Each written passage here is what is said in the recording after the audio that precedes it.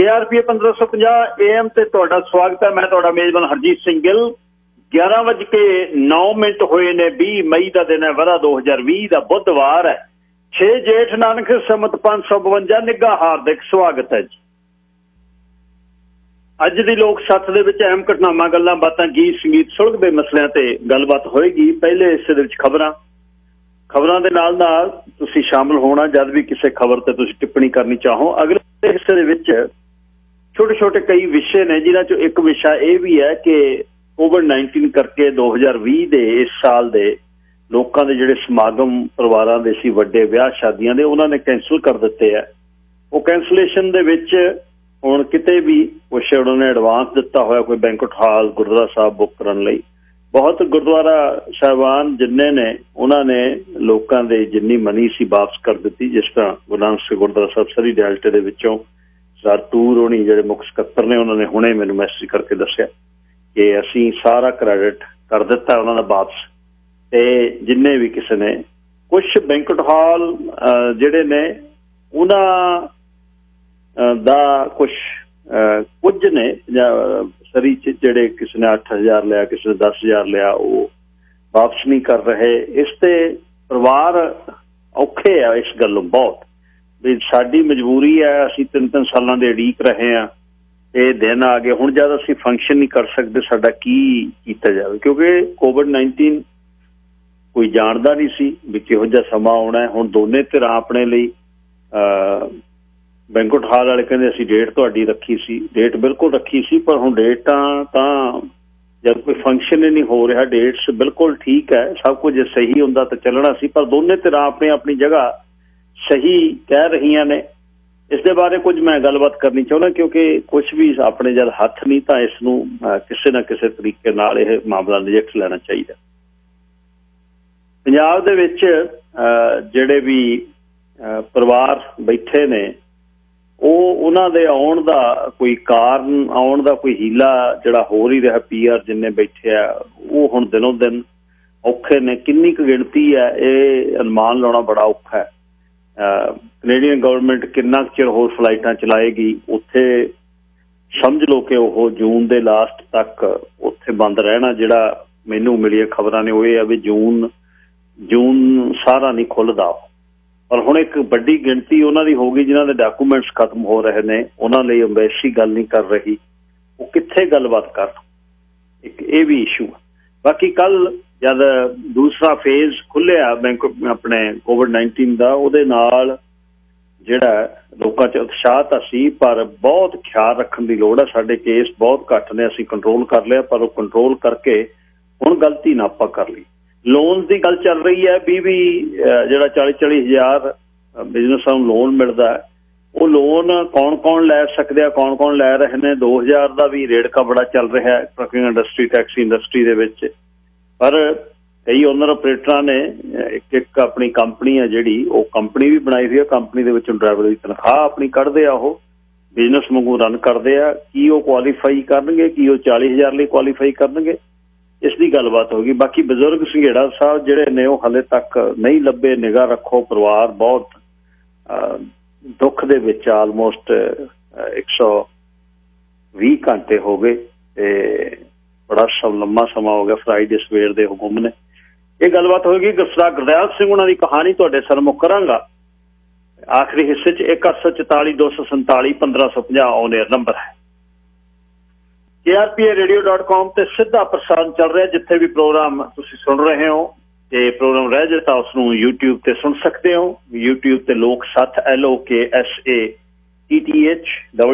ਤੇ 604-440-6462 ਦਫ਼ਤਰ ਦਾ ਨੰਬਰ ਹੈ। info@krpa-radio.com ਇਹ ਦਫ਼ਤਰ ਦੀ ਈਮੇਲ ਹੈ। ਹਰਜੀਤ ਸਿੰਘ ਗਿੱਲ ਫੇਸਬੁੱਕ ਦਾ ਪੇਜ, harjeet.g@krpa-radio.com ਇਹ ਈਮੇਲ। 604-729-1224 ਇਹ ਮੇਰਾ WhatsApp ਜਾਂ ਟੈਕਸਟ ਲਈ ਨੰਬਰ ਹੈ। 6047291224। ਉੱਡਦੀਆਂ 5 ਕੱਕਿਆਂ ਦੀ ਓਟ ਹੇਠਾਂ ਸ਼ਿੱਦਤਾਂ, ਉੱਠੇ ਗੁਰੂ ਗੋਬਿੰਦ ਸਿੰਘ ਜਿੱਥੋਂ ਦੀ ਤਾੜੀ ਮਾਰ ਕੇ।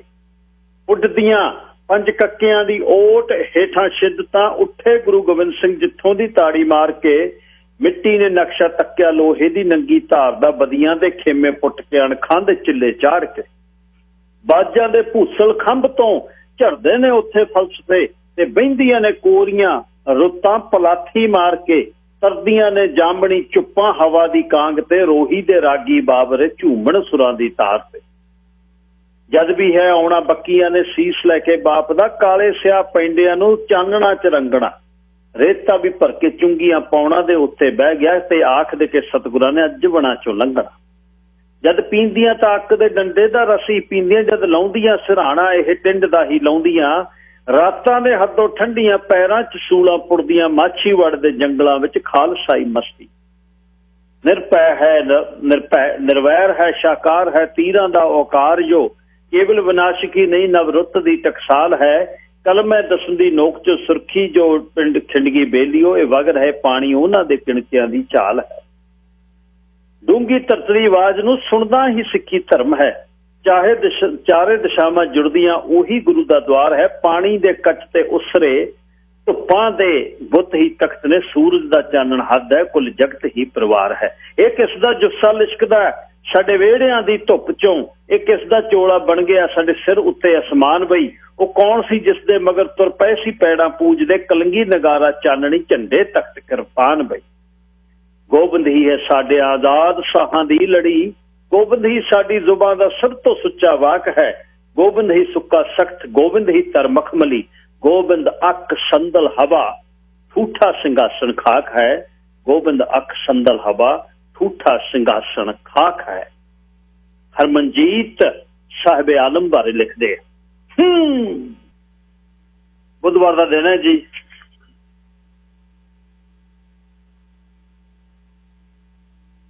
ਮੌਸਮ ਵੇਖ ਲਓ ਠੰਡੇ ਤੇ ਤੱਤੇ ਮੌਸਮ ਨੇ ਇਹਦੇ ਵੀ ਢਿੱਲੇ ਮੱਸੇ ਕਰਨੇ ਆ ਖਿਆਲ ਰੱਖਿਓ ਕੱਲ ਨਿੱਘਾ ਸੀ ਅੱਜ ਬੰਦੇ ਠੁਰ ਠੁਰ ਕਰਦੇ ਆ ਕਦੇ ਜੈਕਟ ਪਾ ਲੈਂਦੇ ਆ ਕਦੇ ਲਾ ਲੈਂਦੇ ਆ ਤੇ ਵੱਡਾ ਜਿਹੜੀ ਮੈਂ ਪਿਛਲੇ ਦਿਨੀ ਤੁਹਾਨੂੰ ਗੱਲ ਦੱਸ ਰਿਹਾ ਸੀ ਕਿ ਜਿਹੜਾ ਸਾਈਕਲ ਆਉਂਦਾ ਹੈ ਇੱਕ ਸੋਲਰ ਸਾਈਕਲ ਇਸ ਵਾਰ ਜਿਹੜਾ 10 ਵਰਿਆਂ ਦਾ ਇਹਦੇ ਵਿੱਚ ਠੰਡ ਜਿਹੜੀ ਵੱਧ ਸਕਦੀ ਹੈ ਕਿ ਟੈਂਪਰੇਚਰ 2 ਡਿਗਰੀ ਸੈਂਟੀਗ੍ਰੇਡ ਦੇ ਕਰੀਬ ਘਟ ਜਾਣਾ ਮਨਫੀ ਹੋ ਜਾਣਾ ਪਰ ਕੁਦਰਤ ਨੇ ਕੀ ਕੁਝ ਕਰ ਦਿੱਤਾ ਅੱਜ ਮੈਂ ਫੇਸਬੁੱਕ ਤੇ ਇੱਕ ਸਾਂਝੀ ਕੀਤੀ ਹੈ ਪਾਣੀ ਦੀ ਉਹੀ ਬੁੱਢਾ ਦਰਿਆ ਜਿਹੜਾ ਜ਼ਹਿਰ ਜਿਹਦੇ ਵਿੱਚ ਦੀ ਆਉਂਦਾ ਸੀ ਮਾਰਤੇ ਹੋਏ ਪੱਟਦੇ ਹੋਏ ਉਹੀ ਬੁੱਢਾ ਦਰਿਆ ਦਾ ਅੱਜ ਜਲ ਹੈ ਜਿਹੜਾ ਹੁਣ ਉਹ ਪਾਣੀ ਦੀ ਜਗ੍ਹਾ ਜਲ ਹੈ ਸਾਫ਼ ਪਾਣੀ ਵਗਦਾ ਹਰੀਕੇ ਪੱਤਨ ਦੀ ਝੀਲ ਤੇ ਡਾਲਫਿਨ ਮੱਛੀ ਡੁਬਕੀਆਂ ਲਾਉਂਦੀ ਵੇਖੀ ਗਈ ਤੁਸੀਂ ਸੋਚ ਸਕਦੇ ਹੋ ਵੀ ਕਿੰਨਾ ਸਾਡੀ ਪੰਜਾਬ ਪਾਣੀਆਂ ਦੀ ਜਿਹੜੀ ਪੰਜਾਂ ਦਰਿਆਵਾਂ ਦੀ ਧਰਤ ਆ ਕਿੰਨੀ ਸੁਹਾਵਣੀ ਹੈ ਕਿੰਨੀ ਸੁਹਾਵਣੀ ਹੈ ਤੇ ਬਸ ਜਿੱਦਣ ਕਾਰਖਾਨੇ ਚੱਲ ਪਏ ਤੇ ਫਿਰ ਪਾਈਪ ਜਿਹੜੇ ਨੇ 2-2 ਫੁੱਟ 3-3 ਫੁੱਟ ਬਿਆਸ ਦੇ ਡਿੱਗਣੇ ਨੇ ਜਦ ਵਿੱਚ ਕਾਲਖ ਤੇ ਕੋਈ ਸੀਵੇਜ ਟ੍ਰੀਟਮੈਂਟ ਪਲਾਂਟ ਨਹੀਂ ਕੋਈ ਕਲੀਨਿੰਗ ਵਾਲਾ ਨਹੀਂ ਜਾਂ ਕਹਿੰਦੇ ਧਰਤੀ ਦੀ ਕੁੱਖ 'ਚ ਸਿੱਟਾਂਗੇ ਜਾਂ ਤੁਹਾਡੇ ਦਰਿਆਵਾਂ 'ਚ ਪਾਵਾਂਗੇ ਹੁਣ ਇਸ ਨੂੰ ਵੇਖ ਕੇ ਲੋਕ ਸ਼ਰਮ ਕਰ ਲੈਣ ਇਹ ਰਾਜਨੀਤਿਕ ਲੋਕ ਜਿਹੜੇ ਪੰਜਾਬ 'ਚ ਵਸਣਗੇ ਕਦੇ ਕਦੇ ਇਉਂ ਲੱਗਦਾ ਵੀ ਰਾਜ ਕਿਹਦੇ ਤੇ ਕਰੋਗੇ ਜੇ ਲੋਕਾਂ ਦਾ ਇਹ ਹਾਲ ਹੋਊਗਾ ਤੇ ਹੁਣ ਉਹੀ ਹਰੀਕੇ ਹੈ ਉਹੀ ਜਿਹੜਾ ਬੁੱਢਾ ਨਾਲਾ ਹੈ ਉਹੀ ਬਿਆਸ ਹੈ ਕਿਤੇ ਜਾ ਕੇ ਵੇਖੋ ਨੀਲਾ ਪਾਣੀ ਸਵੱਛ ਬਿਆਸ ਦਾ ਆਉਂਦਾ ਬਿਆਸ ਦਰਿਆ ਬਹੁਤ ਲੰਮਾ ਦਰਿਆ ਬਿਆਸ ਤੇ ਬੜੇ ਹਾਈਡਰੋ ਇਲੈਕਟ੍ਰਿਕ ਪਾਵਰ ਸਟੇਸ਼ਨ ਨੇ ਮਤਲਬ ਜਿਉਂ ਉੱਪਰੋਂ ਪੰਡੋਹ ਤੋਂ ਬੰਨਣ ਲੱਗਦੇ ਆ ਪੰਡੋਹ ਤੋਂ ਫਿਰ ਲਿਆ ਕੇ ਸੁੰਦਰ ਨਗਰ ਹਾਈਡਲ ਪ੍ਰੋਜੈਕਟ ਹੈ ਜਿਹੜਾ ਓਪਨ ਚੈਨਲ ਆ ਲਿਆ ਕੇ ਦਰਿਆ ਨੂੰ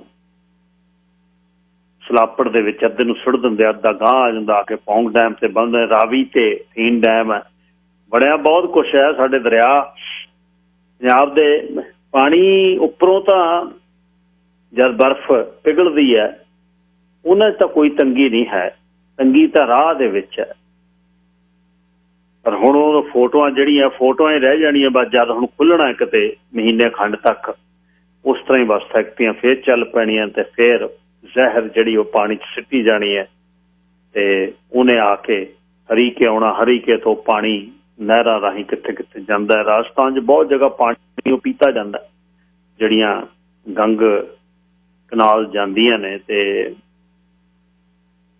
ਵਾਤਾਵਰਨ ਸਾਂਭਣ ਦੀ ਬਹੁਤ ਜ਼ਰੂਰਤ ਹੈ। ਤੇ ਬਾਕੀ ਤਾਂ ਆ ਸਭ ਕੁਝ ਚੱਲ ਪੈਣਾ, ਚੱਲ ਰਿਹਾ, ਕੁਛ ਨਹੀਂ ਰੁਕਣਾ। ਬਿਜ਼ਨਸ ਕੱਲ ਖੁੱਲ ਗਏ ਨੇ ਜੀ, ਇਕੋਨਮੀ ਖੁੱਲਣ ਦੀ ਗੱਲ ਬੜੀ ਚੱਲ ਰਹੀ ਹੈ। ਉਧਰ ਸਰਪੰਚ ਡਟਿਆ ਪਿਆ, ਕਹਿੰਦਾ ਕਨੀਨ ਖਾ ਕੇ ਮੇਰੀ ਤਾਂ ਤਿਆਰੀ ਹੈ ਵੀ ਖੋਲ ਦਿਓ ਹੁਣ ਸਭ ਕੁਛ। 50 ਦੇ ਕਰੀਬ ਸਟੇਟਸ ਨੇ ਜਿਹੜੀਆਂ ਪਾਰਸ਼ਲੀ ਖੁੱਲ ਗਈਆਂ। 90,000 ਬੰਦਾ ਕੋਰੋਨਾ ਵਾਇਰਸ ਨਾਲ ਮਰ ਚੁੱਕਿਆ। ਬ੍ਰਾਜ਼ੀਲ ਦੇ ਵਿੱਚ ਹਨੇਰੀ ਉਠਾਤੀ, 1200 ਦੇ ਕਰੀਬ ਮੰਗਲਵਾਰ ਮਰੇ ਨੇ। ਬਾਰਸਲੈਨੋ ਨੇ ਜਿਹੜਾ ਉੱਥੇ ਦਾ ਰਾਸ਼ਟਰਪਤੀ ਆ, ਉਹ ਬਿਲਕੁਲ ਤਰਜ ਉਹਦੀ ਸਰਪੰਚ ਵਾਲੀ ਹੋਈ ਆ। ਸਰਪੰਚ ਕਹਿੰਦਾ ਮੈਂ ਤਾਂ ਕਨੀਨ ਛਕ ਲੈਣੀ ਹੈ ਤੇ ਪੈਂਸ ਕਹਿੰਦਾ ਮੈਂ ਤਾਂ ਖਾਣੀ ਨਹੀਂ। ਵਰਲਡ ਹੈਲਥ ਆਰਗੇਨਾਈਜੇਸ਼ਨ ਦੇ ਸੈਕਟਰੀ ਜਨਰਲ ਨੇ ਵੀ ਅੱਜ ਨਾ ਕਹਿ ਦਿੱਤਾ ਕਿ ਇਹਦਾ ਬਿਲਕੁਲ ਕੋਈ ਮਤਲਬ ਨਹੀਂ ਹੈ ਕਲੋਰੋਕੁਇਨ ਦਾ। ਤੇ ਉਹਨਾਂ ਨੇ ਅੱਜ ਜਿਹੜਾ ਮਾਈਕ ਰਾਇਨ ਹੈ, ਐਗਜ਼ੈਕਟਿਵ ਡਾਇਰੈਕਟਰ ਆ ਵਰਲਡ ਹੈਲਥ ਆਰਗੇਨਾਈਜੇਸ਼ਨ ਦਾ, ਉਹ ਕਹਿੰਦਾ ਵੀ ਇਹ ਕੋਈ ਕਹਾਣੀ ਨਹੀਂ। ਸੋ 50 ਸਟੇਟਾਂ ਦਾ ਖੁੱਲ੍ਹਣਾ, ਦੇਖੋ ਇੱਕ ਥਾਟ ਇਹ ਚੱਲ ਰਿਹਾ ਸੀ ਨਾਲ ਨਾਲ ਕਿ ਰਿਪਬਲਿਕਨ ਇਸ ਤਰ੍ਹਾਂ ਸੋਚਦੇ ਆ, ਡੋਨਲਡ ਟਰੰਪ ਇਸ ਤਰ੍ਹਾਂ ਸੋਚਦਾ ਵੀ ਮਰ ਗਏ ਬੰਦੇ ਕੋਈ ਨਾ, 35 ਕਰੋੜ ਦੇ ਵਿੱਚੋਂ 2-2.5 ਲੱਖ 3 ਲੱਖ ਮਰ ਵੀ ਜਾਊ। ਬਜ਼ੁਰਗ ਜਿਹੜੇ ਮਹਿੰਗੇ ਪੈਂਦੇ ਆ, ਜੇ ਉਹ ਤੁਰ ਵੀ ਜਾਣਗੇ, ਜਿਹੜੇ ਜ਼ਿਆਦਾ ਤੁਰੇ ਆ, ਉਹਦੇ 'ਚ ਕੀ ਜਿਹੜਾ ਫਰਕ ਹੋਊਗਾ? ਸਾਡੀ ਆਰਥਿਕਤਾ ਨਹੀਂ ਰੁਕ ਸਕਦੀ।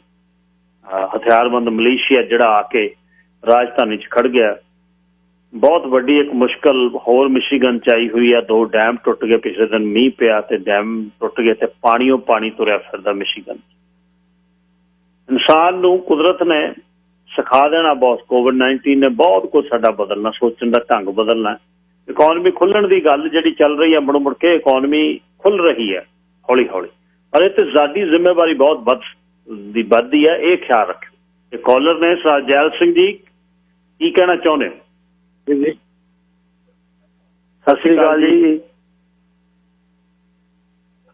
ਹਾਂ ਵੀਰ ਜੀ, ਜਿਹੜਾ ਤੁਸੀਂ ਕਹਿੰਦੇ ਨਾ ਵੀ ਬੁੱਢੇ ਦਰਿਆ ਦਾ ਪਾਣੀ ਹੁਣ ਸਾਫ਼ ਹੋ ਗਿਆ, ਉਹ ਕਿਉਂਕਿ ਫੈਕਟਰੀਆਂ ਬੰਦ ਹੋ ਗਈਆਂ, ਕੋਈ ਚੀਜ਼ ਨਹੀਂ ਚੱਲਦੀ, ਵਿੱਚ ਗੰਦਾ ਪਾਣੀ ਪੈਂਦਾ ਨਹੀਂ, ਇਸ ਕਰਕੇ ਉਹ ਸਫਾਈ ਹੋਣ ਲੱਗ ਗਈ।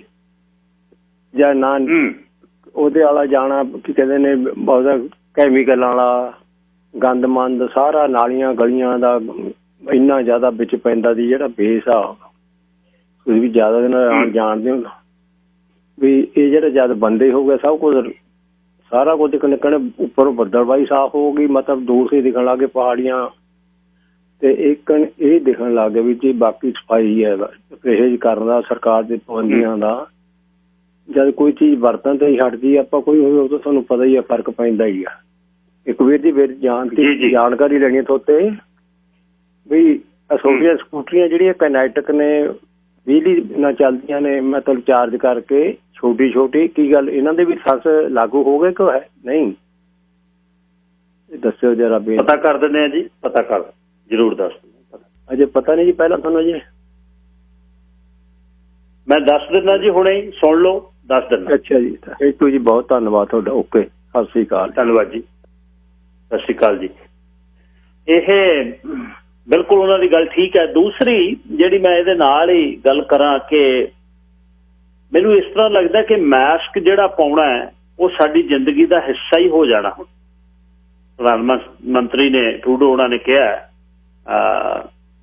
ਕਿ ਇਹ ਪ੍ਰੋਟੈਕਸ਼ਨ ਹੈ ਮੇਰੀ, ਤੇ ਮੇਰੀ ਪਰਸਨਲ ਚੁਆਇਸ ਹੈ ਕਿ ਮੈਂ ਮਾਸਕ ਪਾ ਕੇ ਪਬਲਿਕ ਦੇ ਵਿੱਚ ਵਿਚਰਨਾ ਚਾਹੁੰਦਾ, ਤੇ ਹਰ ਇੱਕ ਦੀ ਆਪਣੀ ਚੁਆਇਸ ਹੈ। ਮੇਰੇ ਖਿਆਲ ਇਹ 'ਚ ਕੋਈ ਮਾੜਾ ਨਹੀਂ। ਇਹ ਘਰੇ ਬਣਾ ਲਓ ਮਾਸਕ, ਵਧੀਆ ਬਣ ਜਾਂਦੇ ਨੇ, 5-4 ਬਣਾ ਲਓ। ਆਪਣੇ ਕੋਲ ਜਿਹੜੇ ਦਸਤਾਰਾਂ ਸਜਾਉਂਦੇ ਆ, ਉਹਨਾਂ ਕੋਲ ਤਾਂ ਦਸਤਾਰਾਂ ਦੇ ਰੰਗ ਬਹੁਤ ਵਧੀਆ ਪਏ ਨੇ, ਜਿਹੜੇ ਭੋਰਾ ਫੇਡ ਹੋ ਜਾਂਦੀਆਂ ਨੇ, ਦੂਰੀ ਤੀਰੀ ਕਰਕੇ ਆਪਣਾ ਬੰਨ ਲਓ। ਪਰ ਮਾਸਕ ਜਿਹੜਾ ਹੈ ਉਹ ਪ੍ਰੋਪਰ ਜਿਹੜਾ ਉਹ ਮੂੰਹ ਤੇ ਨੱਕ ਉਹਦੇ ਨਾਲ ਢਕਿਆ ਹੋਣਾ ਚਾਹੀਦਾ। ਮਤਲਬ ਇਹ ਨਹੀਂ ਹੋਏ ਬਈ ਤੁਹਾਡਾ ਛੋਟਾ ਹੋਵੇ ਮਾਸਕ, ਤਾਂ ਇੱਕ ਨੱਕ ਤੇ ਜਿਹੜਾ ਮੂੰਹ ਹੈ ਉਹ ਜ਼ਰੂਰੀ।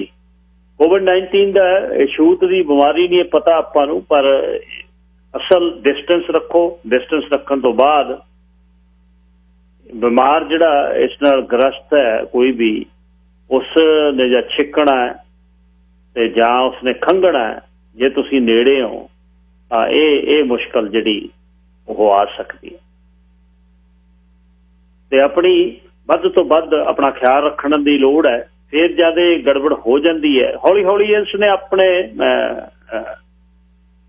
ਜਿਹੜੀ ਅੱਛਾ ਦੂਸਰੇ ਬੰਨੇ ਜਿਹੜੇ ਵਿਗਿਆਨੀ ਨੇ ਇਸ ਦੇ, ਉਹ ਇਹ ਕਹਿ ਰਹੇ ਨੇ ਕਿ ਇਹਦੀ ਸੈਕੰਡ ਵੇਵ ਹੈ ਜਿਹੜੀ ਉਹ ਸਤੰਬਰ ਅਕਤੂਬਰ 'ਚ ਆ ਸਕਦੀ ਹੈ। ਤੇ ਕੋਈ ਹਰਡ ਇਮਿਊਨਿਟੀ ਨਹੀਂ, ਇਹ ਸਭ ਗੱਲਾਂ ਨੇ। ਸਵੀਡਨ ਦੇ ਵਿੱਚ ਉਹਨਾਂ ਨੇ ਗੱਲ ਕੀਤੀ ਸੀ ਕਿ ਅਸੀਂ ਕੁਛ ਨਹੀਂ ਬੰਦ ਕਰਨਾ ਤੇ ਕੁਛ ਵੀ ਹੋ ਜਾਵੇ। ਤੇ ਪਰ ਜਿਵੇਂ ਮੈਂ ਪਹਿਲਾਂ ਕਹਿ ਕੇ ਹਟਿਆ, ਜ਼ਿੰਦਗੀ ਦਾ ਆਪਣਾ ਹਿੱਸਾ ਹੀ ਰਹਿਣਾ ਹੁਣ, ਜਦ ਤੱਕ ਆਪਾਂ ਹੁਣ ਤੋਂ ਅੱਗੇ ਜਿਉਣਾ, ਪੀੜ੍ਹੀਆਂ ਨੇ ਵੀ ਜਿਉਣਾ। ਤੇ ਫਿਰ ਇਹ ਉਸ ਤਰ੍ਹਾਂ ਹੀ ਹੋ ਜਾਣਾ ਜਿਵੇਂ ਆਮ ਫਲੂ ਹੁੰਦਾ ਇਹਨਾਂ ਦਿਨਾਂ 'ਚ, ਬਸ ਉਸ ਤਰ੍ਹਾਂ ਹੀ ਇਹਨੂੰ ਆਪਾਂ ਲਵਾਂਗੇ। ਕਿਉਂਕਿ 2-2.5 ਲੱਖ ਬੰਦੇ ਦਾ ਅਰਬਾਂ ਬੰਦਿਆਂ 'ਚ ਮਰ ਜਾਣਾ ਕੋਈ ਵੱਡੀ ਗਿਣਤੀ ਨਹੀਂ ਹੈ। ਬਿਲਕੁਲ ਸਪੈਨਿਸ਼ ਫਲੂ ਨੇ ਜਿਹਨੇ 5-6 ਕਰੋੜ ਬੰਦਾ ਮਾਰਿਆ ਸੀ, ਉਸ ਸਮੇਂ ਵਾਕਈ ਬਹੁਤ ਲੋਕ ਜਿਹੜੇ ਇਸ ਗੱਲ ਤੋਂ ਦੁਖੀ ਸੀ ਕਿ ਇਹ ਜਿਹੜਾ ਇੱਕ ਬਹੁਤ ਵੱਡਾ ਜਿਹੜਾ ਇੱਕ ਕਾਰਨ ਹੈ, ਇਸ ਨੇ ਮਹਾਮਾਰੀ ਜਿਹੜੀ ਫੈਲਾ ਦਿੱਤੀ ਹੈ, ਇਹਦਾ ਖਿਆਲ ਰੱਖਿਆ ਜਾਵੇ। Sir Jasvir Singh ji, line number 2, ਤੁਸੀਂ ਏਅਰ ਤੇ ਹੋ। ਸਤਿ ਸ਼੍ਰੀ ਅਕਾਲ ਸਰਦਾਰ ਸਾਹਿਬ। ਸਤਿ ਸ਼੍ਰੀ ਅਕਾਲ ਜੀ ਸਰ ਜੀ। ਸਰਦਾਰ ਸਾਹਿਬ, ਤੁਸੀਂ ਹੁਣੇ ਗੱਲ ਕੀਤੀ ਵੀ ਜਿਹੜਾ ਟਰੰਪ ਸਾਹਿਬ ਮੋਦੀ ਦੀ ਭੇਜੀ ਹੋਈ ਦਵਾਈ ਖਾ ਰਹੇ ਨੇ ਮਲੇਰੀਆ ਦੀ, ਉਹਦੇ ਕਾਫੀ ਅਮਰੀਕਾ ਦੇ ਨਿਊਜ਼ ਮੀਡੀਆ ਦੀ ਚਰਚਾ ਹੋ ਰਹੀ ਹੈ। ਡੇ ਫੋਰ ਜੈਸਟਰ ਦੇ ਨੈਂਸੀ ਪਲੋਸੀ ਜਿਹੜੀ ਆ ਹਾਊਸ ਦੀ ਸਪੀਕਰ ਹੈ ਨਾ, ਉਹਨੇ ਇੱਕ ਗੱਲਬਾਤ 'ਚ ਕਿਹਾ ਸੀਗਾ ਵੀ ਜਿਹੜੀ ਦਵਾਈ ਟਰੰਪ ਸਾਹਿਬ ਨੇ ਮੰਗਵਾਈ ਇੰਡੀਆ ਤੋਂ, ਇਹ ਸਾਡੇ ਮੈਡੀਕਲ ਡਿਪਾਰਟਮੈਂਟ ਨੇ ਪ੍ਰੂਵ ਨਹੀਂ ਕੀਤੀ ਕਿਉਂਕਿ ਇਹਦੇ ਸਾਈਡ ਇਫੈਕਟ ਬਹੁਤ ਜ਼ਿਆਦਾ ਨੇ। ਉਹ ਕਹਿੰਦੇ ਵੀ ਉਹਨੂੰ ਪੁੱਛਿਆ ਵੀ ਟਰੰਪ ਸਾਹਿਬ ਖਾ ਰਹੇ ਨੇ, ਉਹ ਕਹਿੰਦੀ ਟਰੰਪ ਸਾਹਿਬ ਨੂੰ ਨਹੀਂ ਖਾਣੀ ਚਾਹੀਦੀ ਕਿਉਂਕਿ ਟਰੰਪ ਸਾਹਿਬ ਦਾ ਇੱਕ ਵੇਟ ਜ਼ਿਆਦਾ ਹੈ ਤੇ ਟਰੰਪ ਸਾਹਿਬ ਨੂੰ ਦੇਖ ਕੇ ਦੂਜੇ ਅਮਰੀਕਨ ਵੀ ਖਾਣਗੇ ਤੇ ਨਾਲ ਸਿਹਤ ਦਾ ਨੁਕਸਾਨ ਹੋ ਸਕਦਾ ਜੀ। ਮਿਹਰਬਾਨੀ। ਬਿਲਕੁਲ ਠੀਕ ਹੈ ਜੀ। ਦੂਸਰੀ ਜਿਹੜੀ ਪੱਤੇ ਨੇ, ਉਹਨਾਂ ਦਾ ਬੜਾ ਇਸ਼ੂ ਚੱਲ ਰਿਹਾ ਵੀ ਪੱਤੇ $2,000 $40,000 ਇਹ ਮਿਲ ਰਿਹਾ। $1 ਟ੍ਰਿਲੀਅਨ ਦੇ ਕਰੀਬ ਡੈਟ ਦੇਸ਼ ਦਾ ਹੋ ਗਿਆ ਪਹਿਲੀ ਵਾਰ। ਤੇ ਅਗਲਾ ਕਹਿੰਦਾ ਹੁਣ ਚੰਗਾ, ਮੈਂ ਤਾਂ ਹੁਣ ਦੇਣੇ ਹੀ ਨੇ, ਜਿਹੜੇ ਦੇਣੇ ਨੇ ਜਾਂ ਲੋਕ ਲੈਂਦੇ ਤਾਂ ਮੈਂ ਵੀ ਲਵਾਂ। ਲੂਪ ਹੋਲ ਬਹੁਤ ਨੇ। 2000 ਕੁਆਲੀਫਾਈ 2000 ਲਈ ਕਰਨਾ ਜਾਂ 75% ਤੁਸੀਂ ਆਪਣੇ ਵਰਕਰਸ ਦਾ ਮਿਲਣਾ, 40,000 ਲੋਨ ਅਪਲਾਈ ਕਰ ਲੈਣਾ ਕੰਪਨੀਆਂ ਦੇ ਨਾਂ ਤੇ। ਇਹ ਠੀਕ ਹੈ, ਸਭ ਕੁਛ ਹੈ, ਪਰ ਉਹ 40,000 ਮੋੜਨਾ ਹੈ, ਇਹ ਯਾਦ ਰੱਖਿਓ। ਤੇ 2000 ਜਿਹੜਾ 2-3 ਮਹੀਨੇ 6,000 ਲੈ ਰਿਹਾ, ਜੇ ਗਲਤ ਹੋ ਗਿਆ ਤਾਂ ਉਹਨਾਂ ਵਿਆਜ ਨਾਲ ਵਾਪਸ ਲੈਣਾ। $300 ਚਾਈਲਡ ਟੈਕਸ ਬੈਨੀਫਿਟ ਜਿਨ੍ਹਾਂ ਨੂੰ ਮਿਲਦਾ, 37 ਲੱਖ ਪਰਿਵਾਰ ਨੇ ਜਿਹੜੇ ਜਿਨ੍ਹਾਂ ਨੂੰ CCB ਜਿਹੜਾ ਕਹਿੰਦੇ ਨੇ ਚਾਈਲਡ ਬੈਨੀਫਿਟ ਹੈ ਜਿਹੜਾ, ਉਹ ਮਿਲਦਾ। $300 ਇੱਕ ਹੋਰ ਪੇਮੈਂਟ ਜਿਹੜੀ ਉਹ ਆਉਣੀ ਹੈ। ਤੇ ਇਹਦੇ 'ਚ 50,000 ਇਹਨਾਂ ਨੂੰ, 37 ਲੱਖ ਨੂੰ ਵੀ ਆਉਣੇ ਤੇ 50,000 ਦੇ ਕਰੀਬ ਹੋਰ ਪਰਿਵਾਰ ਨੇ ਜਿਹੜੇ ਇਸ ਚਾਈਲਡ ਟੈਕਸ ਬੈਨੀਫਿਟ ਲਈ ਕੁਆਲੀਫਾਈ ਵੀ ਨਹੀਂ ਕਰਦੇ ਤੇ ਉਹਨਾਂ ਨੂੰ ਵੀ $300 ਬੱਚੇ ਦਾ ਇੱਕ ਵਾਰ ਲਈ ਆਉਣਾ। ਤੇ ਜਿਹੜਾ ਜੁਲਾਈ ਆਹ ਸਾਲ ਤੋਂ ਮੈਕਸੀਮਮ ਬੈਨੀਫਿਟ ਹੈ ਇੱਕ ਬੱਚੇ ਦਾ 6 ਸਾਲ ਤੋਂ ਛੋਟੇ ਦਾ $6700 ਆ ਸਾਲ ਦਾ। ਸੋ 500 ਤੇ ਇਸੇ ਤਰ੍ਹਾਂ 6 ਤੋਂ 17 ਸਾਲ ਤੱਕ $5700। ਮਤਲਬ ਜੇ 5 ਬੱਚੇ ਨੇ ਕਿਸੇ ਦੇ ਤੇ ਉਹ ਕੁਆਲੀਫਾਈ ਕਰਦਾ ਮੈਕਸੀਮਮ ਬੈਨੀਫਿਟ ਲਈ। ਜਿਨ੍ਹਾਂ ਦੀ ਉਮਰ ਜਿਹੜੀ 2 ਸਾਲ ਤੋਂ 17 ਸਾਲ ਦੇ ਵਿੱਚ ਹੋਵੇ ਤਾਂ ਉਹਨਾਂ ਦਾ ਐਵਰੇਜ $6,000 ਲਾਈਏ ਤਾਂ $24,000 ਸਾਲ ਦਾ 4 ਬੱਚਿਆਂ ਦਾ ਤੁਹਾਨੂੰ ਬੈਨੀਫਿਟ ਆ ਸਕਦਾ। $2,000 ਮਹੀਨੇ ਦਾ ਲੋ ਇਨਕਮ ਵਾਲਿਆਂ ਨੂੰ। ਮੇਰੇ ਖਿਆਲ ਨਹੀਂ ਫਿਰ ਇੱਕ ਜੀ ਨੂੰ ਕੰਮ ਕਰਨ ਦੀ ਲੋੜ, ਦੋਨਾਂ ਜੀਆਂ ਨੂੰ ਜਵਕਣ ਦੀ ਨਹੀਂ ਲੋੜ। ਫਿਰ ਲੋ ਇਨਕਮ 'ਚ ਰਹਿ ਕੇ ਬੱਚਿਆਂ ਦੇ ਜੇ 4 ਕਿਸੇ ਦੇ ਬੱਚੇ ਨੇ, ਇਹ ਵੀ ਬਹੁਤ ਵੱਡੀ ਸੂਰਮਗਤੀ ਹੈ। 4 ਬੱਚੇ ਪੈਦਾ ਕਰਨੇ, ਹਮ ਦੋ ਹਮਾਰੇ ਦੋ ਵਾਲੀ ਕਹਾਣੀ। बड़ा रौला है दुध चंगाउण का ते पिलाउण का, ते बहुत बहुत इशू ने। हुण बच्चा जब बेबी प्लान करते हैं ना, फिर ये चीज़ां सब विच दी आउंदियां ने। बेबी प्लान जद करते हैं उस समय ये बड़ा काम है। पर डॉलर 2017 साल लई सैट हो जू, जे 3-4 जवाक होए लो इनकम च होए, चढ़े महीने डॉलर 2000 बच्चों का आ जाना। तो एक बंदे की कमाई जिहड़ी है वो इहदे च है। गिणती भी साडी घट है, यह काम माड़ा नहीं। जे जिहड़े बेनीफिट्स ने हले इन्ने ने वधणगे। ओबीअसली गरीब परिवारों के लिए सरकार वालों ये देश, इस देश की ब्यूटी है, ते उन्हां दे लई ये जरूरी है कि वो परिवार बच्चे पाल सकण। है जवाकां खातर है, जिहड़ा 400-500 डॉलर आउणा एक बच्चे लई है, भी वो रिस्ट पुस्ट रहे, उहदा कपड़ा लत्ता, उहदा स्कूल दा उहदा खर्चा होवे। पर ज़्यादातर जिहड़े परिवार लोड़कू ने वो तो खर्च खुर्च लेंदे, नहीं तो जवाकां लई जोड़ लेंदे आ, उन्हां दे एजुकेशन सेविंग प्लान च पा दिंदे आ पैसे। बेनीफिट बहुत ने इस दे समय, जिहड़ा कोविड-19 दे चलदे आ बेनीफिट मिले भी बहुत ने। पर जिहड़े क्वालीफाई करदे आ प्लीज़ वो लो, जिन्हां नूं जिहड़े क्वालीफाई नहीं करते वो इस दे बारे सोचो ना, ये जरूरी बेनती है। प्रोग्राम तुहाडे तक पहुंचाउंदे ने जी इन्वेस्टा प्राइम रियल्टी। इन्वेस्टा प्राइम रियल्टी वाले दस रहे हैं कि तुसीं कोई भी घर town house condor Fraser valley ते लोअर मेनलैंड च लेना, कीमतां बड़ियां वाजिब ने। हुण इन्हां कोल एक्सक्लूसिव ते इन्हां दी अपणियां 100 ਦੇ करीब लिस्टिंगां ने। 604 906 74 13 ਸਤਿੰਦਰਪਾਲ ਸਿੰਘ ਬਰਾੜ, ਹਰਜੀਤ ਸਿੰਘ ਢਿੱਲੋਂ 604 782 72 40। रियल्टी जड़ी खुली है पिछले साल ही, इसने बड़े मार के मारे, एक मेहनती सारे रियल्टर ने। प्रॉपर्टियां बहुत जल्दी इस साल के पहले 2 महीने जनवरी फरवरी 200 के करीब सेल बहुत वड्डी है गल। एवरेज 60 दिनों च 203 घर या प्रॉपर्टियां दिहाड़ी दियां, बहुत बड़ा एक मार्क है। तो नवी किसी कंपनी की इन्वेस्टा प्राइम रियल्टी 604 906 74 13 604 782 72 40। ग्रैंड ताज सरी दा ताज 604 599 43 42 हरपाल सिंह सूज ते सिद्धा सिंह पड्डा। वड्डी छोटी पार्टी राजनीतिक इकट्ठ पिंडुआं दा इकट्ठ, कुछ भी तुसीं कोई फंक्शन करना तो सरी दे ताज ग्रैंड ताज नूं याद रखियो 604 599 43 42। थोड़ी जी अज सेहत ढिली है, माफी दे दो जे कोई आवाज इधर उधर कई बार हो जानी है। Jerry Brar 604 762 88 99 best deal on best rates. First line of credit, second line of credit, residential commercial private mortgage 6047628889। Jerry Brar. Sunny ji line number 2 तुसी एयर ते हो।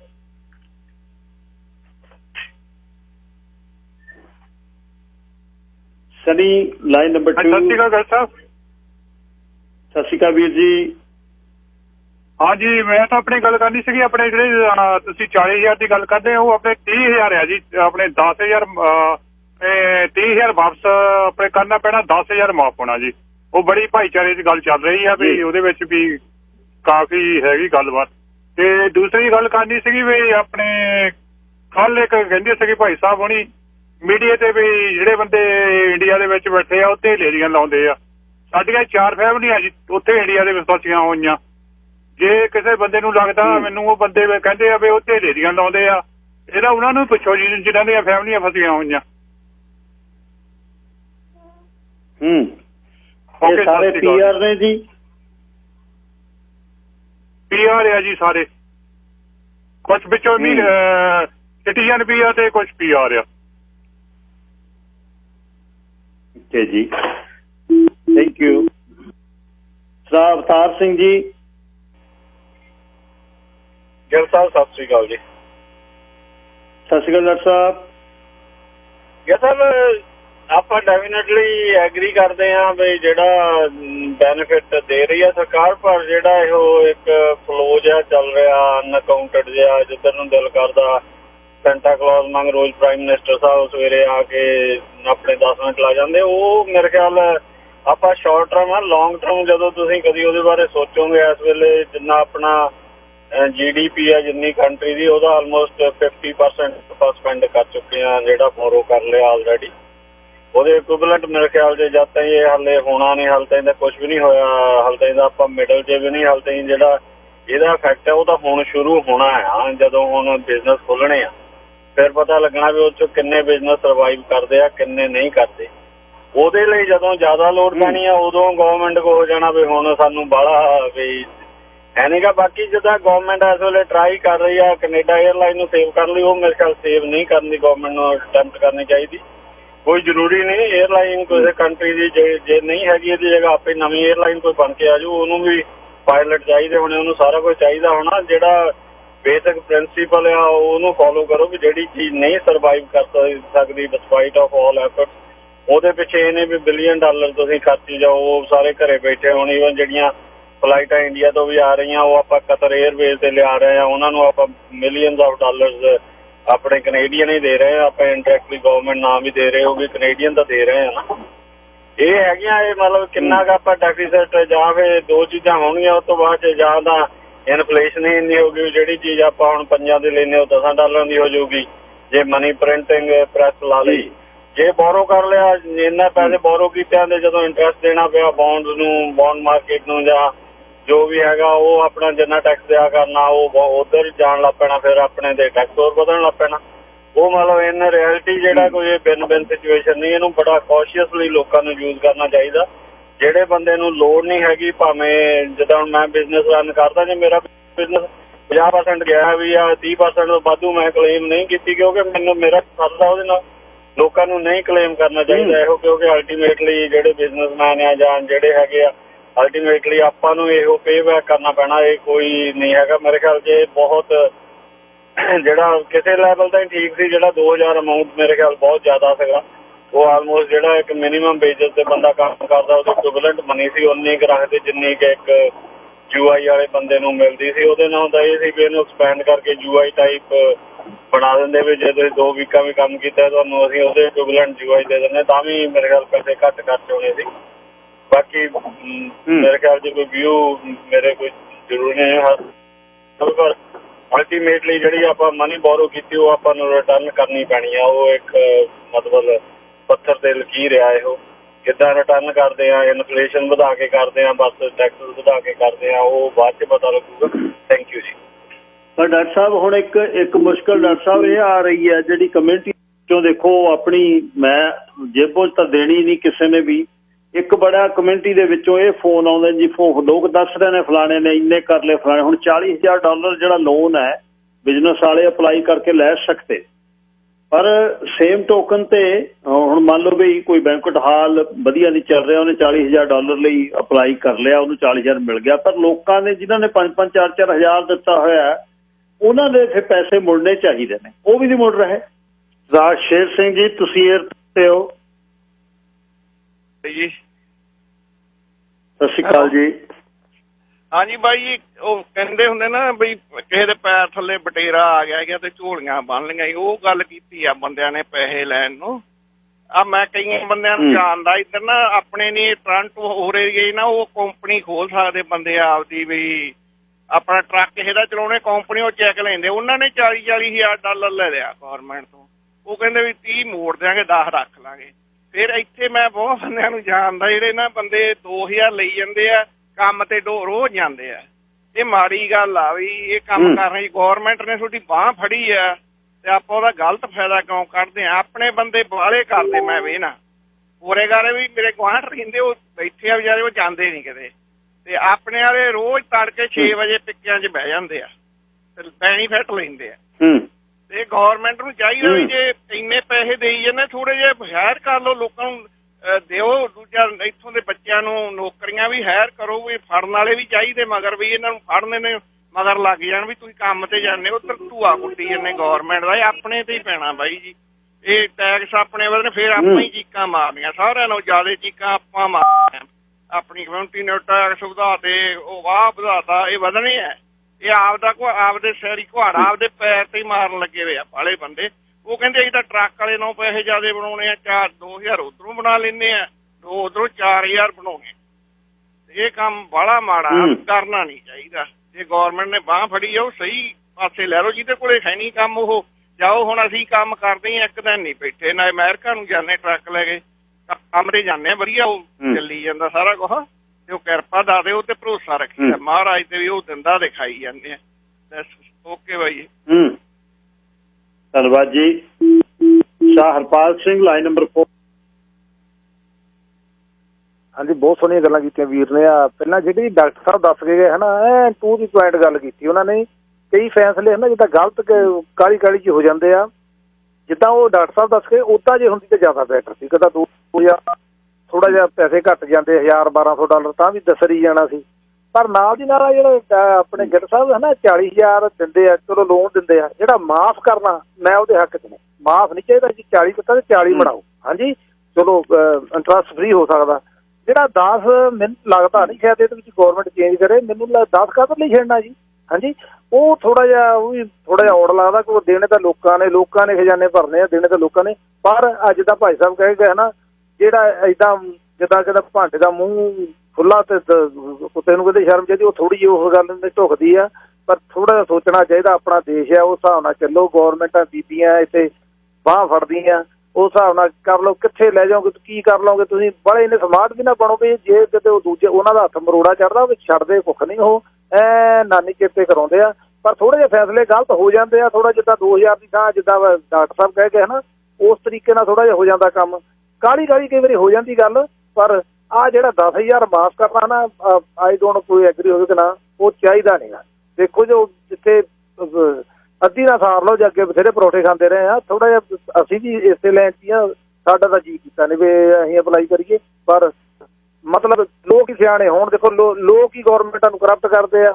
200-400 ਲੀਡਰ ਨੇ ਕੀ ਕਰਪਟ ਪੁਣਾ ਕਰ ਲੈਣਾ ਜੇ ਲੋਕ ਸਿਆਣੇ ਹੋ ਜਾਣ। ਹੁਣ ਇੰਡੀਆ ਸਾਡਾ ਕਰਪਟ ਆ, ਮੈਂ ਕਹਿੰਦਾ ਲੋਕ ਉੱਥੇ ਤੋਂ ਜ਼ਿਆਦਾ ਕਰਪਟ ਆ। ਲੀਡਰ ਕਰਪਟ ਕਿੱਦਾਂ ਬਣ ਜਾਊ ਜੇ ਲੋਕੀ ਸਹੀ ਹੋਣ ਦੇਖਦੇ। ਧੰਨਵਾਦ ਜੀ। ਥੈਂਕ ਯੂ ਜੀ। ਸ਼ਾਮ line number 5। Hello, Sat Shri ਅਕਾਲ ਭਾਜੀ। ਸਤਿ ਸ਼੍ਰੀ ਅਕਾਲ ਜੀ। ਭਾਜੀ ਬਿਮਾਰੀ ਨਾਲ ਰੌਲਾ ਜ਼ਿਆਦਾ ਪੈਸਿਆਂ ਦਾ ਪੈ ਰਿਹਾ ਜੀ ਇਸ ਵੇਲੇ। ਕਿਹੜਾ ਲੈ ਗਿਆ ਤੇ ਕਿਹੜਾ ਰਹਿ ਗਿਆ, ਇਹ ਮੇਨ ਇਸ਼ੂ ਬਣਿਆ ਪਿਆ ਸਾਡੀ ਆਪਣੀ ਜਿਹੜੀ ਕਮਿਊਨਿਟੀ ਆ ਉਹਦੇ ਵਿੱਚ। ਜਿਹੜਾ 40000 ਦਾ ਰੌਲਾ ਆ, ਉਹ ਤੁਹਾਨੂੰ ਮੈਂ ਦੱਸਦਾ ਗੌਰਮੈਂਟ ਨੇ ਦੇ ਦੇਣਾ ਆ, ਪਰ ਉਹ ਲੈਣੇ ਉਹਨੀ ਉਹ ਆਪਣੇ ਹਿਸਾਬ ਨਾਲ ਤੇ ਯੂਜ਼ ਵੀ ਉਹਨੀ ਆਪਣੇ ਹਿਸਾਬ ਨਾਲ ਹੀ ਕਰਨ ਨੂੰ ਦੱਸਿਆ। ਉਹਨੀ ਆਪਣੇ ਲੋਕੀ ਹੈ ਨਾ ਟਰਮਸ ਐਂਡ ਕੰਡੀਸ਼ਨ ਨਹੀਂ ਦੇ ਰਹੇ। ਜਿਹੜਾ ਮਿਲਦਾ ਉਹ ਕਹਿੰਦੇ ਲੈ ਲਓ।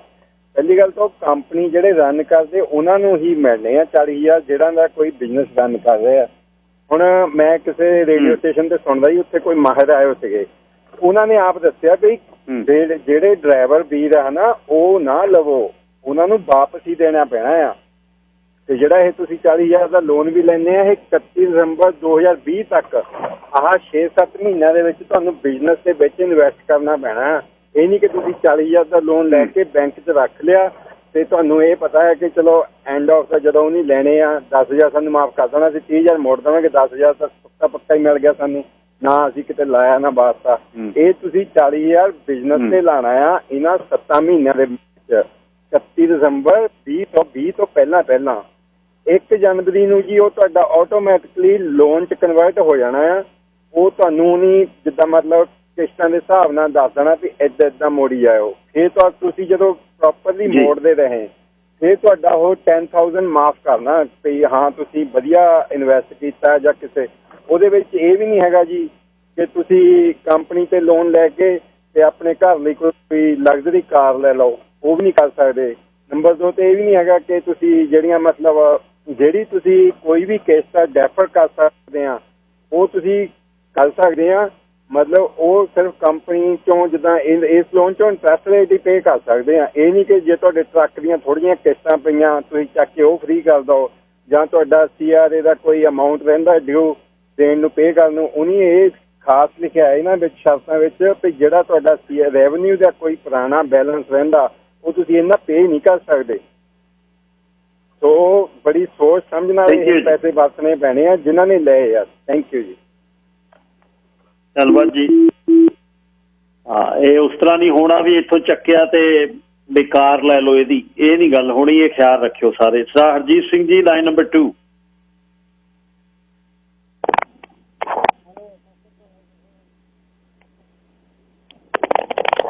ਹੈਲੋ ਹੈਲੋ, ਹਾਂਜੀ ਸਤਿ ਸ਼੍ਰੀ ਅਕਾਲ। ਹਾਂਜੀ ਸਤਿ ਸ਼੍ਰੀ ਅਕਾਲ ਜੀ।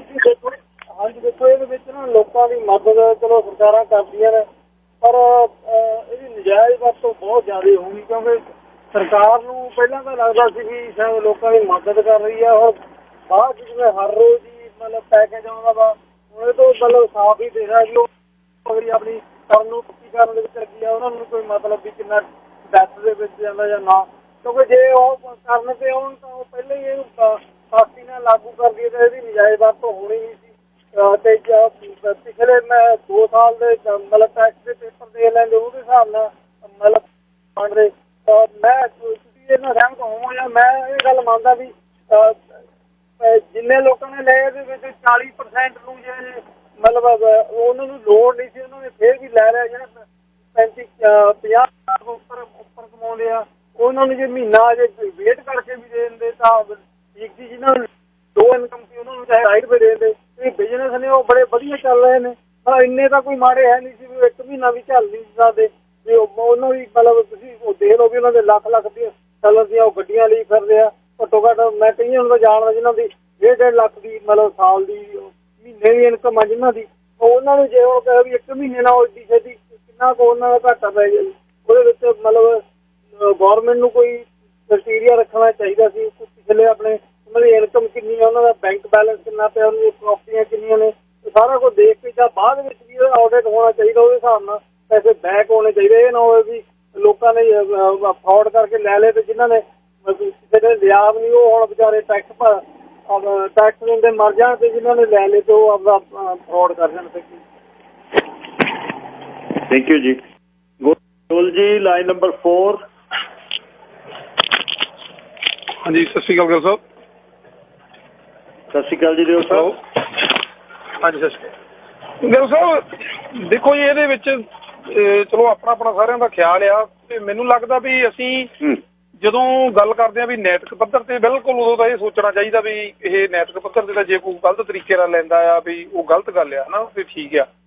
ਪਰ ਜਦੋਂ ਜਿਹੜੇ ਆਪਾਂ ਸਿਸਟਮ 'ਚ ਰਹਿੰਦੇ ਹਾਂ ਇੱਥੇ ਨੈਤਿਕਤਾ ਦੀ ਕੋਈ ਕਦਰ ਨਹੀਂ ਹੈਗੀ। ਇੱਥੇ ਕਾਨੂੰਨੀ ਨੁਕਤੇ ਤੋਂ ਤੁਸੀਂ ਸਹੀ ਹੋਣੇ ਚਾਹੀਦੇ ਆ।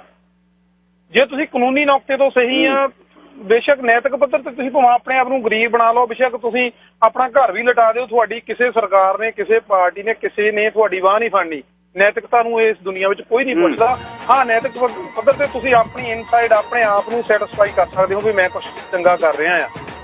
ਤੇ ਮੇਰੇ ਖਿਆਲ ਦੇ ਨਾਲ ਸਾਨੂੰ ਇੰਨਾ ਨਹੀਂ ਸਵਾਲ ਸੋਚਣਾ ਚਾਹੀਦਾ ਵੀ ਜਿਹੜੇ ਆਪਣੇ ਕਿਸੇ 2000 ਲੈ ਲੈ ਜਾਂ 10000 ਬਣਾਈ ਜਾਂਦੇ ਆ, ਇਹਦੇ ਨਾਲ ਕਿਸੇ ਸਰਕਾਰਾਂ ਦੇ ਢਾਂਚੇ ਨਹੀਂ ਹਿਲਦੇ ਹੁੰਦੇ। ਇਹ ਬੜੀਆਂ ਸਧਾਰਨ ਗੱਲਾਂ। ਇਹਨਾਂ ਲੋਕਾਂ, ਇਹ ਮੀਡੀਅਮ ਕਲਾਸ, ਇਹੀ ਕੰਮ ਕਰਨ ਵਾਲੀ ਕਲਾਸ ਆ। ਇਹਨਾਂ ਨੇ ਟੈਕਸ ਪਹਿਲਾਂ ਵੀ ਰੱਜ ਕੇ ਦਿੱਤੇ ਹੋਏ, ਨਹੀਂ ਗਾਂ ਵੀ ਇਹਨਾਂ ਨੇ ਹੀ ਟੈਕਸ ਦੇਣੇ ਆ। ਹਾਂਜੀ ਬਾਈ ਜੀ, ਠੀਕ ਹੋ। ਹਾਂਜੀ। ਮੇਰਾ ਕਹਿਣ ਤੋਂ ਭਾਵ ਹੈ ਵੀ ਇਹਨਾਂ ਦਾ ਕੋਈ ਜਿਹੜਾ ਅਸਲ ਦੇ ਵਿੱਚ ਦੇਸ਼ ਭਗਤੀ ਜਦੋਂ ਇੱਦਾਂ ਦੇ ਮੌਕਿਆਂ ਦੇ ਉੱਤੇ ਹੁੰਦੇ ਅਸੀਂ ਵੀ ਆ, ਉਹ ਸਾਰੀ ਨੈਤਿਕ ਵਾਲੀ ਜਿਹੜੀ ਰਾਸ਼ਟਰ ਧਰਮ ਦਾ ਸਾਰੇ ਉਹ ਆਮ ਲੋਕਾਂ ਤੇ ਮੱਲ ਲਾਗੂ ਕਰਨੇ ਸ਼ੁਰੂ ਕਰ ਦਈਦੇ। ਇੱਦਾਂ ਨਹੀਂ ਹੁੰਦੀ। ਠੀਕ ਹੈ, ਮੈਂ ਇਹ ਨਹੀਂ ਕਹਿੰਦਾ ਵੀ ਜੇ ਕਿਸੇ ਨੂੰ ਚੰਗੀ ਤਰ੍ਹਾਂ, ਪਰ ਜਿਹੜਾ ਬੰਦਾ ਕੁਆਲੀਫਾਈ ਕਰਦਾ ਉਹ ਇੰਨਾ ਧਿਆਨ ਰੱਖੇ ਵੀ ਪੇਪਰ ਵਰਕ ਸਹੀ ਹੋਵੇ, ਹੋਰ ਸਾਰਾ ਕੁਝ ਕੋਈ ਤੁਹਾਨੂੰ ਕੁਝ ਨਹੀਂ ਕਰ ਸਕਦਾ। ਬੇਸ਼ੱਕ ਤੁਸੀਂ ਜੋ ਮਰਜ਼ੀ ਕਰਦੇ ਆ ਕਾਨੂੰਨੀ ਨੁਕਤੇ ਤੋਂ। ਕਿਉਂਕਿ ਮੈਂ ਉਹ ਗੱਲ ਕਹਿਣੀ ਚਾਹੁੰਦਾ ਵੀ ਸਰਕਾਰਾਂ ਦੀ ਨੈਤਿਕਤਾ ਨਾਲ ਕੋਈ ਸਾਂਝ ਨਹੀਂ ਹੁੰਦੀ। ਇਹਨਾਂ ਨੇ ਇਸੇ ਬਹਾਨੇ, ਸਾਡੇ ਬਹਾਨੇ ਜਿਹੜੇ ਛੋਟੇ ਬੰਦਿਆਂ ਨੇ, ਜੇ ਇਹਨਾਂ 2000 10,000 ਕਿਸੇ ਨੇ ਲੈ ਵੀ ਲਿਆ, ਇਹਨਾਂ ਦੇ ਬਹਾਨੇ ਹੀ ਇਹਨਾਂ ਨੇ ਵੱਡੇ ਬੇਲ ਆਊਟ ਕਰਨੀਆਂ ਇੰਡਸਟਰੀਆਂ। ਉੱਥੇ ਕੋਈ ਨੈਤਿਕਤਾ ਨਹੀਂ ਆਉਣੀ। ਜਿਨ੍ਹਾਂ ਨੇ ਬਿਲੀਅਨਸ ਆਫ ਡਾਲਰ ਬਣਾਏ ਉਹ ਆ ਕੁਦਰਤੀ ਸਾਧਨ ਵੇਚ ਕੇ। ਹੁਣ ਤੁਸੀਂ ਦੇਖੋ ਮੈਡੀਕਲ ਜਿਹੜੀ ਜਿੰਨੀ ਵੀ ਆ ਸਹੂਲਤ ਮਿਲ ਰਹੀ ਹੈ ਜੰਕ ਦਾ, ਇਹਨਾਂ ਦੇ ਨਾਂ ਤੇ ਥੋੜਾ ਕਿਤੇ ਬਿਲੀਅਨਸ ਆਫ ਡਾਲਰ ਇਹਨਾਂ ਨੇ ਦੇਣੇ ਆ ਉਹਨਾਂ ਇੰਡਸਟਰੀਆਂ ਨੂੰ ਮੁੜ ਕੇ, ਜਿਹਦੇ ਮਾਸਕ ਬਣ ਰਹੇ ਆ ਜਾਂ ਸੈਨੀਟਾਈਜ਼ਰ ਹੈ ਜਾਂ ਹੋਰ ਲੈਟਰ ਵਟਰਮ ਆ। ਕਿਉਂਕਿ ਆਪਾਂ ਇਹ ਕਿਤੇ ਨਾ ਕਿਤੇ ਸਾਡੇ ਮਾਈਂਡ ਵਿੱਚ ਸੈੱਟ ਕਰ ਦਿੱਤਾ ਜਾਂਦਾ ਵੀ ਨਹੀਂ ਇਹ ਦੇਸ਼ ਤਾਂ ਹੀ ਚੱਲਦੇ ਆ ਖਰੇ। ਨੋ ਡਾਊਟ ਨੈਤਿਕਤਾ ਤੌਰ ਤੇ ਹੀ ਸਾਰੀਆਂ ਸਿਸਟਮ ਖੜੇ ਰਹਿੰਦੇ ਆ, ਪਰ ਆਪਣੇ ਆਪ ਤੇ ਹੀ ਨਾ ਲਾਗੂ ਕਰੀ ਜਾਓ। ਤੁਸੀਂ ਹੀ ਜਿਹੜੇ ਪੈਸੇ ਦਿੱਤੇ ਉਹ ਤੁਹਾਡੇ ਹੀ ਤੁਸੀਂ ਵਾਪਸ ਲੈ ਰਹੇ ਆ। ਮੈਨੂੰ ਨਹੀਂ ਲੱਗਦਾ ਕੋਈ 2000 ਵਾਲਾ ਜਾਂ ਜਿਹੜਾ 10,000 ਲੈ ਵਾਲਾ ਕੋਈ ਵੀ ਬੰਦਾ ਵਿਹਲਾ ਹੋਊਗਾ। ਸਾਰੇ ਬੰਦੇ ਕਮਾ ਵਾਲੇ ਆ। ਇਹ ਸਾਰੀ ਮੀਡੀਅਮ ਕਲਾਸ ਆ ਤੇ ਆਪਣੇ ਆਪ ਨੂੰ ਇੰਨਾ ਗਿਲਟੀ ਫੀਲ ਕਰਕੇ ਨਾ ਵੀ ਨਹੀਂ ਮੈਂ ਹੀ ਸਾਰੇ ਦੇਸ਼ ਦਾ ਮੋਢਿਆਂ ਦੇ ਭਾਰ ਚੱਕਿਆ ਕੋਈ। ਫਿਰ ਤੁਸੀਂ ਟੈਕਸ ਲਓ, ਤੁਸੀਂ ਬੇਸ਼ੱਕ ਨਾ ਪੈਸੇ ਲਓ, ਤੁਸੀਂ ਤਾਂ ਵੀ ਟੈਕਸ ਦੇਣਾ ਆ। ਜੋ ਕੁਛ ਵੀ ਆਉਣਾ ਆ ਉਹਨੇ ਤੁਹਾਡੇ ਡਾਲਰ ਇਕੱਠੇ ਕਰਕੇ ਬਿਲੀਅਨ ਦੇ ਹਿਸਾਬ ਨਾਲ ਦੂਜੀ ਇੰਡਸਟਰੀ ਨੂੰ ਦੇਈ ਜਾਣੇ ਆ। ਸੰਕੇ ਜਿੰਨੇ ਤੁਸੀਂ ਲੈ ਲਏ ਆ ਇਹਦੇ ਨਾਲ ਸੰਕੇ ਉਹਨਾਂ ਨੂੰ ਘੱਟ ਥੋੜੇ ਬਹੁਤ ਮਿਲਣੇ ਮੇਰੇ ਖਿਆਲ ਦੇ ਨਾਲ ਤਾਂ। ਕਿਉਂਕਿ ਆਪਾਂ ਕਿਤੇ ਨਾ ਕਿਤੇ, ਮੈਂ ਕਹਿੰਦਾ ਵੀ ਬੰਦੇ ਨੂੰ ਨੈਤਿਕ ਤੌਰ ਤੇ ਵਧੀਆ ਹੋਣਾ ਚਾਹੀਦਾ, ਪਰ ਇਹਨਾਂ ਪੈਸਿਆਂ ਦੇ ਨਾਲ ਆਪਾਂ ਆਪਣੇ ਭਾਈਚਾਰੇ ਜਾਂ ਲੋੜਵੰਦਾਂ ਦੀ ਜ਼ਰੂਰ ਮਦਦ ਕਰ ਸਕੀਏ ਤਾਂ ਜ਼ਿਆਦਾ ਬਿਹਤਰ ਹੈ। ਪਰ ਸਰਕਾਰਾਂ ਦੇ ਨਾਲ ਨੈਤਿਕ ਤੌਰ ਤੇ ਇੰਨਾ ਮਾਨਤਾ ਹੋਣ ਦੀ ਲੋੜ ਨਹੀਂ ਹੁੰਦੀ। ਇਹ ਟੈਕਸ ਦੇ ਘਾਟੇ ਵਾਧੇ ਕਰ ਲੈਣੇ, ਇਹ 'ਚ ਕੋਈ ਨੈਤਿਕਤਾ ਨਹੀਂ ਹੁੰਦੀ। ਤੁਸੀਂ ਸਿਰਫ ਕਾਨੂੰਨੀ ਨੁਕਤੇ ਤੇ ਸਹੀ ਹੋਣੇ ਚਾਹੀਦੇ। ਕਿਸੇ ਪੋਲੀਟੀਸ਼ੀਅਨ ਨੇ ਜਾਂ ਕਿਸੇ ਇੰਡਸਟਰੀਲਿਸਟ ਨੇ ਕਿਸੇ ਨੇ ਕਿਹਾ ਵੀ ਅਸੀਂ ਆਪਣੇ ਬੈਨੀਫਿਟ ਛੱਡ ਦਿਆਂਗੇ? ਉਹਨਾਂ ਦੀਆਂ ਤਨਖਾਹਾਂ ਵੀ ਚੁੱਪ-ਚਾਪੇ ਵਧੀ ਜਾਂਦੀਆਂ, ਸਾਰਾ ਕੁਝ। ਇਹ ਦੇਸ਼ ਭਗਤੀ ਦੇ ਅਸੀਂ ਆਪਣੇ ਆਪ ਤੇ ਨਾ ਲਾਗੂ ਕਰੀ ਜਾਈਏ ਤੇ ਮੇਰੇ ਖਿਆਲ ਨਾਲ ਠੀਕ ਆ, ਇਮਾਨਦਾਰ ਜ਼ਰੂਰ ਹੋ, ਪਰ ਆਪਣੇ ਆਪ ਨੂੰ ਇਹ ਰੱਖੋ ਵੀ ਸਮੇਂ ਲਈ ਤਿਆਰ ਕਰ ਲਓ ਵੀ ਸਾਨੂੰ ਇਹ ਬੇਸ਼ੱਕ ਅਸੀਂ ਪੈਸੇ ਕੋਈ ਨਾ ਵੀ ਲਵੇ ਉਹਨੂੰ ਵੀ ਦੇਣੇ ਪੈਣੇ ਆਉਣ ਵਾਲੇ ਸਮੇਂ 'ਚ। ਤੇ ਟਰੂਡੋ ਸਰਕਾਰ ਨੇ ਨੋ ਡਾਊਟ ਵਧੀਆ ਢੰਗ ਨਾਲ ਇਹਨੂੰ ਸਾਂਭਿਆ, ਪਰ ਉਹਨਾਂ ਨੇ ਆਪਣੇ ਆਉਣ ਵਾਲੇ ਅਗਲੇ 5 ਸਾਲ 4 ਸਾਲ ਜਿਹੜੇ ਆ ਉਹ ਇਲੈਕਸ਼ਨ ਦੇ ਪੱਕੇ ਹੀ ਕਰ ਲਏ ਆ।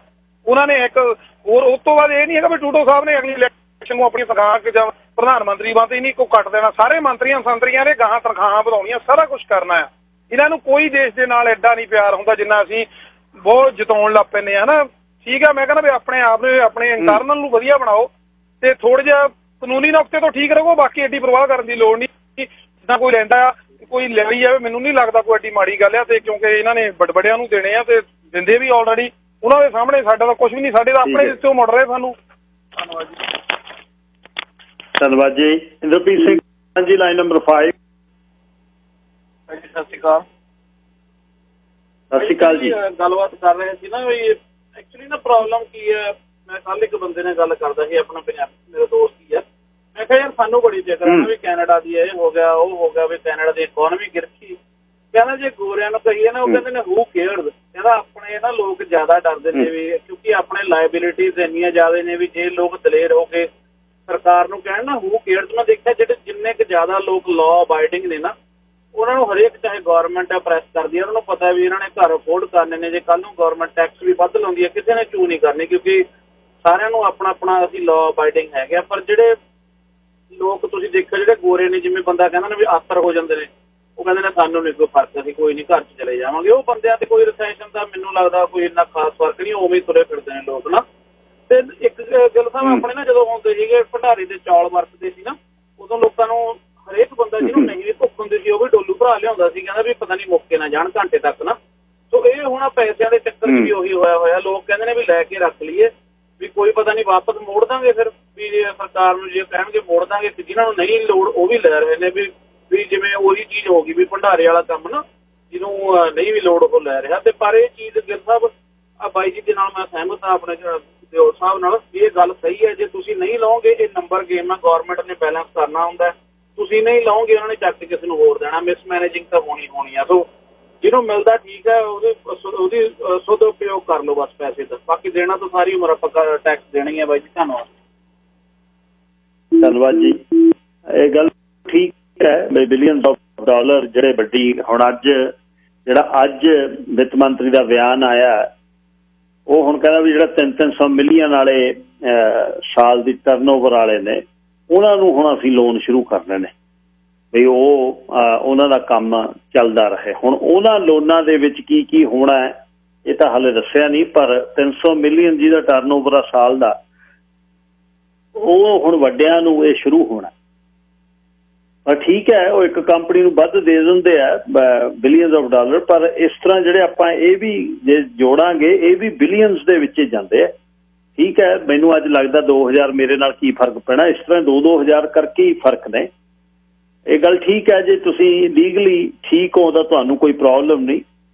ਜਿਹੜੀ ਗੱਲ ਕਹੀ ਹੈ ਗੋਲਡੀ ਹੋਰਾਂ ਨੇ ਬਈ ਤੁਸੀਂ ਲੀਗਲੀ ਠੀਕ ਚਾਹੀਦੇ ਹੋ, ਹੱਕ ਤੁਸੀਂ ਆਪਣਾ ਲੈ ਸਕਦੇ ਹੋ, ਪਰ ਇਹਦੇ ਵਿੱਚ ਇਉਂ ਨਾ ਹੋਵੇ ਬਈ ਤੁਸੀਂ ਜਿਹਦੇ ਲਈ ਐਲੀਜੀਬਲ ਨਹੀਂ ਤਾਂ ਵੀ ਤੁਸੀਂ ਕਰ ਦਿੱਤਾ। ਇਹ ਗੱਲ ਖਿਆਲ ਰੱਖਣ ਦੀ ਲੋੜ। ਸਾਮਰ ਸਿੰਘ, ਲਾਈਨ ਨੰਬਰ 2। ਗਿੱਲ ਸਾਹਿਬ ਸਤਿ ਸ਼੍ਰੀ ਅਕਾਲ ਜੀ। ਸਤਿ ਸ਼੍ਰੀ ਅਕਾਲ ਜੀ। ਗਿੱਲ ਸਾਹਿਬ ਆਪਣੇ ਬੈਨੀਫਿਟ ਦੀ ਗੱਲ ਚੱਲ ਰਹੀ ਆ ਜੀ, ਕੋਈ ਲੋਕ ਲੈ ਰਹੇ ਆ ਕੋਈ ਨਹੀਂ ਲੈ ਰਹੇ, ਪਰ ਇਹ ਆਪਾਂ ਨੂੰ ਵੀ ਦੇਖਣਾ ਚਾਹੀਦਾ ਜਿਹਨੂੰ ਲੋੜ ਆ ਉਹੀ ਲਵੇ, ਕਿਉਂਕਿ ਕੱਲ ਨੂੰ ਏਦਾਂ ਹੋਣਾ ਜੀ ਟੈਕਸ ਤਾਂ ਵਧਣੇ ਆ, ਇਹ 'ਚ ਕੋਈ ਸ਼ੱਕ ਨਹੀਂ। ਤੇ ਏਦਾਂ ਨਾ ਹੋਵੇ ਬਈ ਜਿਹੜੇ ਬੰਦਿਆਂ ਨੇ ਬੈਨੀਫਿਟ ਲਏ ਆ ਉਹਨਾਂ ਦਾ ਕਰਕੇ ਸਾਰਿਆਂ ਦੇ ਬੋਝ ਪਵੇ। ਇਹਨਾਂ ਨੂੰ ਚਾਹੀਦਾ ਜਿਹੜੇ ਬੰਦੇ ਬੈਨੀਫਿਟ ਲੈ ਰਹੇ ਆ, ਚਾਹੇ ਉਹ ਵੈਲਿਡ ਰੀਜ਼ਨ ਦਾ ਕਰਕੇ ਲੈ ਰਹੇ ਆ, ਚਾਹੇ ਕਿਸੇ ਦੀ ਜੌਬ ਲਾਸ ਹੋਈ ਆ, ਲੈ ਰਹੇ ਨਹੀਂ ਲੈ ਰਹੇ, ਸਿਰਫ ਉਹਨਾਂ ਦਾ ਟੈਕਸ ਵਧਾਇਆ ਜਾਵੇ। ਜਿਹੜੇ ਬੰਦੇ ਨੇ ਕੋਈ ਵੀ $1 ਦਾ ਵੀ ਬੈਨੀਫਿਟ ਨਹੀਂ ਲਿਆ ਉਹਦਾ ਕੋਈ ਟੈਕਸ ਨਾ ਵਧੇ। ਇਹਨਾਂ ਨੂੰ ਇਹੋ ਜਿਹੀ ਕੋਈ ਪ੍ਰੋਵੀਜ਼ਨ ਲੈ ਕੇ ਆਉਣੀ ਚਾਹੀਦੀ ਆ। ਉਹ ਫਿਰ ਉਹ ਗੱਲ ਹੋ ਜਾਣੀ ਆ ਜੀ ਬਈ ਖਾਣ ਪੀਣ ਨੂੰ ਬਾਂਦਰੀ, ਸੋਟੇ ਖਾਣ ਨੂੰ ਰਿੱਛ, ਵੀ ਜਿਹਦਾ ਨਹੀਂ ਵੀ ਕੋਈ ਕਸੂਰ, ਜਿਹਨੇ ਨਹੀਂ ਵੀ ਕੁਛ ਲਿਆ ਉਹਦੇ ਵੀ ਟੈਕਸ ਵਧਣੇ ਆ ਜੀ ਕੱਲ ਨੂੰ। ਬਿਲਕੁਲ ਇਸ ਤਰ੍ਹਾਂ ਹੀ ਵਧਣੇ ਆ ਜੀ, ਸਾਰਿਆਂ ਦੇ ਵਧਣੇ ਟੈਕਸ ਤਾਂ ਇਕੱਠਿਆਂ ਨਹੀਂ ਦੇਣਾ ਪੂਲ 'ਚ ਆਪਾਂ।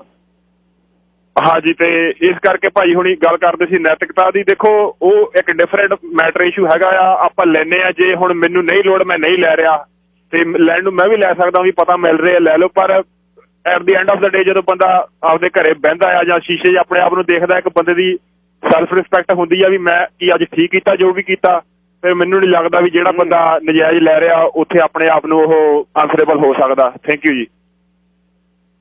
ਧੰਨਵਾਦ ਜੀ, ਬਿਲਕੁਲ ਬਹੁਤ ਵਧੀਆ। ਨਵੇਂ ਕਾਲਰ ਤੁਸੀਂ ਬਹੁਤ ਜੁੜ ਰਹੇ ਹੋ, ਸਾਰਿਆਂ ਦਾ ਧੰਨਵਾਦ। ਪਲੀਜ਼ ਕਾਲ ਇਨ ਕਰਿਆ ਕਰੋ, ਬਹੁਤ ਚੰਗਾ ਲੱਗਦਾ। ਇਹ ਰੁਝਾਨ ਬਹੁਤ ਵਧੀਆ ਹੋ ਰਿਹਾ ਤੇ ਨਵੇਂ ਕਾਲਰ ਜਿੰਨੇ ਹੋ ਤੁਸੀਂ, ਧੰਨਵਾਦ। ਅਮਰ ਸਿੰਘ ਜੀ ਫੋਨ ਕਰਦੇ ਰਿਹਾ ਕਰੋ। ਮਿੰਦਰ ਜੀ ਲਾਈਨ ਨੰਬਰ 3, ਮਿੰਦਰ ਸਿੰਘ ਜੀ। ਸਤਿ ਸ੍ਰੀ ਅਕਾਲ ਬਾਈ ਜੀ। ਹੈਲੋ, ਸਤਿ ਸ਼੍ਰੀ ਅਕਾਲ ਜੀ। ਵੀ ਜੀ ਜਿਹੜੇ ਲੈਂਦੇ ਨਾ ਆਪਣੇ 2-2000 ਵਾਲੇ, ਇਹਨਾਂ ਦਾ ਪੇ ਬੈਕ ਕਰ ਦੇਣੇ, ਆਪਣੇ 3-4 ਮਹੀਨੇ ਲਈ ਦੇਣੇ ਹੈਗੇ। ਮੈਂ ਤੁਹਾਨੂੰ 2 ਉਦਾਹਰਨਾਂ ਦਿੰਦਾ ਹੈਗਾ। ਪਹਿਲਾਂ ਜਿਹੜਾ ਫਿਰ ਸੈਸ਼ਨ ਆਇਆ ਸੀਗਾ, ਕੰਪਨੀ ਹੁੰਦੀ ਸੀ 에ਅਰ 3000, ਉਹ ਡਾਊਨ ਹੋ ਗਈ ਸੀ, ਜਮਾ ਗਈ ਸੀ, ਤੇ ਉਦੋਂ 에ਅਰ ਕਨੇਡਾ ਨੂੰ ਮਨੀ ਬੇਲ ਆਊਟ ਹੋਈ ਸੀ। ਇਹਨਾਂ ਨੇ ਆਪਦੇ ਕਹਿੰਦਾ ਸਟਾਕ ਮਾਰਕੀਟ 0 ਤੇ ਕਰਕੇ ਤੇ ਨਵੇਂ ਸਟਾਕ ਨੇ 35 ਦਾ ਇਸ਼ੂ ਕੀਤਾ ਸੀਗਾ, ਤੇ ਉਦੋਂ ਕਨੇ ਆਪਣੇ ਪੈਨਸ਼ਨਾਂ ਸਾਰੀਆਂ ਟੀਚਰਾਂ ਦੀਆਂ ਤੇ ਡਾਕਟਰਾਂ ਉੱਡ ਗਈਆਂ ਸੀਗੀਆਂ ਵਿੱਚੋਂ ਚੋਂ। ਤੇ 35 ਤੋਂ ਉਹਨਾਂ ਨੇ ਸਟਾਕ ਦੁਬਾਰੇ ਲਿਆ, 1.5 ਸਾਲ 'ਚ 70% ਤੇ ਆ ਗਿਆ ਸੀਗਾ, ਤੇ 70% ਤੇ ਸਾਰੇ ਹੋਲਡ ਬਾਏ ਬਾਏ ਕਰਕੇ ਤੇ ਹੁਣ ਦੁਬਾਰੇ ਫੇਰ ਆਪਣੇ ਨਾਲ 60-70 ਤੇ ਜਾ ਵੜਿਆ ਸੀਗਾ 10 ਸਾਲਾਂ 'ਚ। ਤੇ ਹੁਣ ਫੇਰ ਦੇਖੋ 12-13 ਤੇ ਆ ਗਿਆ ਸੀਗਾ। ਇਹਨੇ ਫੇਰ ਜਿਵੇਂ 0 ਕਰਕੇ ਤੇ ਜਾਣਾ ਹੈਗਾ, ਇਹਨਾਂ ਨੇ ਬੇਲ ਆਊਟ ਲੈਣੀ ਹੈ। ਤੇ ਦੂਜੇ ਨੰਬਰ ਤੇ ਜਿਹੜੀ ਤੁਸੀਂ ਵੀ ਗੱਲ ਕਰਦੇ ਨੇ, ਆਪਣੀ ਜਿਹੜੀ ਅਰੋੜਾ ਕੰਪਨੀ ਹੈਗੀ ਸੁੱਖੇ ਵਾਲੀ, ਉਹ ਪਿਛਲੇ 6 ਮਹੀਨਿਆਂ 'ਚ ਆਪਣਾ 600-700% ਡਾਊਨ ਗਈ ਸੀਗੀ। ਤੇ ਉਹਨਾਂ ਨੇ ਕਹਿੰਦੇ 700 ਬੰਦਾ ਲੇ ਆਫ ਕਰਦੇ ਆ, ਸਾਨੂੰ ਘਾਟਾ ਪੈਂਦਾ ਹੈਗਾ। ਉਹਦੇ ਵਿੱਚ ਉਹਨਾਂ ਨੇ ਹੁਣ ਉਹਦੀ ਬੇਲ ਆਊਟ ਮਨੀ ਲੈ ਕੇ ਪਿਛਲੇ 3 ਦਿਨਾਂ ਦੇ ਵਿੱਚ ਉਹ ਜੀ ਆਪਣਾ 300% ਅੱਪ ਗਈ ਆ। ਤੇ ਉਹਨੇ ਕਿੱਥੋਂ ਪ੍ਰੋਫਿਟ ਆਉਣ ਲੱਗ ਗਿਆ ਹੁਣ 3 ਮਹੀਨੇ ਦੇ ਵਿੱਚ। ਥੈਂਕ ਯੂ ਜੀ। ਤੁਸੀਂ ਚੈੱਕ ਕਰਿਓ ਸਟਾਕ ਪਿਛਲੇ ਤਿੰਨਾਂ ਫਰਾਈਡੇ ਤੇ ਮੰਡੇ ਆਪਣਾ ਲੌਂਗ ਵੀਕਐਂਡ ਸੀ, USA 'ਚ ਖੁੱਲ੍ਹਾ ਸੀਗਾ। 70-80% ਵਧਿਆ ਜੀ। ਥੈਂਕ ਯੂ ਬਾਈ ਜੀ। ਧੰਨਵਾਦ ਜੀ। ਟਵੀਟ ਦੀ ਗੱਲ ਕਰ ਰਹੇ ਨੇ ਜੀ, ਇਹ ਜਿਹੜੀ ਪਹਿਲੀ ਲਿਬਰਲ ਦੇ ਚੀਫ ਫਾਈਨੈਂਸ਼ੀਅਲ ਅਫੀਸਰ ਚੱਕ ਰਫੀਕੀ ਨੇ ਜਿਹੜੀ ਖਿਲਾਈ ਸੀ। ਕਰਨ ਸਿੰਘ ਜੀ ਲਾਈਨ ਨੰਬਰ 4। ਸਤਿ ਸ਼੍ਰੀ ਅਕਾਲ ਗਿੱਲ ਸਾਹਿਬ। ਦੇਖੋ ਬਹੁਤ ਵਧੀਆ ਸਾਰਿਆਂ ਦੇ ਜਿਹੜੇ ਹੈਗੇ ਆ ਵਿਊਜ਼ ਆ ਰਹੇ ਹੈਗੇ ਆ, ਤੇ ਜਿਹੜੀ ਗੱਲ ਮੈਂ ਕਰਨੀ ਸੀਗੀ ਉਹ ਦਿਓਲ ਸਾਹਿਬ ਕਾਫੀ ਚੰਗੇ ਤਰੀਕੇ ਨਾਲ ਦੱਸ ਗਏ ਆ, ਔਰ ਹੋਰ ਵੀ ਕਾਲਰ ਸਾਰੇ ਸਹਿਮਤ ਸੀਗੇ। ਗਿੱਲ ਸਾਹਿਬ ਇਸ ਵੇਲੇ ਸਾਨੂੰ ਦੇਖੋ ਇੱਕ ਤਾਂ ਬਹੁਤ ਵਧੀਆ ਲੱਗਦਾ ਹੈਗਾ ਕਿ ਲੋਕੀ ਆ ਕੇ ਆਪਣੇ ਜਿਹੜੇ ਹੈਗੇ ਆ ਉਹਨਾਂ ਦੇ ਖਦਸ਼ੇ ਉਹ ਪ੍ਰਗਟਾ ਹੈਗੇ ਆ, ਔਰ ਥੋੜਾ ਜਿਹਾ ਇੱਕ ਵੀ ਪਤਾ ਲੱਗਦਾ ਕਿ ਅਸੀਂ ਐਥੀਕਲੀ ਕਿੱਥੇ ਖੜੇ ਹੈਗੇ ਆ, ਕਿ ਅਸੀਂ ਸਾਡੀ ਜਿਹੜੀ ਕਮਿਊਨਿਟੀ ਹੈਗੀ ਆ ਸਾਰੇ ਹੀ ਇਸ ਤਰ੍ਹਾਂ ਨਹੀਂ ਹੈਗੇ ਜਿੱਦਾਂ ਕਿ ਲੇਬਲ ਲਾਇਆ ਜਾਂਦਾ ਹੈਗਾ। ਪਰ ਇਹਦੇ ਵਿੱਚ ਗਿੱਲ ਸਾਹਿਬ ਗੱਲ ਇਹ ਹੈਗੀ ਆ, ਬਿਲਕੁਲ ਗੋਲਡੀ ਦੀ ਗੱਲ ਸਹੀ ਆ ਕਿ ਸਾਡੇ ਜਿਹੜੇ ਇਹ ਕਿਸੇ ਨੂੰ ਦੇ ਰਹੇ ਹੈਗੇ ਆ 40,000 ਦੇ ਰਹੇ ਹੈਗੇ ਆ, ਤੇ ਉਹਦੇ ਵਿੱਚੋਂ $10,000 ਮਾਫ ਕਰ ਰਹੇ ਹੈਗੇ ਆ। ਉਹ ਇੱਕ ਐਪਰੀਸ਼ੀਏਸ਼ਨ ਆ ਕਿ ਜਿਹੜਾ ਬੰਦਾ ਟਾਈਮ ਸਿਰ ਟੈਕਸ ਜਿਹੜਾ ਪੈਸੇ ਹੈਗੇ ਗਵਰਨਮੈਂਟ ਤੇ ਮਾਫ ਕਰ ਦਊਗਾ, ਨੰਬਰ 1। ਨੰਬਰ 2, ਜਿਹੜੇ ਹੁਣ ਇਹਦੇ ਵਿੱਚ ਜਿਹੜੇ ਸਮੋਲ ਸਕੇਲ ਹੈ ਨਾ, ਜਿਹੜੇ ਟਰੱਕਰ ਵਗੈਰਾ ਹੋ ਗਏ ਜੀ, ਇਹਨਾਂ ਉੱਤੇ ਬਹੁਤ ਲੌਂਗ ਇੰਪੈਕਟ ਪੈਣਾ ਹੈਗਾ। ਹਾਲੇ ਕੰਮ ਚੱਲੀ ਜਾਂਦਾ ਹੈਗਾ। ਇਹ ਤੋਂ ਬਾਅਦ ਤੁਸੀਂ ਦੇਖੋ ਜਿਹੜੇ ਲੌਂਗ ਹਾਲ ਵਾਲੇ ਆ, ਗਿੱਲ ਸਾਹਿਬ ਤੁਸੀਂ ਰੋਜ਼ ਗੱਲ ਕਰਦੇ ਹੈਗੇ ਆ, ਕਿੰਨੇ ਰੇਟ ਕੱਟ ਹੋ ਰਹੇ ਹੈਗੇ ਆ। ਜੇ ਉਹ 1 ਵੀਕ ਦਾ 1,000 ਵੀ ਲੂਜ਼ ਕਰਦੇ ਆ ਸਪੋਜ਼ ਕਰੋ, ਤੇ ਮਹੀਨੇ ਦੇ ਵਿੱਚ 4,000 ਲੂਜ਼ ਕਰ ਗਏ, ਉਹ 10,000 ਉਹਨਾਂ ਨੂੰ ਕੀ ਠੁਮਣਾ ਦੇ ਦਊਗਾ। ਹਾਂ, ਜੇ ਕੁਛ ਮਾੜਾ ਮੋਟਾ ਮਿਲਦਾ ਹੈਗਾ ਉਹ ਬੈਨੀਫਿਟ ਲੈ ਸਕਦੇ, ਜੇ ਉਹਨੂੰ ਟੈਕਸ ਐਂਡ ਸਾਰਾ ਕੁਛ ਜਿਹੜੇ ਪੇਪਰ ਵਰਕ ਉਹਨਾਂ ਦਾ ਸਹੀ ਹੈਗਾ, ਟੈਕਸ ਭਰਦੇ ਹੈਗੇ ਆ। ਇਸ ਤਰ੍ਹਾਂ ਦੀ ਵੀ ਇੰਡਸਟਰੀ ਹੈਗੀ ਗਿੱਲ ਸਾਹਿਬ ਜਿਹੜੀ ਬਿਲਕੁਲ ਟੈਕਸ ਨਹੀਂ ਭਰਦੀ। ਅਸੀਂ ਇਹਨਾਂ ਗੱਲਾਂ ਨੂੰ ਤਾਂ ਰੋਈ ਜਾਂਦੇ ਹਾਂ। ਵੱਡੇ ਕਾਰਪੋਰੇਟਰਾਂ ਨੂੰ ਛੱਡੋ, BC ਦੇ ਵਿੱਚ ਜਿਹੜੀ ਹਾਊਸਿੰਗ ਮਾਰਕੀਟ ਸੀਗੀ, ਜਿਹੜੇ ਫਲਿੱਪਰ ਸੀਗੇ ਉਹ ਟੈਕਸ ਦਿੰਦੇ ਸੀਗੇ। ਇੱਕੋ ਹੀ ਫਲਿੱਪਰ ਆ ਜਿਹੜਾ ਉਹਨੂੰ 5 ਜਗ੍ਹਾ ਇੱਕੋ ਹੀ ਪੇਪਰ ਦੇ ਉੱਤੇ ਜਿਹੜਾ ਕਿ $1,00,000 ਟੈਕਸ ਬਣ ਜਾਂਦਾ ਸੀ ਇੱਕ ਘਰ ਦਾ, ਉਹ ਚੂਨਾ ਲੱਗਦਾ ਗਵਰਨਮੈਂਟਾਂ ਨੂੰ। ਤੁਹਾਡੇ ਸਾਹਮਣੇ ਹੀ ਆ। ਜਿਹੜਾ 2 ਨੰਬਰ ਦੀ ਜਿਹੜੀ ਮਨੀ ਸੀਗੀ, ਡਰਟੀ ਮਨੀ ਜਿਹਨੂੰ ਕਹਿੰਦੇ ਆ, ਉਹਨੇ ਇਨਫਰਾਸਟਰਕਚਰ ਦੇ ਵਿੱਚ ਆ ਕੇ ਆਪਣੇ ਦੇ ਵਿੱਚ ਆਪਣੀ ਬਾਈਟ ਕਰਕੇ ਲੈ ਗਿਆ। ਉਹਦੇ ਨਾਲ ਕਿੰਨਾ ਘਾਟਾ ਪਿਆ ਹੋਊਗਾ ਕੰਟਰੀ ਦੀ ਇਕੋਨਮੀ ਨੂੰ। ਕ੍ਰਿਸਟੀ ਕਲਾਰਕ ਸਾਹਿਬਾਂ ਨੂੰ ਉਸ ਵੇਲੇ ਤੇ ਲੱਗਦਾ ਸੀ ਇਕੋਨਮੀ ਬੂਮਿੰਗ ਆ, ਉਹਦੇ ਹੀ ਸਿੱਟੇ ਆ ਜਿਹੜੇ ਕਿ ਇਸ ਵੇਲੇ ਲੋਕੀ ਜਿਹੜੇ ਰੀਅਲ ਜਿਹੜੇ ਹੈਗੇ ਆ ਬਾਇਰ, ਜਿਹੜਾ ਰੀਅਲ ਕੰਜ਼ੂਮਰ ਹੈਗਾ ਆ, ਉਹ ਘਰ ਨਹੀਂ ਲੈ ਸਕਦਾ। ਤੇ ਚਾਈਨਾ ਤੋਂ ਆ ਕੇ ਜਾਂ ਹੋਰ ਬਾਹਰਲੀਆਂ ਕੰਟਰੀਆਂ ਤੋਂ ਆ ਕੇ, ਦੇਖੋ ਮੈਂ ਲੈਵਲ ਨਹੀਂ ਕਰੂੰਗਾ ਕਿਸੇ ਵੀ ਕਮਿਊਨਿਟੀ ਨੂੰ, ਬਟ ਉਹਨਾਂ ਲੋਕਾਂ ਨੇ ਇੱਥੇ ਆ ਕੇ ਬਹੁਤ ਜ਼ਿਆਦਾ ਮਹਿੰਗਾਈ ਕਰ ਦਿੱਤੀ। ਔਰ ਡੈਫੀਸਿਟ ਹੈ ਜਿਹੜਾ ਇਹਦਾ ਬਹੁਤ ਵੱਡਾ ਡਿੱਗਣਾ ਹੈਗਾ। ਹੋਰ ਦੇਖੋ ਬਹੁਤ ਵੱਡੇ ਇਨਫਰਾਸਟ੍ਰਕਚਰ ਹੈਗੇ ਆ। ਦੇਖੋ NDP ਨੇ ਜਿਹੜਾ ਟੋਲ ਟੈਕਸ ਮਾਫ ਕੀਤਾ ਸੀ ਗਿੱਲ ਸਾਹਿਬ, ਉੱਥੇ ਨਹੀਂ ਅਸੀਂ ਕਹਿੰਦੇ ਹੈਗੇ ਕਿ ਲਿਬਰਲ ਗਵਰਨਮੈਂਟ ਟੈਕਸ ਲਾ ਕੇ ਗਈ ਸੀਗੀ, ਸਾਡੇ ਤੇ ਟੋਲ ਟੈਕਸ ਲਾ ਕੇ ਗਈ ਸੀ ਤੇ NDP ਨੂੰ ਘਾਟਾ ਪੈ ਜਾਊਗਾ, ਨਹੀਂ, ਉੱਥੇ ਅਸੀਂ ਬੜੀ ਖੁਸ਼ੀ ਮਨਾਉਂਦੇ ਹਾਂ। ਜੇ ਦੇਖਿਆ ਜਾਵੇ ਤਾਂ ਉਹ ਵੀ ਮਿਲੀਅਨ ਬਿਲੀਅਨ ਦੇ ਹਿਸਾਬ ਦੇ ਨਾਲ ਉਹ ਜਿਹੜੇ ਹੈਗੇ ਖਰਚੇ ਉਹ ਵੀ ਤਾਂ ਗਵਰਨਮੈਂਟ ਨੇ ਚੱਲਣੇ ਆ ਜੀ। ਹਸਪੀਟਲ ਬਣਾਉਣਾ ਹੈ, ਕੁਝ ਬਣਾਉਣਾ, ਉਹਦੇ ਉੱਤੇ ਪੋਲੀਟਿਕਸ ਹੋ ਰਹੀ ਸੀਗੀ, ਬਟ ਠੀਕ ਆ ਕਿ ਇਹ ਜਿਹੜੇ ਵੱਡੇ ਵੱਡੇ ਅਦਾਰੇ ਹੈਗੇ ਆਪਣੇ ਹੈਲਥ ਅਥਾਰਟੀਆਂ ਹੋ ਗਈਆਂ, ਹੋਰ ਹੋ ਗਈਆਂ, ਇਹਨਾਂ ਦੇ ਬਿਲੀਅਨਾਂ ਦੇ ਵਿੱਚ ਬਿੱਲ ਹੈਗੇ ਔਰ ਇਹਨਾਂ ਵਿੱਚ ਬਹੁਤ ਜ਼ਿਆਦਾ ਚੋਰ ਮੋਰੀਆਂ ਹੈਗੀਆਂ ਇਹਨਾਂ ਵਿੱਚ ਵੀ। ਅਸਲ ਦੇ ਵਿੱਚ ਤਾਂ ਦੇਖੋ ਕਈ ਇੰਡਸਟਰੀ ਇੱਦਾਂ ਦੀਆਂ ਹੈਗੀਆਂ ਗਿੱਲ ਸਾਹਿਬ ਜਿੱਥੇ ਬਿਲਕੁਲ ਹੀ ਕੈਸ਼ ਟ੍ਰਾਂਜੈਕਸ਼ਨ ਹੁੰਦੀ ਆ, ਗਵਰਨਮੈਂਟ ਨੂੰ ਟੈਕਸ ਜਾਂਦਾ ਹੀ ਨਹੀਂ ਹੈਗਾ। ਉਹਨੂੰ ਕਹਿ ਲਈਏ ਆਪਾਂ ਫੂਡ ਇੰਡਸਟਰੀ ਕਹਿ ਲਈਏ, ਕੁਛ ਹੋਰ ਕਹਿ ਲਈਏ। ਹੁਣ ਮੈਂ ਜ਼ਿਆਦਾ ਕਈ ਵਾਰੀ ਮੈਂ ਕਹਿੰਦਾ ਹੁੰਦਾ ਸਾਡੇ ਕ੍ਰਿਸਟੀ ਕਲਰਕ ਸਾਹਿਬਾਂ ਨੇ ਟੈਕਸ ਰਿਬੇਟ ਦੇ ਦਿੱਤਾ ਸੀਗਾ $35-36 ਮਿਲੀਅਨ ਕਿਸੇ ਕਾਰਪੋਰੇਟ ਘਰਾਣੇ ਨੂੰ ਕਿ ਜੀ ਇਹ ਜੌਬਾਂ ਬਹੁਤ ਕ੍ਰੀਏਟ ਕਰਦੇ BC ਦੇ ਵਿੱਚ। ਔਰ ਬਾਅਦ ਵਿੱਚ ਇਹ ਤੁਹਾਡੇ ਮੂੰਹੋਂ ਵੀ ਸੁਣਿਆ, ਚੰਦ ਸਾਹਿਬ ਦੇ ਮੂੰਹੋਂ ਵੀ ਸੁਣਿਆ ਕਿ 4 ਪਤਾ ਨਹੀਂ 5 ਜੌਬਾਂ ਸੀਗੀਆਂ ਇਹ। ਸੋ ਮਤਲਬ ਇਹ ਬਹੁਤ ਵੱਡੇ ਵੱਡੇ ਖਿਲਾ ਹੈਗੇ ਇਹਦੇ ਵਿੱਚ। ਔਰ ਗਿੱਲ ਸਾਹਿਬ ਇੱਕ ਹੋਰ ਬਹੁਤ ਵੱਡੀ ਇੰਡਸਟਰੀ ਜਿਹੜੀ ਖਤਮ ਹੋ ਗਈ ਹੈ ਇਸ ਵੇਲੇ BC ਦੇ ਵਿੱਚ, ਆਪਣੇ ਲੋਅਰ ਮੇਨਲੈਂਡ ਦੇ ਵਿੱਚ ਖਾਸ ਤੌਰ ਦੇ ਉੱਤੇ। ਦੇਖੋ PNE ਨਹੀਂ ਚੱਲੀ ਹੈਗੀ, ਉਹਦੇ ਆਲੇ ਦੁਆਲੇ ਕਿੰਨੇ ਹੁੰਦੇ ਸੀ, ਇੱਕ ਕਮਿਊਨਿਟੀ ਸੀਗੀ ਖਾਸ ਜਿਹੜੀ ਕਾਰ ਪਾਰਕਿੰਗ ਲਵਾਉਂਦੀ ਹੁੰਦੀ ਸੀਗੀ, ਉਹ ਬੈਠੇ ਬਿਠਾਏ $100 ਰੋਜ਼ ਦਾ ਕੁੱਟ ਲੈਂਦੇ ਸੀ ਕੈਸ਼ ਹੀ। ਔਰ ਜਿੰਨੇ ਇੱਥੇ ਟੂਰਿਸਟ ਆਉਂਦੇ ਆ ਗਿੱਲ ਸਾਹਿਬ ਹੈ, ਸਮਝ ਨਹੀਂ ਤੁਸੀਂ ਗੱਲ, ਮਤਲਬ ਹੈ ਨਾ, ਦੇਖੋ ਕਿੰਨਾ ਇਹ ਗੱਲ ਦੇਖੋ ਇਹਦੇ ਨਾਲ ਬਹੁਤ ਜ਼ਿਆਦਾ ਆਪਾਂ ਨੂੰ ਡੀਪਲੀ ਸੋਚਣਾ ਚਾਹੀਦਾ। ਇਹ ਨਹੀਂ ਛੋਟੀ ਛੋਟੀਆਂ ਗੱਲਾਂ ਜੀ 2000 ਲੈ ਗਏ ਜੀ, 4000 ਲੈ ਗਏ ਜੀ, ਕੀ ਕਰ ਲੈਣਗੇ? ਹਾਂ, ਜੋ ਕੋਈ ਡਿਜ਼ਰਵ ਕਰਦਾ ਸੀ ਉਹਨੇ ਲਏ ਹੈਗੇ, ਜਿਹਨੇ ਗਲਤ ਲਏ ਹੈਗੇ ਆ ਉਹ ਗਵਰਨਮੈਂਟ ਦਾ ਕੰਮ ਆ ਉਹਨਾਂ ਨੂੰ ਰੋਕ ਕੇ ਫੜੇ, ਜੁਰਮਾਨਾ ਕਰੇ, ਜੋ ਮਰਜ਼ੀ ਕਰੇ। ਇਹ ਗੱਲੋਂ ਬਹੁਤ ਜ਼ਿਆਦਾ ਸਾਡੀ ਫੈਡਰਲ ਗਵਰਨਮੈਂਟ ਵੀ ਪ੍ਰੋਵਿੰਸ਼ੀਅਲ ਗਵਰਨਮੈਂਟ ਵੀ ਇਹਨਾਂ ਕੋਲ ਇਨਫੋਰਸਮੈਂਟ ਨਾਂ ਦੀ ਕੋਈ ਚੀਜ਼ ਹੈ ਹੀ ਨਹੀਂ ਕਿਸੇ ਮਾਮਲੇ ਦੇ ਵਿੱਚ ਵੀ। ਇੱਕ ਹੋਰ ਗਿੱਲ ਸਾਹਿਬ, ਜਿੰਨੇ ਵੀ ਬਾਹਰੋਂ ਆਉਂਦੇ ਸੀਗੇ ਟੂਰਿਸਟ ਇੱਥੇ ਖਾਸ ਤੌਰ ਤੇ ਆਪਣੇ ਚਾਈਨਾ ਤੋਂ ਕਹਿ ਲਓ ਜਾਂ ਹੋਰ ਪਾਸਿਆਂ ਤੋਂ ਕਹਿ ਲਓ, ਅਲੀ ਬਾਬਾ ਜਿਹੜੀ ਸਾਈਟ ਬਣੀ ਸੀਗੀ, ਮੈਨੂੰ ਦੱਸੋ ਉਹਨੂੰ ਕਿੱਥੋਂ ਕਮਾਈ ਹੁੰਦੀ ਆ? ਇੱਥੇ ਜਿਹੜੇ ਘਰ ਆ ਉਹਨਾਂ ਦੀ ਬੁਕਿੰਗ ਹੁੰਦੀ, ਲੋਕੀ ਹੋਟਲਾਂ 'ਚ ਵੀ ਰਹਿੰਦੇ ਸੀ ਆ ਕੇ। ਜੇ ਕਿਸੇ ਨੇ ਘਰ ਇੱਕ 4000 ਰੈਂਟ ਤੇ ਦੇਣਾ ਆ, ਉਹ ਇੱਕ ਵੀਕ ਦੇ ਵਿੱਚ 4000 ਬਣਾ ਲੈਂਦੇ ਸੀ, 4 ਕਮਰੇ ਆਪਣੇ ਕਿਰਾਏ ਤੇ ਦੇ ਕੇ ਹਫ਼ਤੇ ਦੇ ਲਈ। ਉਹ ਸਾਰੀ ਇੰਡਸਟਰੀ ਬੰਦ ਹੋ ਗਈ ਆ। ਟੈਕਸੀ ਵਾਲੇ ਆ ਵਿਚਾਰੇ, ਦੇਖੋ ਉਹਨਾਂ ਨੂੰ ਕਿੰਨਾ ਧੱਕਾ ਲੱਗਾ ਜਿਹੜੇ ਸਾਰੇ ਟੈਕਸ ਪੇ ਕਰਦੇ ਆ। ਹੁਣ ਜਿੱਥੇ ਆਮ ਕਹੀਏ, ਮੈਂ ਹੁਣ ਤੁਹਾਨੂੰ ਇੱਕ ਐਗਜ਼ਾਮਪਲ ਦਿੰਦਾ ਛੋਟੀ ਜਿਹੀ, ਵੀਰਾਂ ਸੁਣ ਲੈਣ। ਮੇਰਾ ਟਰੱਕ ਰਿਪੇਅਰ ਕਰਵਾਈ ਮੈਂ ਵੀਕਐਂਡ ਤੇ ਗਿੱਲ ਸਾਹਿਬ, $2427 ਬਿੱਲ ਬਣਿਆ।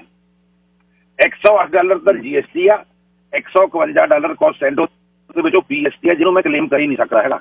ਜਿਹੜਾ ਇੱਕ ਟਰੱਕਰ ਡੀਜ਼ਲ ਪਾਉਂਦਾ 50% ਆਪਾਂ ਉਹਦੇ ਉੱਤੇ ਟੈਕਸ ਹੀ ਪੇ ਕਰਦੇ ਹਾਂ। ਜਿਹੜਾ ਤੁਸੀਂ ਕਾਰ ਵਿੱਚ ਡੀਜ਼ਲ ਪਾਉਂਦੇ ਆ 50% ਟੈਕਸ ਹੀ ਪੇ ਕਰਦੇ ਹੋ। ਉਹਦੇ ਵਿੱਚ ਇੱਕ ਟੈਕਸੀ ਵਾਲਾ ਜਿਹੜਾ ਹੈਗਾ ਆ, ਉਹ ਜੇ ਡੀਜ਼ਲ ਭਰਾਉਂਦਾ ਹੈਗਾ $100 ਦਾ ਗੈਸ ਪਾਉਂਦਾ ਹੈਗਾ ਦਿਨ ਦੇ ਵਿੱਚ ਮਿਹਨਤ ਕਰਕੇ, ਤੇ ਉਹ $50 ਤੇ ਐਵਰੀ ਡੇ ਪੇ ਕਰ ਰਿਹਾ ਹੈਗਾ। ਜਿੱਥੇ ਰਿਪੇਅਰ ਕਰਵਾ ਰਿਹਾ ਹੈਗਾ, ਹੋਰ ਕੁਛ ਕਰ ਰਿਹਾ ਹੈਗਾ, ਸਾਰਾ ਕੁਛ ਕਰ ਰਿਹਾ ਹੈਗਾ, ਉਹ ਚੱਲਦਾ ਹੈਗਾ।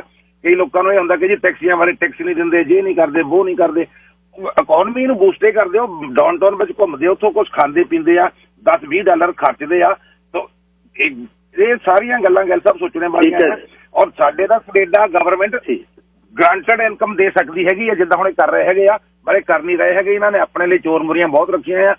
3 ਟ੍ਰਿਲੀਅਨ ਦਾ ਹੁਣ ਜਿਹੜਾ ਡੈਫੀਸਿਟ ਹੈਗਾ ਆ, ਟਰੂਡੋ ਸਾਹਿਬ ਨੇ ਹੁਣ ਉਹ ਸਾਰਾ ਹੀ ਪੈਂਡੈਮਿਕ ਦੇ ਸਿਰੇ ਪਾਉਣਾ ਹੈਗਾ, ਕਰੋਨਾ ਦੇ ਸਿਰੇ ਪਾਉਣਾ ਹੈਗਾ, ਔਰ ਆਪਣੀਆਂ ਵੋਟਾਂ ਵੀ ਹਰੀਆਂ ਕਰ ਰਹੇ ਹੈਗੇ, ਰਾਜਨੀਤੀ ਕਰ ਰਹੇ ਹੈਗੇ ਆ ਜੀ ਇਹਦੇ ਵਿੱਚ। ਬਾਕੀ ਸਾਨੂੰ ਲੋਕਾਂ ਨੂੰ ਥੋੜ੍ਹਾ ਜਿਹਾ ਇਹ ਹੈਗਾ ਕਿ ਥੋੜਾ ਵਿਸ਼ਾਲ ਹਿਰਦੇ ਨਾਲ ਗੱਲ ਕਰਨੀ ਚਾਹੀਦੀ ਆ।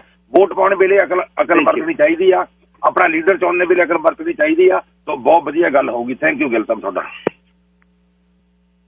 Sir Pritpal Singh ji, line number 2। ਸਤਿ ਸ਼੍ਰੀ ਅਕਾਲ ਹਰਜੀਤ ਜੀ, ਤੇ ਸਤਿ ਸ਼੍ਰੀ ਅਕਾਲ ਤੁਹਾਡੇ ਸਰੋਤਿਆਂ ਨੂੰ ਜੀ। ਮੈਂ ਬਹੁਤ ਦੇਰ ਦਾ ਸੁਣ ਰਿਹਾ ਕਿ ਤੁਹਾਡੇ ਸਰੋਤੇ ਬਹੁਤ ਵਧੀਆ ਤਰੀਕੇ ਨਾਲ ਤੇ ਵਿਸਤਾਰਪੂਰਵਕ ਬਿਆਨ ਕਰ ਰਹੇ ਨੇ ਵੀ ਜੋ ਵੀ ਹੋ ਰਿਹਾ ਹੈ ਇਸ ਵੇਲੇ ਫੰਡਾਂ ਦੀ ਦੁਰਵਰਤੋਂ। ਔਰ ਬਹੁਤ ਸਾਰੇ ਕਾਲਰਾਂ ਨੇ ਆਪਣਾ ਖਾਸਤਾ ਜਤਾਇਆ ਕਿ ਵੀ ਸਾਨੂੰ ਤਾਂ ਮਤਲਬ ਕਿ ਕਹਿ ਲਓ ਕਿ ਇੱਕ ਪਾਸਕੂ ਜਿਹਾ ਹੀ ਵੰਡਿਆ ਜਾ ਰਿਹਾ, ਜਿਹੜਾ $2000 ਨੂੰ ਦਿੱਤਾ ਜਾ ਰਿਹਾ। ਵੱਡੀਆਂ ਕਾਰਪੋਰੇਸ਼ਨਾਂ ਜਿਹੜੀਆਂ ਟੈਕਸ ਵੀ ਨਹੀਂ ਦਿੰਦੀਆਂ, ਟੈਕਸ ਚੋਰੀ ਕਰਦੀਆਂ ਨੇ, ਔਰ ਉਹ ਤਕਰੀਬਨ $300 ਬਿਲੀਅਨ ਦੇ ਕਰੀਬ ਲੈ ਜਾ ਚੁੱਕੀਆਂ ਨੇ। ਮਤਲਬ ਕਿ ਅੱਜ ਜਿਹੜਾ ਅਨਾਊਂਸਮੈਂਟ ਹੋਇਆ ਉਹਦੇ ਮੁਤਾਬਕ $190 billion plus wage subsidy plus rent, all together ਜਿਹੜਾ ਹੈਗਾ $300 ਬਿਲੀਅਨ ਬਣੇਗਾ। ਔਰ ਸਭ ਤੋਂ ਵੱਡੀ ਹੈਰਾਨੀ ਦੀ ਗੱਲ ਤੁਹਾਨੂੰ ਇਹ ਦੱਸਾਂਗਾ ਮੈਂ, ਅੰਕੜਿਆਂ ਦੇ ਆਧਾਰਿਤ ਜੋ ਮੈਂ ਦੇਖ ਕੇ ਹੈਰਾਨ ਹੋ ਗਿਆ ਕਿ ਸਾਡੀ ਵਰਕ ਫੋਰਸ ਜਿਹੜੀ ਟੋਟਲ ਹੈਗੀ ਆ ਉਹ 8.727 ਮਿਲੀਅਨ ਹੈਗੀ ਹੈ ਜੀ। ਮਤਲਬ ਕਿ ਤਕਰੀਬਨ ਜਿਹੜੀ ਪੌਣੇ 20 ਮਿਲੀਅਨ ਦੇ ਕਰੀਬ। ਔਰ ਇਸ ਵੇਲੇ ਜਿਹੜੀ ਸਰਵ ਅਪਲਾਈ ਕੀਤੀ ਲੋਕਾਂ ਨੇ ਅਪ੍ਰੈਲ ਦੇ ਸਟੈਟ ਮੁਤਾਬਕ 8.5 ਮਿਲੀਅਨ। ਜੇ ਤੁਸੀਂ ਸਰਵ ਦੇ ਐਪਲੀਕੇਸ਼ਨ ਅੰਕੜੇ ਦੇਖਦੇ ਹੋ ਔਰ ਦੂਜੇ ਪਾਸੇ ਅਨਐਮਪਲੋਇਮੈਂਟ ਦੇ ਅੰਕੜੇ ਦੇਖਦੇ ਹੋ ਸਟੈਟ ਕੈਨੇਡਾ ਦੇ ਉੱਪਰ, ਜੋ ਇਹਨਾਂ ਦੀਆਂ ਵੈਬਸਾਈਟਸ ਜੋ ਇਹਨਾਂ ਦੀ ਇਨਫੋਰਮੇਸ਼ਨ ਦੱਸ ਰਹੀ ਹੈ, ਤਾਂ ਜ਼ਮੀਨ ਅਸਮਾਨ ਦਾ ਫਰਕ ਹੈ। ਜੇ ਤੁਸੀਂ ਦੇਖਦੇ ਹੋ ਕਿ ਜੇ ਤਕਰੀਬਨ 19 ਮਿਲੀਅਨ ਦੇ ਕਰੀਬ ਸਾਡੀ ਟੋਟਲ ਵਰਕਫੋਰਸ ਹੈ, 8.5 ਮਿਲੀਅਨ ਨੇ ਅਪਲਾਈ ਕਰਤਾ ਕਿ ਉਹ ਬੇਰੁਜ਼ਗਾਰ ਹੈਗੀ ਆ, ਤਾਂ ਕਲੋਜ਼ ਟੂ 50% ਸਾਡੀ ਅਨਇੰਪਲੋਇਮੈਂਟ ਰੇਟ ਹੋਣਾ ਚਾਹੀਦਾ, ਜਿਹੜਾ ਕਿ ਨਹੀਂ ਹੈਗਾ ਸਟੈਟ ਕੈਨੇਡਾ ਦੇ ਮੁਤਾਬਕ। ਜਿਹੜੀ ਅਨਇੰਪਲੋਇਮੈਂਟ ਦਾ ਅਸੀਂ ਸਟੈਟਾ ਦੇਖਦੇ ਹਾਂ ਉਹਦੇ ਮੁਤਾਬਕ 22% ਹੀ ਹੈ, BC ਦੇ ਅੰਦਰ 11.5 ਹੈਗਾ ਜੀ। ਤਾਂ ਇੱਥੋਂ ਪਤਾ ਲੱਗਦਾ ਕਿਤੇ ਨਾ ਕਿਤੇ ਕੋਈ ਧਾਂਦਲੀ ਬਹੁਤ ਵੱਡੇ ਲੈਵਲ ਦੀ ਹੈਗੀ ਆ, ਔਰ ਲੋਕਾਂ ਨੇ ਦੋ ਵਾਰ ਅਪਲਾਈ ਕੀਤਾ, ਜਾਂ ਇਹੋ ਜਿਹੇ ਲੋਕ ਵੀ ਅਪਲਾਈ ਕਰ ਗਏ ਜਿਹੜੇ ਵਰਕਫੋਰਸ ਦਾ ਹਿੱਸਾ ਹੀ ਨਹੀਂ ਹੈਗੇ। ਇਹ ਇੱਕ ਸਮਝਣ ਵਾਲੀ ਗੱਲ ਹੈਗੀ ਆ, ਇਹ ਮੈਂ ਤੁਹਾਡੇ ਸਰੋਤਿਆਂ ਨੂੰ ਦੱਸਣਾ ਚਾਹੁੰਦਾ।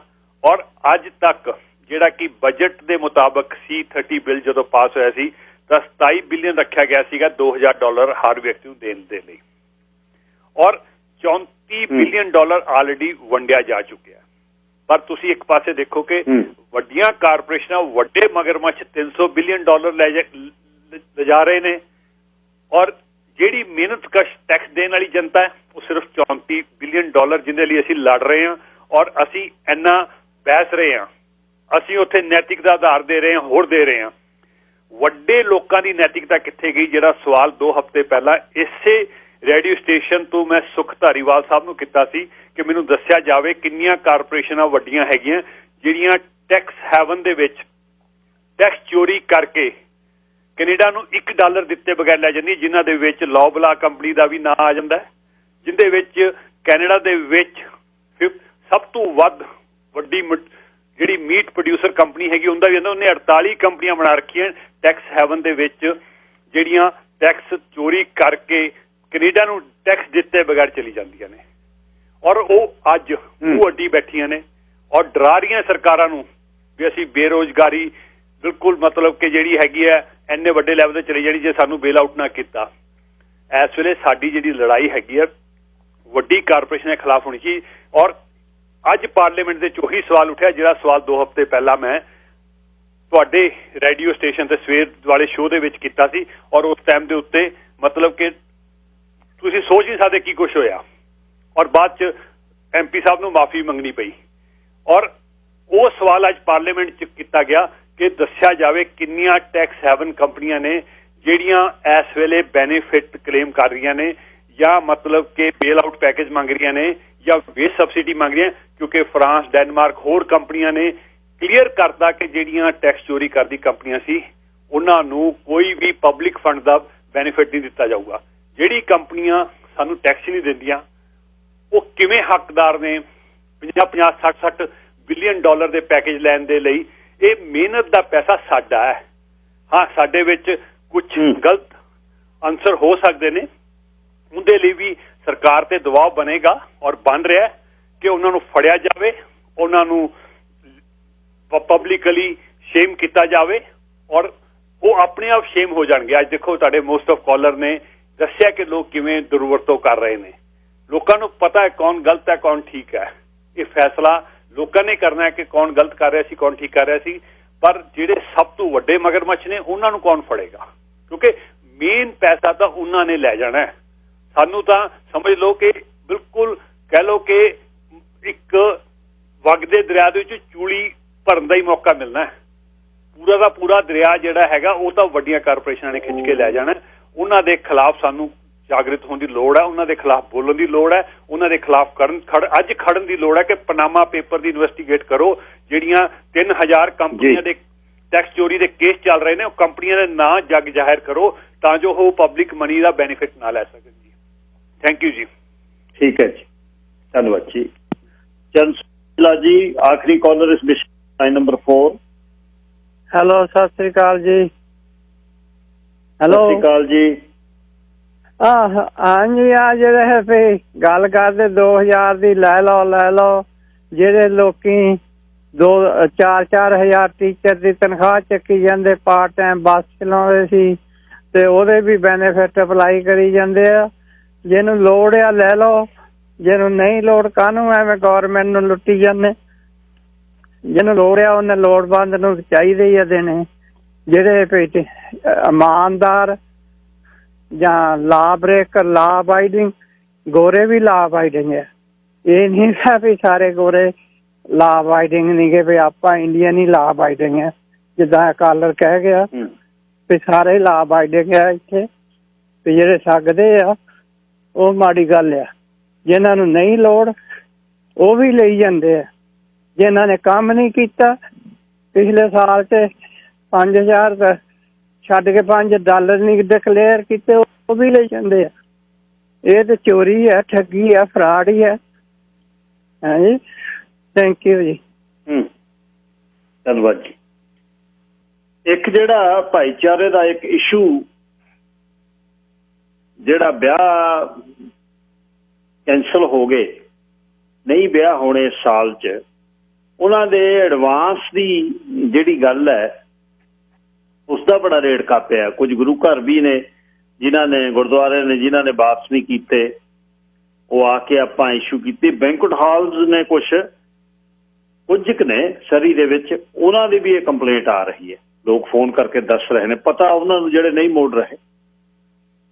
ਹੁਣ ਕਿਹੜੀ ਜਸਟੀਫਿਕੇਸ਼ਨ ਉਹ ਦਿੰਦੇ ਨੇ ਬਈ ਅਸੀਂ ਤਰੀਕ ਤੁਹਾਡੇ ਲਈ ਰੱਖੀ ਸੀ, ਤਰੀਕ ਰੱਖੀ ਹੈ, ਬਿਲਕੁਲ ਠੀਕ ਹੈ, ਪਰ ਹੁਣ ਉਸ ਤਰੀਕ ਦੇ ਜੇ ਤਾਂ ਕੋਈ ਹੋਰ ਹੁੰਦੇ ਹੋਣਗੇ ਵਿਆਹ, ਫਿਰ ਤਾਂ ਆਪਾਂ ਕਹਿ ਸਕਦੇ ਹਾਂ ਕਿ ਇਹ ਜਿਹੜਾ ਇਹ ਮੁਸ਼ਕਲ ਹੋ ਗਈ ਆਪਾਂ ਨੂੰ, ਬਈ ਆਪਾਂ ਨੂੰ ਇਹ ਤੰਗੀ ਹੋ ਗਈ ਹੁਣ, ਬਈ ਹੁਣ ਅਸੀਂ ਕੀ ਕਰੀਏ। ਵੀ ਉਹ ਡੇਟ ਅਸੀਂ ਛੱਡਤੀ, ਹੁਣ ਡੇਟ ਸਾਨੂੰ ਬਣਾਉਣੀ ਪੈਣੀ ਹੈ, ਡੇਟ ਲਾਉਣੀ ਪੈਣੀ ਹੈ। ਉਹ ਡੇਟ ਅਸੀਂ ਲੂਜ਼ ਕਰ ਲਈ, ਉਹ ਤਾਂ ਮੈਂ ਗੱਲ ਮੰਨ ਸਕਦਾ।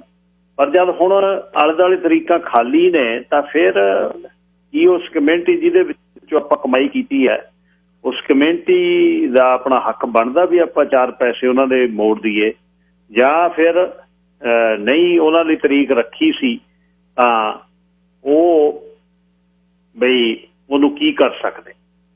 ਇਹ ਇੱਕ ਸਵਾਲ ਹੈ ਦੋਨੇ ਧਿਰਾਂ ਦਾ। ਮੈਂ ਕਈ ਬੈਂਕਟ ਹਾਲ ਵਾਲਿਆਂ ਨੂੰ ਕਿਹਾ ਵੀ ਸੀ ਵੀ ਯਾਰ ਤੁਸੀਂ ਆ ਕੇ ਦੱਸੋ ਵੀ ਕੀ ਸੋਚਦੇ ਹੋ, ਪਰ ਉਹ ਕੋਈ ਆਉਣਾ ਨਹੀਂ ਚਾਹੁੰਦਾ। ਪਰ ਕਮਿਊਨਿਟੀ ਦੇ ਵਿੱਚੋਂ ਹਰ ਰੋਜ਼ ਫੋਨ ਵੀ ਸਾਡਾ 10,000 ਆ ਜੀ, ਕੋਈ ਕਹਿੰਦਾ ਸਾਡਾ 5,000 ਆ, ਕੋਈ ਕਹਿੰਦਾ 15,000। ਇਹ ਜਿਹੜਾ ਇਸ਼ੂ ਹੈ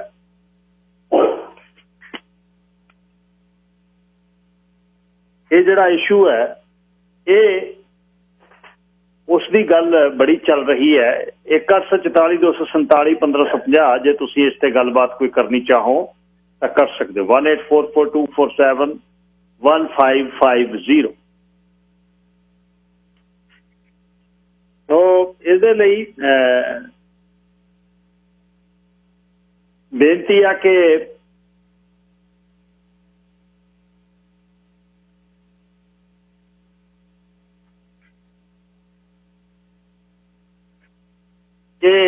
ਕੀ ਇਹਦੇ ਵਿੱਚ ਸਹੀ ਹੋ ਸਕਦਾ, ਕੀ ਗੱਲ ਮੰਨੀਏ ਵੀ ਇਹ ਗੱਲ ਠੀਕ ਹੈ। 18442471 1550।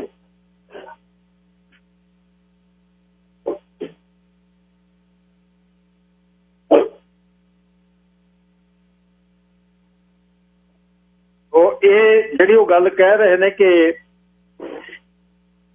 ਦੋਨੇ ਪੱਖਾਂ ਦੀ ਆਪਾਂ ਗੱਲ ਕਰੀਏ ਇਹਦੇ 'ਚ। ਸ਼ਾਹ ਕਰਨ ਸਿੰਘ ਜੀ ਕੀ ਕਹਿਣਾ ਚਾਹੁੰਦੇ ਹੋ ਲਾਈਨ ਨੰਬਰ 2? ਹਾਂਜੀ ਗਿੱਲ ਸਾਹਿਬ, ਥੈਂਕ ਯੂ। ਪਹਿਲਾਂ ਤਾਂ ਦੇਖੋ ਕੋਈ ਵੀ ਮੀਡੀਆ ਪਰਸਨ ਜਿਹੜਾ ਹੈਗਾ ਇਸ ਮਸਲੇ 'ਤੇ ਹਾਲੇ ਗੱਲ ਨਹੀਂ ਕਰ ਰਿਹਾ ਹੈਗਾ। ਹਾਂ, ਹੋਰ ਤਰ੍ਹਾਂ ਦੀਆਂ ਜਿਹੜੀਆਂ ਹੁੰਦੀਆਂ ਗੱਲਾਂ ਉਹ ਕਰੀ ਜਾਂਦੇ ਹੈਗੇ ਆ। ਮੈਂ ਦੇਖੋ ਕੱਲ ਵੀ ਗੱਲ ਕੀਤੀ ਸੀ, ਬਹੁਤ ਥੈਂਕ ਯੂ ਤੁਸੀਂ ਅੱਜ ਇਹ ਕੰਸਰਨਸ ਹੋਇਆ ਹੈਗਾ। ਗਿੱਲ ਸਾਹਿਬ ਮੈਂ ਦੇਖੋ ਮੈਂ ਕਿਤੇ ਵੀ ਕਿਸੇ ਤੋਂ ਪੈਸਾ ਨਹੀਂ ਲੈਣਾ ਹੈਗਾ, ਨਾ ਮੈਂ ਕੋਈ 에ਅਰਲਾਈਨ ਟਿਕਟ ਬੁੱਕ ਕੀਤੀ ਹੋਈ ਆ। ਆਪਾਂ ਤਾਂ ਇੱਕ ਸਧਾਰਨ ਸਿਟੀਜ਼ਨ ਹੋਣੇ ਦੇ ਨਾਤੇ ਆਪਣੇ ਸਾਰਿਆਂ ਦੀ ਇਹ ਆਪਣੇ ਪੰਜਾਬੀ ਕਮਿਊਨਿਟੀ ਦੀ ਨਹੀਂ, ਸਾਰੀਆਂ ਕਮਿਊਨਿਟੀਆਂ ਦੀ ਗੱਲ ਹੈਗੀ ਆ। ਔਰ ਆਪਾਂ ਜਿਸ ਕੰਟਰੀ ਵਿੱਚ ਰਹਿ ਰਹੇ ਹੈਗੇ ਇੱਥੇ ਬਿਲਕੁਲ ਵੀ ਜਿਹੜਾ ਹੈਗਾ ਜੰਗਲ ਰਾਜ ਨਹੀਂ ਹੈਗਾ। ਇੱਕ ਤਾਂ ਇਹ ਸੋਚਣਾ ਚਾਹੀਦਾ ਸਾਰਿਆਂ ਨੂੰ, ਜਿਨ੍ਹਾਂ ਨੇ ਪੈਸੇ ਦਿੱਤੇ ਹੋ ਆ ਉਹਨਾਂ ਨੂੰ ਵੀ, ਜਿਨ੍ਹਾਂ ਨੇ ਪੈਸੇ ਲਏ ਹੋ ਆ ਉਹਨਾਂ ਨੂੰ ਵੀ। ਦੇਖੋ ਇਹ ਕੈਂਸਲੇਸ਼ਨ ਜਿਹੜੀਆਂ ਹੋਈਆਂ ਹੈਗੀਆਂ ਨਾ, ਕਿਸੇ ਨੇ ਕੋਈ ਆਪਣੇ ਪਰਸਨਲ ਰੀਜ਼ਨ ਕਰਕੇ ਨਹੀਂ ਕੀਤੀਆਂ ਹੈਗੀਆਂ ਗੱਲ ਸਾਹਿਬ ਕੈਂਸਲੇਸ਼ਨ। ਚਾਹੇ ਉਹ ਹਵਾਈ ਜਹਾਜ਼ ਚੜ੍ਹਨਾ ਸੀਗਾ, ਚਾਹੇ ਕਿਸੇ ਨੇ ਕੋਈ ਵਿਆਹ ਸਮਾਗਮ ਕਰਨਾ ਸੀਗਾ ਗੁਰਦੁਆਰਾ ਸਾਹਿਬ ਦੇ ਵਿੱਚ, ਚਾਹੇ ਕਿਸੇ ਨੇ ਕੋਈ ਪਾਰਟੀ ਬੈਂਕੁਟ ਹਾਲ ਦੇ ਵਿੱਚ ਕਰਨੀ ਸੀ, ਆਪਣੇ ਬੱਚੇ ਦਾ ਬਰਥਡੇ ਮਨਾਉਣਾ ਸੀ ਜਾਂ ਕੁਛ ਹੋਰ ਕਰਨਾ ਸੀਗਾ। ਸੋ ਸਿਚੁਏਸ਼ਨ ਹੀ ਇਹੋ ਜਿਹੀ ਬਣ ਗਈ ਹੈਗੀ ਆ। ਇੱਕ ਗੱਲ ਸਾਹਿਬ ਲਾਓ ਆ, ਤੁਸੀਂ 에ਅਰਲਾਈਨ ਟਿਕਟ ਬੁੱਕ ਕਰ ਲਈ ਆ, ਤੁਸੀਂ ਹਸਪੀਟਲ ਚਲੇ ਗਏ, ਐਮਰਜੈਂਸੀ ਪੈ ਗਈ ਤੁਹਾਨੂੰ, ਤੁਹਾਡੀ ਸਿਹਤ ਨੂੰ, ਤੁਹਾਨੂੰ ਪੂਰੇ ਦੇ ਪੂਰੇ ਪੈਸੇ ਉਹ ਵਿਦਿਨ 1 ਵੀਕ ਉਹ ਰਿਫੰਡ ਕਰਦੇ ਸੀ ਟਿਕਟ ਦੇ ਪੂਰੀ ਦੇ ਜੀ।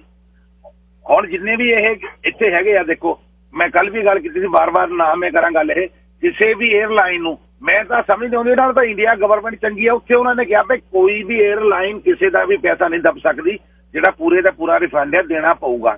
ਕਿਉਂਕਿ ਕਈਆਂ ਨੇ ਟਿਕਟਾਂ ਬੁੱਕ ਕੀਤੀਆਂ ਸੀਗੀਆਂ ਇੱਧਰ ਨੂੰ ਆਉਣੇ ਵਾਸਤੇ, ਉੱਧਰੋਂ ਜਿਹੜੇ ਇੰਡੀਅਨ ਆਉਣੇ ਸੀ, ਜਿਹੜੇ ਇੰਡੀਅਨ ਵਿਜ਼ਟਰ ਆ, ਆਪਣੇ ਇਕੱਲੇ ਕੈਨੇਡਾ ਹੀ ਨਹੀਂ ਹੈਗੇ, ਉੱਧਰੋਂ ਇੱਧਰ ਨੂੰ ਵੀ ਆਉਣਾ ਸੀ, ਬਹੁਤੇ ਮਾਪਿਆਂ ਨੇ ਆਉਣਾ ਸੀ ਆਪਣੇ ਬੱਚਿਆਂ ਨੂੰ ਮਿਲਣ, ਜਾਂ ਕੁਛ ਹੋਰ ਕਹਿ ਲਓ, ਜਾਂ ਕੋਈ ਬਿਜ਼ਨਸਮੈਨ ਨੇ। ਜਦੋਂ 에ਅਰਪੋਰਟ ਤੇ ਉੱਤੇ ਹੀ ਕਹਿ ਦਿੱਤਾ ਕਿ ਕੈਨੇਡੀਅਨ ਸਿਟੀਜ਼ਨ ਤੋਂ ਬਗੈਰ ਨਹੀਂ ਆ ਸਕਦਾ, ਇੰਡੀਆ ਨੇ ਕਹਿ ਦਿੱਤਾ ਸਿਰਫ ਕਿ ਇੰਡੀਅਨ ਸਿਟੀਜ਼ਨ ਹੀ ਆ ਸਕਦੇ ਹੈਗੇ, ਹੈ ਨਾ। ਇੱਥੇ ਕਈ ਕਾਲਰ ਸਾਹਿਬ ਕਹਿੰਦੇ ਜੀ ਕੈਨੇਡਾ ਤਾਂ ਆਪਣੇ ਸਿਟੀਜ਼ਨਾਂ ਨੂੰ ਲਿਆਉਂਦਾ ਆ, ਤੇ ਇੰਡੀਆ ਵਾਲੇ ਵੀ ਤਾਂ ਇਹੀ ਕਹਿੰਦੇ ਵੀ ਅਸੀਂ ਆਪਣੇ ਸਿਟੀਜ਼ਨ ਹੀ ਲੈ ਕੇ ਜਾਣੇ ਆ, ਹੋਰ ਕੰਟਰੀ ਦਾ ਨਹੀਂ ਆਉਣਾ ਹੈਗਾ। ਤਾਂ ਉਹਨੇ ਕਿਹਾ ਵੀ ਸਾਰੀਆਂ ਟਿਕਟਾਂ ਰਿਫੰਡ ਹੋਣਗੀਆਂ। ਮੈਨੂੰ ਲੱਗਦਾ ਹੈਗਾ ਗਿੱਲ ਸਾਹਿਬ, ਦੇਖੋ ਇਹਦੇ ਵਿੱਚ ਨਾ ਹਾਲੇ ਤਾਂ ਭਾਈਚਾਰਾ ਵੈਸੇ ਹੀ ਆਪਣੀ ਗੱਲ ਕਰ ਰਿਹਾ ਹੈਗਾ, ਪਰ ਜੇ ਇਹ ਲੋਕਾਂ ਨੇ ਜ਼ਿਆਦਾ ਇਸ ਕੀਤਾ ਕੰਜ਼ਿਊਮਰ ਕੋਰਟ ਵਿੱਚ ਲੈ ਜਾਣ, ਮੇਰਾ ਖਿਆਲ ਹੈ ਸਣੇ ਵਿਆਜ ਪੈਸੇ ਮੋੜਨੇ ਪੈਣਗੇ ਜਦੋਂ ਤੋਂ ਪੈਂਡੈਮਿਕ ਸ਼ੁਰੂ ਹੋਇਆ ਆ। ਇਹ ਤੁਸੀਂ ਹਾਲੇ ਇਸ ਸਿਚੁਏਸ਼ਨ ਵਿੱਚ ਹੈ ਹੀ ਨਹੀਂ ਗਿੱਲ ਸਾਹਿਬ ਕਿ ਤੁਸੀਂ ਉਹਨਾਂ ਨੂੰ ਦੱਸ ਸਕੋਗੇ ਜੀ ਅਸੀਂ 1 ਸਾਲ ਦੇ ਵਿੱਚ ਜਾਂ 2 ਸਾਲਾਂ ਵਿੱਚ ਜਾਂ 6 ਮਹੀਨੇ ਵਿੱਚ ਆਪਣਾ ਜਿਹੜਾ ਹੈਗਾ ਆ ਫੰਕਸ਼ਨ ਕਰਨਾ ਹੈਗਾ ਆ। ਲੋਕਾਂ ਦੇ ਮਨਾਂ ਵਿੱਚ ਵੈਸੇ ਹੀ ਦੇਖੋ ਕਿੰਨਾ ਚੇਂਜ ਹੋ ਗਈ, ਸਾਰੀ ਦੁਨੀਆ ਚੇਂਜ ਹੋਈ ਜਾਂਦੀ ਹੈਗੀ ਆ, ਆਪਣਾ ਰਹਿਣ ਸਹਿਣ ਖਾਣ ਪੀਣ ਚੇਂਜ ਹੋ ਗਿਆ ਲੋਕਾਂ ਦਾ। ਮੈਨੂੰ ਲੱਗਦਾ ਹੈਗਾ ਆ ਆਪਣੀ ਕਮਿਊਨਿਟੀ ਦੇ ਵਿੱਚੋਂ ਘੱਟੋ ਘੱਟ ਜ਼ਿਆਦਾ ਨਹੀਂ ਤਾਂ 20-25% ਬੰਦੇ ਜਿਹੜੇ ਟੋਟਲੀ ਵੈਜੀਟੇਰੀਅਨ ਹੋ ਗਏ ਹੋਣੇ ਆ। ਹੁਣ ਉਹ ਰੈਸਟੋਰੈਂਟਾਂ ਵਾਲੇ ਉਹਨਾਂ ਨੂੰ ਕਹਿਣਗੇ ਨਹੀਂ ਜੀ ਅੱਗੇ ਤਾਂ ਤੁਸੀਂ ਆਪਣਾ ਪਪਰੋਨੀ ਪੀਜ਼ਾ ਮੰਗਵਾਉਂਦੇ ਸੀਗੇ, ਹੁਣ ਵੀ ਸਾਡੇ ਕੋਲ ਉਹੀ ਮੰਗਾਓ। ਨਹੀਂ, ਉਹਨੇ ਉਹ ਵੈਜੀਟੇਰੀਅਨ ਜਿੱਥੋਂ ਮਿਲਦੇ ਹੈਗੇ ਉਹਨੂੰ ਉੱਧਰ ਨੂੰ ਜਾਣਾ ਹੈਗਾ। ਇਹ ਚਾਈਨੀਜ਼ ਫੂਡ ਚੇਨ ਸੀਗੀਆਂ ਜਿਹੜੀਆਂ ਫੈਬਰੂਅਰੀ ਦੇ ਵਿੱਚ $35 ਦਾ ਬਫਟ ਸੀਗਾ, ਟੋਰਾਂਟੋ ਦੇ ਵਿੱਚ ਬਹੁਤ ਮਸ਼ਹੂਰ ਸੀਗੀ, ਉਹਨੇ $11 ਨੂੰ ਲਾਇਆ ਸੀਗਾ, ਕੋਈ ਜਾਂਦਾ ਨਹੀਂ ਹੈਗਾ ਉੱਥੇ। ਮੈਨੂੰ ਮੇਰੇ ਰਿਸ਼ਤੇਦਾਰਾਂ ਨੇ ਦੱਸਿਆ ਹੈਗਾ। ਸੋ ਇਹਦੇ ਵਿੱਚ ਦੇਖੋ ਮੈਨੂੰ ਤਾਂ ਗਿੱਲ ਸਾਹਿਬ ਇਹੀ ਲੱਗਦਾ ਹੈਗਾ ਕਿ ਇਹ ਸਾਰੇ ਦੇਖੋ ਬਿਜ਼ਨਸਮੈਨ ਆ, ਖਾਂਦੇ ਪੀਂਦੇ ਆ, ਏਦਾਂ ਦੀ ਗੱਲ ਨਹੀਂ ਹੈਗੀ। ਕੱਲ ਨੂੰ ਕੰਜ਼ਿਊਮਰ ਕੋਰਟ ਵਿੱਚ ਲੈ ਗਏ ਸਣੇ ਹੀ, ਚਾਹੇ ਉਹ 에ਅਰਲਾਈਨ ਵਾਲੇ ਆ, ਚਾਹੇ ਕੋਈ ਹੋ ਰਿਹਾ, ਚਾਹੇ ਕੋਈ ਗੁਰਦੁਆਰਾ ਸਾਹਿਬ ਆ, ਸਾਰੇ ਇੰਟਰਸਟ ਦੇਣੇ ਪੈਣਗੇ ਪੈਸੇ ਇਹਨਾਂ ਨੂੰ। ਦੇਖੋ ਮੈਂ ਤਾਂ ਖਬਰਦਾਰੀ ਕਰ ਸਕਦੇ ਆਪਾਂ ਤਾਂ। ਤੁਹਾਡਾ ਧੰਨਵਾਦ, ਤੁਸੀਂ ਲੋਕਾਂ ਦੀ ਗੱਲ ਉਠਾਉਂਦੇ ਰਹੇ ਆ ਔਰ ਉਠਾਉਂਦੇ ਆ। ਥੈਂਕ ਯੂ ਗਿੱਲ ਸਾਹਿਬ। ਚਲੋ ਦੇਖੋ, ਮੈਂ ਇੱਕ ਗੱਲ ਦਾ ਧਾਰਨੀ ਆ ਬਈ ਇਸ ਕਮਿਊਨਿਟੀ ਦੇ ਸਿਰ ਤੋਂ ਸਭ ਕੁਝ ਬਣਾਇਆ। ਜੇ ਆ ਮੈਂ ਰੇਡੀਓ ਸਟੇਸ਼ਨ ਦੀ ਵੀ ਗੱਲ ਕਰਾਂ, ਸਾਡੀ ਨੌਕਰੀ ਚੱਲੀ ਹੋਈ ਹੈ, ਇਹਦੇ 'ਚ ਅਸੀਂ ਪੈਸੇ ਕਮਾਉਂਦੇ ਆ, ਨਾਲੇ ਸ਼ੌਕ ਪੂਰਾ ਕਰਦੇ ਆ। ਸ਼ੌਕ ਤੇ ਕੰਮ ਬਹੁਤ ਕਿਸਮਤ ਵਾਲਿਆਂ ਨੂੰ ਮਿਲਦਾ, ਤੇ ਇਹਨੂੰ ਕੌਣ ਚਲਾਉਂਦਾ? ਕਮਿਊਨਿਟੀ ਚਲਾਉਂਦੀ ਆ, ਬਿਜ਼ਨਸ ਚਲਾਉਂਦੇ ਆ। ਤੇ ਕੱਲ ਨੂੰ ਅੱਜ ਕਮਿਊਨਿਟੀ ਦੇ ਲਈ ਖੜਨਾ ਕਿਹਦਾ ਫਰਜ਼ ਹੈ? ਸਾਡਾ ਫਰਜ਼। ਫਿਰ ਕਾਹਦੇ ਲਈ ਘੁੰਡ ਕੱਢਣਾ? ਜਾਂ ਤੁਸੀਂ ਇੱਕ ਸੀਟ ਤੇ ਬੈਠੇ ਹੋ, ਕੰਮ ਕਰੋ। ਔਰ ਮੈਂ ਕਿ ਆਪਾਂ ਕਿਸੇ ਨੂੰ ਨਹੀਂ ਕਹਿੰਦੇ, ਹਰ ਇੱਕ ਦਾ ਆਪਣਾ ਸਟਾਈਲ ਆ, ਕੋਈ ਜਿਸ ਤਰ੍ਹਾਂ ਮਰਜ਼ੀ ਕੰਮ ਕਰੇ, ਜਿਵੇਂ ਵਧੀਆ ਲੱਗਦਾ। ਤੇ ਪਰ ਇਹ ਜਿਹੜਾ ਹੁਣ ਇਹ ਕੰਮ ਹੈ ਇਹ ਠੀਕ ਨਹੀਂ ਹੈ, ਇਹ ਵਾਪਸ ਉਹਨਾਂ ਦੇ, ਕਿਉਂਕਿ ਉਹਦਾ ਆਪ ਤੰਗ ਨੇ 3-3 ਸਾਲ ਦੀ ਅਗਲੇ ਦੀ ਪਲੈਨਿੰਗ ਕੀਤੀ ਹੋਈ ਹੈ। ਗਹਿਣਿਆਂ ਤੇ ਪੈਸਾ ਖਰਚਿਆ, ਕੱਪੜਿਆਂ ਤੇ ਪੈਸਾ ਖਰਚਿਆ। ਅਗਲੇ ਸਾਲ ਨੂੰ ਜਵਾਕਾਂ ਦੇ ਅੱਧਿਆਂ ਦੇ ਉਹ ਕੱਪੜੇ ਨਹੀਂ ਆਉਣੇ, ਕੋਈ ਮੋਟਾ ਹੋ ਗਿਆ, ਕੋਈ ਪਤਲਾ ਹੋ ਗਿਆ। ਗਹਿਣੇ ਬਣੇ ਹੋਏ ਨੇ, ਇਨਵੈਸਟਮੈਂਟ ਕੀਤੀ ਹੋਈ ਆ, $2-2 ਲੱਖ ਲੋਕ ਖਰਚੀ ਡੇਢ ਬੈਠੇ। ਤੇ ਜੇ ਕੋਈ ਮੈਂ ਖਰਚ ਤਾਂ ਹੱਕ 'ਚ ਤਾਂ ਹੈ ਨਹੀਂ ਮਹਿੰਗੇ ਵਿਆਹਾਂ ਦੇ, ਪਰ ਜਿਹਨੇ ਕਰਨਾ ਮੈਂ ਰੋਕ ਨਹੀਂ ਸਕਦਾ। ਪਰ ਇਹ ਗੱਲ ਠੀਕ ਨਹੀਂ, ਵਾਜਬ ਨਹੀਂ ਹੈ। ਇਹ 10-10 ਹਜ਼ਾਰ ਲੋਕਾਂ ਦਾ ਜਦ ਤੁਸੀਂ ਰੱਖਦੇ ਹੋ ਤੇ ਰੱਜੇ ਹੋਏ ਹੋ, ਨਾਲੇ ਕਮੀ ਕਿਸੇ ਕੋਲ ਨਹੀਂ, ਪੈਸੇ ਧੇਲੇ ਦੀ ਕੋਈ ਕਮੀ ਨਹੀਂ ਹੈ, ਬਥੇਰੇ ਬਿਜ਼ਨਸ ਚੱਲਦੇ ਆ। ਇਹਦੇ 'ਚ ਹੁਣ ਇਹ ਉਹਨਾਂ ਦੀ ਮੰਗ ਹੈ। ਬਾਕੀ ਕੋਈ ਮਾਲਕ ਹੈ ਜਿਹੜਾ ਉਹ ਆ ਕੇ ਦੱਸ ਦੇਵੇ ਵੀ ਅਸੀਂ ਆਹ ਕਾਰਨ ਕਰਕੇ ਇਹ ਰੱਖਦੇ ਹਾਂ। ਤੇ ਜਿਹੜੀ 에ਅਰਲਾਈਨ ਇੰਡਸਟਰੀ ਦਾ ਤਾਂ ਇਕੱਠੇ ਹੋ ਕੇ, ਮੰਨ ਲਓ 에ਅਰ ਕੈਨੇਡਾ ਨੇ 2000 ਦੀਆਂ ਟਿਕਟਾਂ ਗਈਆਂ, 3000 ਦੇ ਉਧਰੋਂ ਟਿਕਟ ਉਹਨਾਂ ਦੀ ਕੈਂਸਲ ਹੋ ਗਈ COVID-19 ਕਰਕੇ। ਉਹਦੇ ਤੇ ਕੰਮ ਸ਼ੁਰੂ ਕਰੋ। ਉਹ ਤਾਂ ਰਲ ਕੇ ਨਾ ਚਾਹੇ ਅਦਾਲਤ 'ਚ ਜਾਣਾ ਪਵੇ ਆਪਣਾ ਟਿਕਟ। ਕ੍ਰੈਡਿਟ ਦਾ ਕੀ ਮਤਲਬ 2 ਸਾਲਾਂ ਨੂੰ ਮੈਂ ਕਿੱਥੇ ਨੂੰ ਜਾਣਾ? ਮੈਂ ਤੁਹਾਨੂੰ ਦੱਸਦਾ, ਮੈਂ ਵਿਆਹ ਜਾਣਾ ਸੀ ਟੋਰਾਂਟੋ, ਉਹ ਸਵੂਪ ਵਾਲਿਆਂ ਦੀ ਅਸੀਂ ਬੁੱਕ ਕਰਾ ਲਈ, ਉਹ ਵੀ ਚਲੋ ਸਸਤੀ ਹੈ, ਹੈਮਿਲਟਨ ਉਤਰ ਕੇ ਵੀ ਆ ਜਾਾਂਗੇ, ਦੂਜੀ $600 ਦੀ ਸੀ, ਉਹ 300 ਦੀ ਸੀ। ਉਹ ਪਰਿਵਾਰ ਦੀ $1200-1400 ਨਾਲ ਸੂਟਕੇਸ 2 ਦੇ, ਉਹ ਕਹਿੰਦੇ ਵੀ ਪੈਸੇ ਲਵਾਂਗੇ ਅਸੀਂ $100 ਉਹ 200 ਉਧਰੋਂ 200 400 ਸੂਟਕੇਸਾਂ ਦੇ ਵੀ ਨਹੀਂ ਦੇ ਰਹੇ। ਉਹ ਕਹਿੰਦੇ ਇਹ ਵੀ ਤੈਨੂੰ ਕ੍ਰੈਡਿਟ ਹੈ 2 ਸਾਲਾਂ 'ਚ। ਮੈਂ ਕਿਹਾ ਮੈਂ ਸੂਟਕੇਸ ਕੀ ਪਤਾ ਵਿਆਹ ਹੋਣਾ ਨਹੀਂ ਹੋਣਾ, ਸੂਟਕੇਸਾਂ ਦੇ ਤਾਂ ਮੋੜ ਦੋ। ਮਤਲਬ ਧਾਂਦਲੀ ਹੈ। ਤੇ ਕੱਲ ਨੂੰ ਸਰਕਾਰਾਂ ਤੋਂ ਤੁਸੀਂ ਮਿਲੀਅਨ ਡਾਲਰ, 500 ਮਿਲੀਅਨ 700 ਮਿਲੀਅਨ ਲੈ ਕੇ ਤੁਰਦੇ ਬਣਨਾ। Sardar Singh line number 3। ਗਿੱਲ ਸਾਹਿਬ ਸਤਿ ਸ਼੍ਰੀ ਅਕਾਲ ਜੀ। ਸਤਿ ਸ਼੍ਰੀ ਅਕਾਲ ਜੀ। ਹਾਂਜੀ ਗਿੱਲ ਸਾਹਿਬ, ਗੱਲ ਇਸ ਤਰ੍ਹਾਂ ਬਈ ਜਿਵੇਂ ਇਹ ਦੱਸ ਰਹੇ ਆ ਬਈ ਪੈਸੇ ਮੋੜਨ ਵਾਲੀ ਗੱਲ ਤਾਂ ਬਹੁਤ ਔਖੀ ਆ, ਪਰ ਇਹ ਐਡਜਸਟਮੈਂਟ ਕਰ ਸਕਦੇ ਆ ਮੂਹਰੇ ਆਉਣ ਵਾਲੇ ਸਮੇਂ ਦੇ ਵਿੱਚ, ਜਿਵੇਂ 2 ਸਾਲ 3 ਸਾਲ 4 ਸਾਲ ਦੇ ਵਿੱਚ। ਪਰ ਜੇ ਆਪਾਂ ਕਹਿ ਦਈਏ ਵੀ ਉਹਨਾਂ ਨੂੰ ਕੋਰਟ 'ਚ ਘੜੀਸੋ, ਉਹਨਾਂ ਨੂੰ ਜਾ ਕੇ, ਉਹ ਵੀ ਆਪਣੇ ਭਾਈ ਹੋਈ ਆ, ਇਹ ਲੱਗਦੀ ਨਹੀਂ ਹੈਗੀ ਗੱਲ ਦਿਲ ਨੂੰ ਵੀ ਆਪਾਂ ਨੂੰ ਕੋਰਟ 'ਚ ਘੜੀਸਣਾ ਚਾਹੀਦਾ। $8000-10,000 ਵੱਧੋ ਵੱਧ ਕਿਸੇ ਨੇ ਦਿੱਤਾ ਹੋਊਗਾ, ਪਰ ਐਡਜਸਟਮੈਂਟ ਹੋ ਸਕਦੀ ਹੈ, ਹੋਰ ਇਹਦਾ ਕੋਈ ਲੱਗਦਾ ਨਹੀਂ ਹੈਗਾ ਕੋਈ ਹੱਲ ਹੋਊਗਾ। ਇੱਕ ਹੋਰ ਕਰਨੀ ਸੀ ਜੀ ਗੱਲ ਤੁਹਾਡੇ ਨਾਲ ਗਿੱਲ ਸਾਹਿਬ, ਕੱਲ ਵੀ ਕੀਤੀ ਸੀਗੀ। ਇੱਕ ਮੈਨੂੰ ਟਾਰਫ ਲੱਭੀ ਸੀ ਜੀ ਕੱਲ LX ਬ੍ਰਿਜ ਦੇ ਥੱਲੇ, ਉਹ ਜੇ ਕਿਸੇ ਭਾਈ ਦੀ ਹੋਵੇ ਉਹ ਮੇਰੇ ਤੋਂ ਲੈ ਸਕਦਾ, ਮੇਬੀ $400-500 ਦੀ ਉਹ ਟਾਰਫ ਆ, ਟਾਰਫ ਮੀ ਤਰਪਾਲ ਫਲੈਟ ਡੈਕ ਦੀ। ਮੇਰਾ ਨੰਬਰ ਹੈਗਾ 60 ਜੀ ਕੰਟੈਕਟ ਜੀ 6047513001। ਕੱਲ ਲੱਭੀ ਸੀਗੀ LX ਬ੍ਰਿਜ ਦੇ ਥੱਲੇ, ਜਦੋਂ ਮਰਜ਼ੀ ਕੰਟੈਕਟ ਕਰਕੇ ਲੈ ਸਕਦਾ। Thank you. 7513001 ਹੈ ਜੀ। ਜੀ ਜੀ ਧੰਨਵਾਦ ਵੀਰ ਜੀ, ਧੰਨਵਾਦ Sardar Singh, thank you. Sagar Singh line number 4। Hello, Sat Shri ਅਕਾਲ ਗਿੱਲ ਸਾਹਿਬ। ਸਤਿ ਸ਼੍ਰੀ ਅਕਾਲ ਵੀਰ ਜੀ। ਸਤਿ ਸ਼੍ਰੀ ਅਕਾਲ ਜੀ। ਗਿੱਲ ਸਾਹਿਬ, ਇਹ ਮੈਰਿਜ ਦੇ ਜਿਹੜੀ ਬੁਕਿੰਗ ਹੈ ਉਹਦੇ ਬਾਰੇ ਸ਼ਾਇਦ ਮੈਂ ਬਹੁਤਾ ਐਕੂਰੇਟ ਨਾ ਹੋਵਾਂ, ਪਰ ਜੇ ਤੁਸੀਂ ਏਅਰ ਕੈਨੇਡਾ ਜਾਂ ਉਸ ਏਅਰਲਾਈਨਸ ਦੀ ਐਗਜ਼ਾਮਪਲ ਲਵੋ, ਆਪਾਂ ਨੂੰ ਲਗਭਗ ਇੰਨਾ ਕੁ ਤਾਂ ਪਤਾ ਹੀ ਹੈ ਨਾ ਵੀ ਜੇ ਹੁਣ ਅੱਜ ਤੁਸੀਂ ਪੈਸੇ ਦੇ ਕੇ ਟਿਕਟ ਬੁੱਕ ਕਰਾਈ, ਇਹਦਾ ਮਤਲਬ ਕਿ ਤੁਸੀਂ ਹਜੇ ਉਹਨਾਂ ਦੀ ਸਰਵਿਸਿਜ਼ ਨੂੰ ਤਾਂ ਲਿਆ ਨਹੀਂ, ਔਰ ਇਹਦਾ ਮਤਲਬ ਹੈ ਕਿ ਵੀ ਉਹਨਾਂ ਕੋਲ ਉਹ ਜਿੱਦਾਂ ਆਪਣੇ ਪੰਜਾਬੀ 'ਚ ਇਹਨਾਂ ਦੇ ਖੜੀ ਖਾ ਗਏ, ਉਹ ਜਿਹੜੇ ਉਹਨਾਂ ਦੇ ਐਕਸਪੈਂਡੀਚਰ ਆ, ਨਾ ਪਲੇਨ ਚੱਲਿਆ, ਨਾ EMPLOYEE ਨੂੰ ਵੇਜਸ ਦਿੱਤੀਆਂ, ਨਾ ਉਹਨਾਂ ਦੇ ਪੈਨਸ਼ਨ ਫੰਡ 'ਚ ਗਏ, ਨਾ ਉਹਨਾਂ ਨੇ ਕੋਈ 6 ਮਹੀਨੇ ਦੀ ਪਹਿਲਾਂ ਪਲੇਨਾਂ ਦੀ ਲੀਜ਼ ਹੀ ਦੇ ਦਿੱਤੀ। ਉਲਟਾ ਉਹ ਤਾਂ ਕਹਿ ਰਹੇ ਨੇ ਕਿ ਸਾਨੂੰ ਪੈਸੇ ਦਿਓ, ਉਹਨੀ ਜਿਹੜੇ EMPLOYEE ਆ ਉਹ ਚੱਕ ਕੇ EI ਵਾਲੀ ਖੋਲੀ ਤੇ ਬੰਦ ਤੇ ਕਹਿੰਦੇ ਇੱਥੋਂ ਖਾ ਲਓ। ਤੇ ਫਿਰ ਇਹਦਾ ਮਤਲਬ ਇਹ ਹੋਇਆ ਕਿ they are cooking the books. ਜਿਹੜੇ ਪੈਸੇ ਅੱਜ ਸਾਡੇ ਕੋਲ ਲੈ ਆ, ਉਹਨਾਂ ਨੂੰ 6 ਮਹੀਨੇ ਅਗਾਂਹ ਉਹਦੀਆਂ ਜਿਹੜੀਆਂ ਲਾਇਬਿਲਿਟੀ ਆ ਉਹਦੇ 'ਚ ਆਲਰੇਡੀ ਝੋਸੋ ਦਾ, ਇਸ ਕਰਕੇ ਉਹਨਾਂ ਕੋਲ ਆਨਸਰ ਹੈ ਨਹੀਂ। ਔਰ ਇਸੇ ਤਰ੍ਹਾਂ ਹੀ ਮੈਨੂੰ ਇਹਨਾਂ ਦੀ ਸਿਚੁਏਸ਼ਨ ਦਾ ਤਾਂ ਨਹੀਂ ਪਤਾ, ਮੈਰਿਜ ਬਿਊਰੋ ਵਾਲੇ ਜਿਹੜੇ ਹਾਲਸ ਵਾਲੇ ਇਹ ਕਿੱਦਾਂ ਕਰਦੇ, ਪਰ ਲੱਗਦਾ ਇੱਦਾਂ ਆ ਕਿ ਵੀ ਇਹਨਾਂ ਦੇ ਵੀ expenditure never occur yet, so therefore they should return the money, simple as that. ਬਿਲਕੁਲ, ਥੈਂਕ ਯੂ ਵੀਰ ਜੀ। Shah Amar Singh line number. ਹਾਂਜੀ ਗਿੱਲ ਸਾਹਿਬ, ਸਤਿ ਸ਼੍ਰੀ ਅਕਾਲ ਜੀ। ਸਤਿ ਸ਼੍ਰੀ ਅਕਾਲ ਵੀਰ ਜੀ। ਆਪਣੇ ਤੁਸੀਂ ਟੌਪਿਕ ਗੱਲ ਕਰ ਰਹੇ ਹੋ ਜੀ, ਬੈਂਕਟ ਹਾਊਸ ਨੇ ਜਿਹੜੀ ਮਨੀ ਲਈ ਹੋਈ ਆ, ਤੇ ਗੁਰਦੁਆਰਾ ਸਾਹਿਬ ਨੇ ਜਿਹੜੀ ਆਪਣੇ ਮਤਲਬ ਆਪਦੇ ਫੀ ਲਈ ਹੋਈ ਆ ਮੈਰਿਜ ਵਾਸਤੇ। ਥੋੜਾ ਆਪਣੇ ਲੋਕਾਂ ਨੂੰ ਵੀ ਤਹਮਲ ਰੱਖਣਾ ਚਾਹੀਦਾ ਜੀ। ਜੇ ਪੈਂਡੈਮਿਕ ਹੈਗੀ ਆ, ਉਹਨਾਂ ਦੇ ਵੀ ਐਕਸਪੈਂਡੀਚਰ ਰਿਹਾ, ਸੰਗਤ ਦੇ ਪੈਸੇ ਨਾਲ ਹੀ ਕਹਿ ਲਓ। ਗੁਰਦੁਆਰਾ ਸਾਹਿਬ ਚੱਲਦੇ, ਕਮਿਊਨਿਟੀ ਨੇ ਬਣਾਇਆ, 1-2 ਹਜ਼ਾਰ ਪਿੱਛੇ ਆਪਾਂ ਨੂੰ ਉਹਨਾਂ ਨੂੰ ਕੋਰਟ 'ਚ ਘੜੀਸਣਾ ਜਾਂ ਉਹ ਸ਼ੋਭਾ ਨਹੀਂ ਦਿੰਦੀ ਗੱਲ ਆਪਾਂ ਨੂੰ।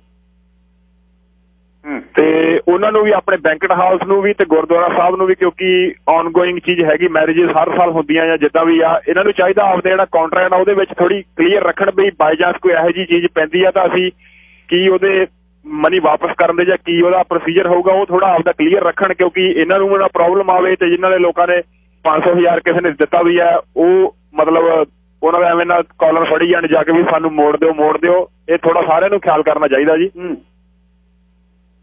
ਤੇ ਇੱਕ ਮੈਂ ਹੋਰ ਗੱਲ ਕਰਨੀ ਸੀ ਜੀ, ਆਪਣੇ ਜਿੱਦਾਂ ਗੁਰੂ ਗ੍ਰੰਥ ਸਾਹਿਬ ਜੀ ਸਤਿਕਾਰ ਕਰਦੇ ਆ, ਆਪਣਾ ਸਿੱਖ ਧਰਮ ਹੋਵੇ ਜਾਂ ਕੋਈ ਵੀ ਹੋਰ ਧਰਮ ਹੈ, ਆਪਣੇ ਇੱਥੇ ਇੱਕ ਆਹ ਮੁਲਕਾਂ ਦੇ ਵਿੱਚ ਇੱਕ ਬਹੁਤ ਰਿਵਾਜ ਚੱਲਿਆ ਹੋਇਆ ਡੈਸਟੀਨੇਸ਼ਨ ਵੈਡਿੰਗ ਦਾ। ਕੋਈ ਜਾਂਦਾ ਜੀ ਮੈਕਸੀਕੋ, ਉੱਥੇ ਬੀਚ ਤੇ ਗੁਰੂ ਗ੍ਰੰਥ ਸਾਹਿਬ ਦੀ ਪ੍ਰਕਾਸ਼ ਕਰਕੇ ਲਾਵਾਂ ਲਈ ਜਾਂਦਾ ਆ, ਉੱਥੇ ਇੱਕ ਬੰਨੇ ਵਾਈਨ ਚੱਲੀ ਜਾਂਦੀ ਆ, ਦੂਸਰੇ ਬੰਨੇ ਗੁਰੂ ਗ੍ਰੰਥ ਸਾਹਿਬ ਆਪਣੇ ਪਾਠੀ ਸਿੰਘ ਮਤਲਬ ਲਾਵਾਂ ਪੜ੍ਹੀ ਜਾਂਦਾ ਆ। ਇਹ ਦੱਸੋ ਜੀ, ਮਤਲਬ ਅਕਾਲ ਤਖ਼ਤ ਸਾਹਿਬ ਨੂੰ ਵੀ ਇਸ ਚੀਜ਼ ਦਾ ਆਲਰੇਡੀ ਨੋਟਿਸ ਭੇਜਿਆ, ਲੋਕਾਂ ਨੇ ਸਾਰਾ ਕੁਝ ਕਰਿਆ। ਇਹਦੇ ਬਾਰੇ ਥੋੜਾ ਇੱਥੇ ਲੋਕਾਂ ਨੂੰ ਵੀ ਵਿਚਾਰਨਾ ਚਾਹੀਦਾ ਵੀ ਤੁਸੀਂ ਥੋੜੀ ਗੁਰੂ ਮਰਿਆਦਾ ਦੀ ਕਦਰ ਕਰੋ ਤੇ ਗੁਰਦੁਆਰਾ ਸਾਹਿਬ 'ਚ ਸਾਰੀ ਮਰਿਆਦਾ ਦੇ ਰਹਿਤ ਰਹਿ ਕੇ ਇੱਥੇ ਆਪਦਾ ਕਰੋ, ਨਾ ਕਿ ਉੱਥੇ ਬੀਚ ਤੇ ਜਾ ਕੇ ਕਿਸੇ ਹੋਰ ਮੁਲਕ ਦੇ ਵਿੱਚ ਕਿਊਬਾ ਜਾਂ ਕਿਤੇ ਬਈ ਇੱਕ ਬੰਨੇ ਤੁਸੀਂ ਬੀਅਰ ਚਲਾਈ ਜਾਂਦੇ, ਵਾਈਨ ਚਲਾਈ ਜਾਂਦੇ, ਦੂਸਰੇ ਪਾਸੇ ਤੁਹਾਡਾ ਗੁਰੂ ਗ੍ਰੰਥ ਸਾਹਿਬ ਜੀ ਦਾ ਪ੍ਰਕਾਸ਼ ਕੀਤਾ ਆ। ਇਹਦੇ ਬਾਰੇ ਥੋੜਾ ਖਿਆਲ ਕਰਨਾ ਚਾਹੀਦਾ ਲੋਕਾਂ ਨੂੰ। ਥੈਂਕ ਯੂ ਜੀ। ਬਿਲਕੁਲ ਠੀਕ ਹੈ ਜੀ, ਬਿਲਕੁਲ ਠੀਕ ਹੈ। ਇਸ ਵਿਸ਼ੇ ਤੇ ਗੱਲਬਾਤ ਆਪਾਂ ਕਰਾਂਗੇ। ਸਾਹਿਬ ਤਾਰ ਸਿੰਘ ਲਾਈਨ ਨੰਬਰ 2। ਸਤਿ ਸ਼੍ਰੀ ਅਕਾਲ ਜੀ। ਚੱਕਰ ਆ ਸਾਡੇ ਵੀ ਅਗਸਤ ਵਿੱਚ ਵਿਆਹ ਸੀਗਾ ਤੇ ਅਸੀਂ ਉਹਨਾਂ ਬੰਦਿਆਂ ਨਾਲ ਗੱਲ ਕਰਨ ਦੀ ਵੀ ਟਰਾਈ ਕੀਤੀ। ਉਹ ਸਿੱਧੇ ਹੀ ਕਹਿੰਦੇ, ਇੱਕ ਤਾਂ ਹੁੰਦਾ ਚਲੋ ਜੀ ਜਾਂ ਸਤਿ ਸ੍ਰੀ ਅਕਾਲ ਦਾ ਜਵਾਬ ਕੀ ਦੇਣਾ, ਸਿੱਧੇ ਕਹਿੰਦੇ ਆ ਵੀ ਸਾਡੀ ਹੋ ਗਈ ਮੀਟਿੰਗ, ਅਸੀਂ ਨਹੀਂ ਤੁਹਾਨੂੰ ਕੁਝ ਦੇਣਾ। ਉਹਦਾ ਕੋਈ ਰੀਜ਼ਨ ਵੀ ਨਹੀਂ ਦੱਸਦੇ। ਕਾਹਤੇ ਸਾਡੇ ਨਾਲ ਬੈਠੋ, ਬੈਠ ਕੇ ਸਾਡੇ ਨਾਲ ਮੀਟਿੰਗ ਕਰੋ। ਕੋਈ ਮੀਟਿੰਗ ਵੀ ਨਹੀਂ ਕਰ ਰਿਹਾ ਵੀ ਕਹਿੰਦੇ ਸਾਡੀ ਮੀਟਿੰਗ ਹੋ ਗਈ ਆ, ਅਸੀਂ ਨਹੀਂ ਗੱਲ ਕਰਨੀ, ਸਾਡੇ ਕੋਲ ਟਾਈਮ ਹੈ ਨਹੀਂ। ਆਹ ਗੱਲਾਂ ਕਰਦੇ ਆ ਜੀ। ਤੇ ਹੁਣ ਅਸੀਂ ਇਸ ਵੀਕਐਂਡ ਤੇ ਉਹਨਾਂ ਕੋਲ ਫੇਰ ਜਾਣਾ ਆ ਵੀ ਤੁਸੀਂ ਸਾਨੂੰ ਰੀਜਨ ਦੱਸੋ। ਜੇ ਤੁਸੀਂ ਕਹਿੰਦੇ ਆ ਵੀ ਸਾਨੂੰ ਅਸੀਂ ਲਾਇਸੈਂਸ ਲੈਣਾ ਹੈ, ਤੁਸੀਂ ਸਾਨੂੰ ਇਹ 100 ਦਾ ਜਾਂ 200 ਬੰਦੇ ਦਾ ਜਿੰਨਾ ਤੁਸੀਂ ਅਰੇਂਜ ਕਰ ਸਕਦੇ ਕਰੋ। ਬਾਕੀ ਜਿਹੜੇ ਤੁਹਾਡੇ ਹਾਂ ਠੀਕ ਹੈ ਹਾਲ ਰੈਂਟ ਤੇ ਲਿਆਇਆ, ਜਿਹੜਾ ਬਾਕੀ ਇਹਦੀ ਖਾਣਾ ਖਾਧਾ ਵੀ ਨਹੀਂ, ਨਾ ਆਰਡਰ ਕੀਤਾ, ਨਾ ਸਾਡਾ ਵੇਸਟ ਹੋਇਆ, ਉਹਦੀ ਤਾਂ ਸਾਡੇ ਨਾਲ ਗੱਲ ਤਾਂ ਕਰੋ। ਗੱਲ ਵੀ ਨਹੀਂ ਕਰ ਰਹੇ ਵੀ ਹਾਂ ਵੀ ਨਹੀਂ ਵੀ ਸਾਡੀ ਮੀਟਿੰਗ ਹੋਈ ਆ ਜੀ, ਪੈਸੇ ਨਹੀਂ ਰਿਫੰਡ ਕਰ। ਹੁਣ ਇਹ ਜਦ ਆਪਾਂ ਸੋਚਦੇ ਹਾਂ ਵੀ ਆਪਾਂ ਕਮਿਊਨਿਟੀ ਦੇ ਵਿੱਚ ਆ, ਆਪਾਂ ਇੱਕ ਦੂਜੇ ਦਾ ਖਿਆਲ ਰੱਖਣਾ, ਤੇ ਉਹ ਵੀ ਕਮਿਊਨਿਟੀ ਦੇ ਹੀ ਜਿਹੜੇ ਨੇ ਮਾਲਕ ਨੇ, ਕਮਿਊਨਿਟੀ ਦੇ ਵਿੱਚ ਬਿਜ਼ਨਸਾਂ ਦੇ ਮਾਲਕ ਨੇ। ਦੇਖੋ ਇਹਦੇ ਵਿੱਚੋਂ ਕੁਝ ਕੁ ਦੇ ਨਾਂ ਪਤਾ ਲੱਗੇ ਨੇ, ਬਹੁਤ ਜਿਹੜੇ ਮੈਨੂੰ ਲੱਗਦਾ 60% ਦੇ ਕਰੀਬ ਨੇ ਉਹ ਇਸ ਤਰ੍ਹਾਂ ਨਹੀਂ ਕਰ ਰਹੇ। ਗੁਰਦੁਆਰਾ ਸਾਹਿਬਾਨ ਦੇ ਵਿੱਚ ਵੀ ਇਸ ਤਰ੍ਹਾਂ ਹੀ ਆ ਕਿ ਕੁਝ ਕੁ ਨੇ ਜਿਹੜੇ ਉਹ ਇਸ ਨੂੰ ਦੇ ਰਹੇ ਨੇ, ਕੁਝ ਕੁ ਨਹੀਂ ਦੇ ਰਹੇ। ਸੋ ਇਹ ਜਿਹੜਾ ਹਰ ਇੱਕ ਤੇ ਨਹੀਂ ਲਾਗੂ ਹੁੰਦਾ। ਸੋ ਮੇਰੇ ਖਿਆਲ ਰੱਖਣ ਜਿਨ੍ਹਾਂ ਨੇ ਜਿਵੇਂ ਕਰਨਾ ਹੈ ਉਸ ਤਰ੍ਹਾਂ ਉਹ। ਤੇ ਗਾਂ ਨੂੰ ਹੁਣ ਮੈਨੂੰ ਲੱਗਦਾ ਕਾਗਜ਼ ਪੱਤਰ ਬਣਨਗੇ ਨਵੇਂ COVID-19 ਤੋਂ ਬਾਅਦ, ਹੁਣ ਵੀ ਕਿਹੜੀ ਚੀਜ਼ ਕਿਵੇਂ ਹੋਣੀ ਆ। ਪ੍ਰਦੇਸ਼ ਸਾਹਿਬ ਲਾਈਨ ਨੰਬਰ 3।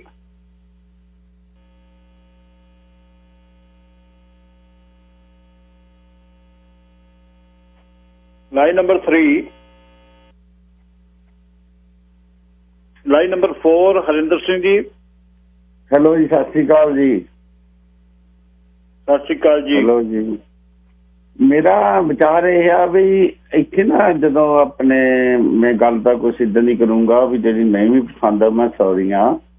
ਜਿਹੜੇ ਆਪਣੇ ਆਪਾਂ ਗੇ ਕਹਿ ਦਿੰਦੇ ਆ, ਇੱਥੇ ਇਹਨਾਂ ਨੂੰ ਲੀਗਲ ਕੀਤਾ ਤੇ ਅਮਰੀਕਾ ਦੇ ਵਿੱਚ ਪਹਿਲਾਂ ਹੀ ਸੀ, ਤੇ ਇਹਨਾਂ ਨੇ ਰੌਲਾ ਪਤਾ ਕਹਿੰਦੇ ਅਮਰੀਕਾ 'ਚ ਜਾ ਕੇ ਡਰਾਈਵ ਥਰੂ ਵਿਆਹ ਹੁੰਦਾ ਗੇ ਦਾ ਨਾ, ਤੇ ਉਹ ਹੁੰਦਾ ਵੀ ਸੀਗਾ, ਤੇ ਉਹ ਗੱਡੀ ਦੇ ਵਿੱਚ ਦੋਨੇ ਬਹਿ ਜਾਂਦੇ ਆ, ਚਾਹੇ ਬਾਈ ਜੀ ਤੁਸੀਂ ਕਿੱਧਰ ਨੂੰ ਚੱਲ ਪਏ। ਮੈਂ ਗੱਲ ਬੈਂਕਟ ਹਾਲਾਂ ਦੀ ਕਰਦਾ, ਤੁਸੀਂ ਹੋਰ ਪਾਸੇ ਚੱਲ। ਇਹ ਨਹੀਂ ਮੈਂ ਆਪਾਂ ਗੱਲ ਕਰ ਰਹੇ, ਪਲੀਜ਼ ਵਿਸ਼ੇ ਤੇ ਰਹਿ ਕੇ ਗੱਲ ਕਰਨੀ ਹੈ ਸਰਦਾਰ ਜੀ। ਜਿਹੜਾ ਮੈਂ ਵਿਸ਼ਾ ਕਰ ਰਿਹਾ, ਜਿੱਦਣ ਸਮਲਿੰਗੀਆਂ ਦਾ ਵਿਸ਼ਾ ਛੂਹਾਂਗੇ ਉਦੋਂ ਉਹ ਗੱਲ ਕਰਿਓ। ਦਿਓਲ ਸਾਹਿਬ ਲਾਈਨ ਨੰਬਰ 2। ਸਤਿ ਸ਼੍ਰੀ ਅਕਾਲ। ਤੇ ਸਾਹਿਬ ਚਲੋ ਮੇਰਾ ਵੀ ਐਕਸਪੀਰੀਅੰਸ ਹੈ ਇੱਕ ਗੁਰਦੁਆਰਾ ਸਾਹਿਬ ਦੇ ਨਾਲ, ਕਿਸੇ ਨੇ ਮੈਨੂੰ ਦੱਸਿਆ ਸੀਗਾ ਪਿੱਛੇ ਆ, ਤੇ ਚਲੋ ਮੈਂ ਉਹਦਾ ਨਾਂ ਨਹੀਂ ਲੈਂਦਾ, ਤੇ ਉਹਨਾਂ ਨੇ ਕੀਤੀ ਨਹੀਂ ਸੀਗੀ ਰਕਮ ਵਾਪਸ। ਉਹ ਨਾਲੇ ਪਹਿਲਾਂ ਦੀ ਆ, ਕਾਫੀ ਚਿਰ ਉਹਨਾਂ ਦਾ ਵਿਆਹ ਉੱਦਾਂ ਕੈਂਸਲ ਹੋ ਗਿਆ ਤੇ ਪਰ ਉਹਨਾਂ ਨੂੰ ਕਈ ਵਾਰੀ ਬੇਨਤੀ ਵੀ ਕੀਤੀ। ਪਰ ਪਰਸਨਲ ਐਕਸਪੀਰੀਅੰਸ ਜਿਹੜਾ ਮੰਨ ਲਓ ਗੁਰੂ ਨਾਨਕ ਸਾਹਿਬ ਗੁਰਦੁਆਰਾ ਦਾ, ਇਹਨਾਂ ਦਾ ਮੈਨੂੰ ਨਾਂ ਲੈਣ 'ਚ ਕੋਈ ਇਤਰਾਜ਼ ਨਹੀਂ ਹੈਗਾ ਵੀ ਇਹਨਾਂ ਦੇ ਜਿਹੜੇ ਪ੍ਰਬੰਧ ਆ, ਕੋਈ ਮੈਨੂੰ ਨਹੀਂ ਪਤਾ ਕਿ ਇਹਦਾ ਕਿੱਦਾਂ ਐਕਸਪੀਰੀਅੰਸ ਬਾਕੀ ਗੁਰਦੁਆਰਾ ਸਾਹਿਬ ਨਾ, ਇਹਨਾਂ ਦੇ ਪ੍ਰਬੰਧ ਬਿਲਕੁਲ ਅੱਵਲ ਦਰਜੇ ਦੇ ਆ। ਤੇ ਇਹਨਾਂ ਦੇ ਇੱਥੋਂ ਤੱਕ ਆ ਵੀ ਮੈਂ 1-2 ਮੈਰਿਜ ਦੇ ਵਿੱਚ ਨਹੀਂ ਪੈਸੇ ਵਗੈਰਾ ਦੀ ਕੋਈ ਡਿਮਾਂਡ ਨਹੀਂ ਰੱਖਦੇ ਜੇ, ਖਾਸ ਕਰਕੇ ਜੇ ਆਪਣੇ ਜਿਹੜੇ ਸਟੂਡੈਂਟ ਆਉਂਦੇ ਜਾਂ ਉੱਦਾਂ ਦੀਆਂ ਫੈਮਲੀਆਂ ਜਿਹੜੀਆਂ ਪਰਿਵਾਰ ਜਿਹੜੇ ਲੋੜਵੰਦ ਆ ਨਾ, ਜੇ ਉਹ ਗੁਰਮਰਿਆਦਾ ਦੇ ਵਿੱਚ ਸਿੰਪਲ ਸਾਦੇ ਵਿਆਹ ਕਰਨੇ ਚਾਹੁੰਦੇ ਤਾਂ ਇਹਨਾਂ ਦੀ ਕੋਈ ਡਿਮਾਂਡ ਨਹੀਂ ਹੈਗੀ ਵੀ ਖਾਸ ਕਰਕੇ ਜੇ ਤੁਸੀਂ 20 ਡੇ ਦੇ ਵਿੱਚ ਜਾਂ ਟਾਈਮ ਦੇ ਨਾਲ ਵਿਆਹ ਕਰ ਲੈਂਦੇ ਆ, ਤੇ ਜੇ ਤੁਸੀਂ ਆਪਣਾ ਮਨਪਸੰਦ ਦੇ ਮੰਨ ਲਓ ਖਾਣੇ ਉੱਥੇ ਵੱਖਰੇ ਮੰਨ ਲਓ ਜਿਹੜੀ ਕੇਟਰਿੰਗ ਕਰਾਉਂਦੇ ਆ ਜਾਂ ਸ਼ਨੀਵਾਰ ਸ਼ਨੀਚਰਵਾਰ ਦਾ ਕਰਾਉਂਦੇ ਆ, ਉਹ ਵੱਖਰੀ ਗੱਲ ਹੈ, ਉਹਨਾਂ ਦੇ ਉਹ ਖਰਚੇ ਵੱਧਦੇ ਆ। ਪਰ ਉੱਦਾਂ ਮੈਨੂੰ ਲੱਗਦਾ ਸ਼ਾਇਦ ਤੁਸੀਂ ਉਹਨਾਂ ਦੇ ਨੁਮਾਇੰਦਿਆਂ ਨੂੰ ਵੀ ਪੁੱਛ ਸਕਦੇ ਹੋ, ਕਿਉਂਕਿ ਮੈਨੂੰ ਲੱਗਦਾ ਵੀ ਉਹ ਕੋਈ ਇੱਦਾਂ ਦੀ ਫੀਸ ਆਮ ਤੌਰ ਤੇ ਵਿਦਿਆਰਥੀਆਂ ਤੋਂ ਜਾਂ ਉਹਨਾਂ ਪਰਿਵਾਰਾਂ ਤੋਂ ਚਾਰਜ ਨਹੀਂ ਕਰਦੇ। ਤੇ ਜਿਹੜੇ ਮੈਨੂੰ ਲੱਗਦਾ ਲੋੜਵੰਦ ਹੈਗੇ ਆ ਤੇ ਜਿਨ੍ਹਾਂ ਨੂੰ ਜਿਹੜੇ ਪਹਿਲਾਂ ਹੀ ਕਹਿ ਦਿੰਦੇ ਵੀ ਅਸੀਂ ਨੂੰ ਸਿਰਫ ਅਸੀਂ ਸਾਡਾ ਵਿਆਹ ਕਰਨਾ ਵੀ ਸਾਡੇ ਕੋਲ ਇਦਾਂ ਨਹੀਂ ਆਉਣਾ ਵੀ ਇਵਨ ਰੋਟੀ ਪਾਣੀ ਦਾ ਵੀ ਉਹ ਲੰਗਰ ਚੋਂ ਕਹਿੰਦੇ ਵੀ ਅਸੀਂ ਸਾਡੀ ਰੋਟੀ ਦਾ ਕੋਈ ਚਾਰਜ ਨਹੀਂ, ਜੇ ਤੁਸੀਂ ਲੰਗਰ ਦੀ ਰੋਟੀ ਛਕਣੀ ਆ ਤਾਂ ਜੇ ਤੁਹਾਡੇ 10 ਵੀ 50 ਵੀ ਜਾਂਦੇ ਸਾਨੂੰ ਤਾਂ ਕੋਈ ਫਰਕ ਨਹੀਂ ਪੈਂਦਾ। ਤੇ ਮੈਨੂੰ ਲੱਗਦਾ ਜੇ ਉਹ ਜਿੱਦਾਂ ਦੇ ਕਿਸੇ ਪ੍ਰਬੰਧਕ ਨੂੰ ਲਿਆ ਕੇ ਤੁਸੀਂ ਗੱਲ ਕਰੋ ਤਾਂ ਉਹ ਦੱਸ ਸਕਦੇ ਆ ਤੇ ਫਿਰ ਬਾਕੀਆਂ ਨੂੰ ਵੀ ਘੱਟੋ ਘੱਟ ਉਹਦੇ ਨਾਲ ਵਧੀਆ ਸੁਨੇਹਾ ਜਾ ਸਕਦਾ ਵੀ ਬਾਕੀ ਉਹਨਾਂ ਦੇ ਪ੍ਰਬੰਧ ਇਦਾਂ ਦੇ ਜਾਂ ਕਿੱਦਾਂ। ਮੈਨੂੰ ਲੱਗਦਾ ਵੀ ਮੇਰੇ ਨਾਲ ਤਾਂ ਐਕਸਪੀਰੀਅੰਸ ਹੋਇਆ ਕਿ ਉਹਨੇ ਕੋਈ ਚਾਰਜ ਨਹੀਂ ਕੀਤਾ ਹੈਗਾ ਤੇ ਜਾਣੀ ਤੇ ਜਿਹੜਾ ਮੈਂ ਪ੍ਰੋਗਰਾਮ ਕਰਵਾਇਆ ਹੈਗਾ ਉਹਨਾਂ ਤੋਂ। ਥੈਂਕ ਯੂ ਜੀ। ਸ਼ੁਰੂ 'ਚ ਹੀ ਤੂਰ ਸਾਹਿਬ ਉਹਨਾਂ ਨੇ ਲਿਖ ਕੇ ਭੇਜਿਆ ਵੀ ਅਸੀਂ ਬਿਲਕੁਲ ਨਹੀਂ ਕਿਸੇ ਦੇ ਪੈਸੇ ਰੱਖ ਰਹੇ, ਸਾਰਿਆਂ ਨੂੰ ਅਸੀਂ ਮਨੀ ਦੇ ਰਹੇ ਹਾਂ। Gurvinder Singh ji line number 3। ਸਤਿ ਸ਼੍ਰੀ ਅਕਾਲ ਜੀ। ਹਾਂਜੀ, ਮੈਂ ਤਾਂ ਇਹੀ ਕਹਿਣਾ ਚਾਹੁੰਦਾ ਜੀ, ਜਿਵੇਂ ਆਪਾਂ ਕਹਿ ਦਿੰਦੇ ਨਾ ਵੀ ਚਲੋ ਆਪਣੀ ਕਮਿਊਨਿਟੀ ਆ ਛੱਡੋ ਖਹਿੜਾ, ਏਦਾਂ ਬਿਲਕੁਲ ਨਹੀਂ ਕਰਨਾ ਚਾਹੀਦਾ ਜੀ। ਜੇ ਕੋਈ ਮੈਰਿਜ ਪੈਲੇਸ ਵਾਲੇ ਨਹੀਂ ਕਿਸੇ ਦੇ ਪੈਸਾ ਮੋੜ ਰਹੇ ਬਿਨਾਂ ਕਿਸੇ ਰੀਜ਼ਨ, ਕਿਉਂਕਿ ਉੱਥੇ ਕਿਹੜਾ ਕੋਈ ਉਹ ਖਰਚਾ ਕਰ ਰਿਹਾ ਜੀ, ਕੋਈ ਵਿਆਹ ਨਹੀਂ ਹੋ ਰਹੇ, ਕੁਛ ਹੋਰ ਨਹੀਂ ਹੋ ਰਿਹਾ ਜੀ, ਤਾਂ ਉਹਨਾਂ ਦੇ ਬਿਲਕੁਲ ਕੋਰਟ ਦੇ ਵਿੱਚ ਜਾਣਾ ਚਾਹੀਦਾ। ਆਪਾਂ ਇਹੀ ਗੱਲਾਂ ਕਰਕੇ ਕਿ ਛੱਡੋ ਆਪਣੀ ਕਮਿਊਨਿਟੀ ਆ, ਛੱਡੋ ਆਪਣੀ ਕਮਿਊਨਿਟੀ ਆ, ਛੋਟੇ ਨੁਕਸਾਨ ਤੋਂ ਬਾਅਦ ਆਪਣੀ ਕਮਿਊਨਿਟੀ ਨੂੰ ਆਪਾਂ ਵੱਡੇ ਨੁਕਸਾਨ ਵੱਲ ਲੈ ਜਾਂਦੇ ਜੀ। ਸੋ ਉਹਨਾਂ ਦੇ ਬਿਲਕੁਲ ਕੋਈ ਨਾ ਕੋਈ ਐਕਸ਼ਨ ਲੈਣਾ ਚਾਹੀਦਾ ਜੀ। Thank you. ਸਤਿ ਸ਼੍ਰੀ ਅਕਾਲ ਜੀ। ਕਾਲਰ ਸਾਹਿਬ ਕੁਲਵੰਤ ਸਿੰਘ ਜੀ ਲਾਈਨ ਨੰਬਰ 5। ਸਤਿ ਸ਼੍ਰੀ ਅਕਾਲ ਗਿੱਲ ਸਾਹਿਬ, ਤੁਹਾਡਾ ਪ੍ਰੋਗਰਾਮ ਬਹੁਤ ਵਧੀਆ ਜੀ। ਅੱਗੇ ਵੀ ਇੱਕ ਵਾਰੀ ਤੁਸੀਂ ਲਿਆਂਦਾ ਸੀਗਾ ਜਿਹੜੇ ਗੁਰਦੁਆਰਿਆਂ ਵਾਲੇ ਜਾਂ ਹਾਲਾਂ ਵਾਲੇ ਪੈਸੇ ਰੱਖਦੇ ਆ ਤਾਂ ਮੋੜਦੇ ਨਹੀਂ। ਮੈਂ ਵੀ ਇਸ ਗੱਲ ਨਾਲ ਸਹਿਮਤ ਹਾਂ।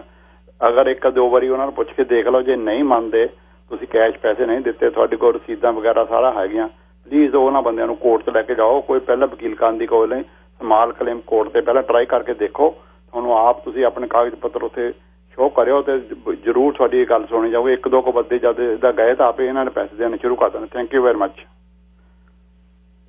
ਥੈਂਕ ਯੂ ਜੀ। ਦੇਖੋ ਦੋਨੇ ਸਾਈਡ ਦੀ ਜੇ ਮੈਂ ਗੱਲ ਕਰਾਂ, ਪਰਿਵਾਰਾਂ ਨੇ ਬਹੁਤ ਹਾਈ ਸੀਜ਼ਨ ਦੇ ਵਿੱਚ ਇਹਦੇ 'ਚ ਰੈਂਟ ਵੀ ਇਨਵੋਲਵ ਆ, ਸਾਰੀ ਚੀਜ਼ ਇਨਵੋਲਵ ਆ।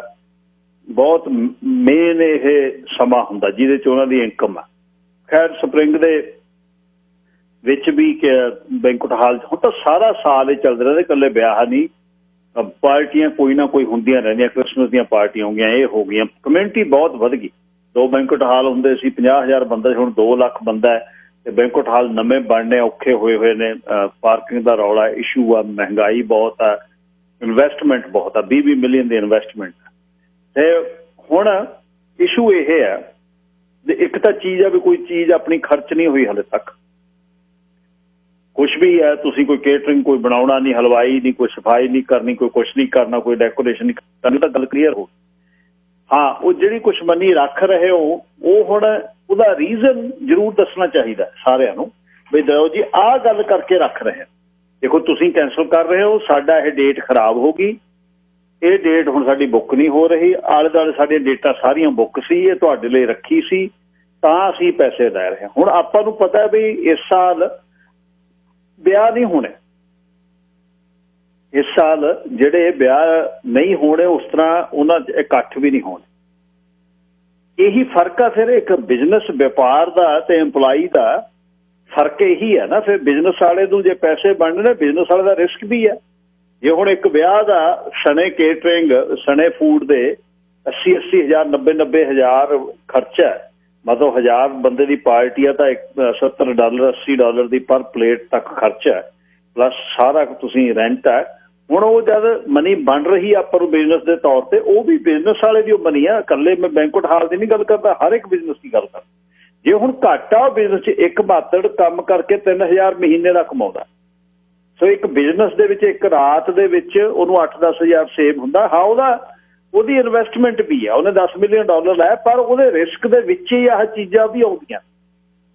ਔਰ ਮੈਂ ਤਾਂ ਇੱਕ ਜਿਹੜੀ ਗੱਲ ਦਾ ਜ਼ਿਆਦਾ ਧਾਰਨੀ ਉਹ ਇਹ ਆ ਵੀ ਕਮਿਊਨਿਟੀ ਦੇ ਵਿੱਚੋਂ ਜਿਹੜੀਆਂ ਚੀਜ਼ਾਂ ਬਿਲਡ ਹੋਈਆਂ ਨੇ ਨਾ, ਉਸ ਨੂੰ ਕਮਿਊਨਿਟੀ ਲਈ ਪੇ ਬੈਕ ਕਰਨਾ ਚਾਹੀਦਾ। ਔਰ ਕਰਦੇ ਰਹਿੰਦੇ ਨੇ ਬੈਂਕਟ ਹਾਲ ਵਾਲੇ ਵੀ। ਕੋਈ ਕਮਿਊਨਿਟੀ ਦੀ ਗੈਦਰਿੰਗ ਹੋ ਗਈ, ਕੋਈ ਸੱਦ ਲਏ, ਕੋਈ ਚਾਹ ਪਿਲਾਤੀ ਕਿਸੇ ਨੇ, 10-20 ਬੰਦਿਆਂ ਦੀ ਕੋਈ ਮੀਟਿੰਗ ਕਰ ਲਈ, ਕਰਦੇ ਰਹਿੰਦੇ ਆ ਬੈਂਕਟ ਹਾਲ ਵਾਲੇ। ਇਹ ਜਿਹੀ ਨਹੀਂ ਗੱਲ ਮੈਂ ਵੀ ਕਰਦੇ ਨਹੀਂ ਕਮਿਊਨਿਟੀ ਨੂੰ, ਪਰ ਇਸ ਸਮੇਂ ਇਹਦੇ ਬੈਠ ਕੇ ਦੋਨੇ ਧਿਰਾਂ ਨੂੰ, ਕਿਉਂਕਿ ਹਰ ਰੋਜ਼ ਫੋਨ ਆਉਂਦੇ ਨੇ, ਲੋਕ 9 ਦੱਸਦੇ ਨੇ, ਕੱਲ੍ਹ ਨੂੰ ਫਿਰ 9 ਲੋਕ ਬਾਹਰ ਦੱਸਣ ਲੱਗਣਗੇ, ਫਿਰ ਤੁਹਾਡੇ ਬਿਜ਼ਨਸ ਲਈ ਤੁਹਾਨੂੰ ਮਾੜਾ ਹੋਊਗਾ।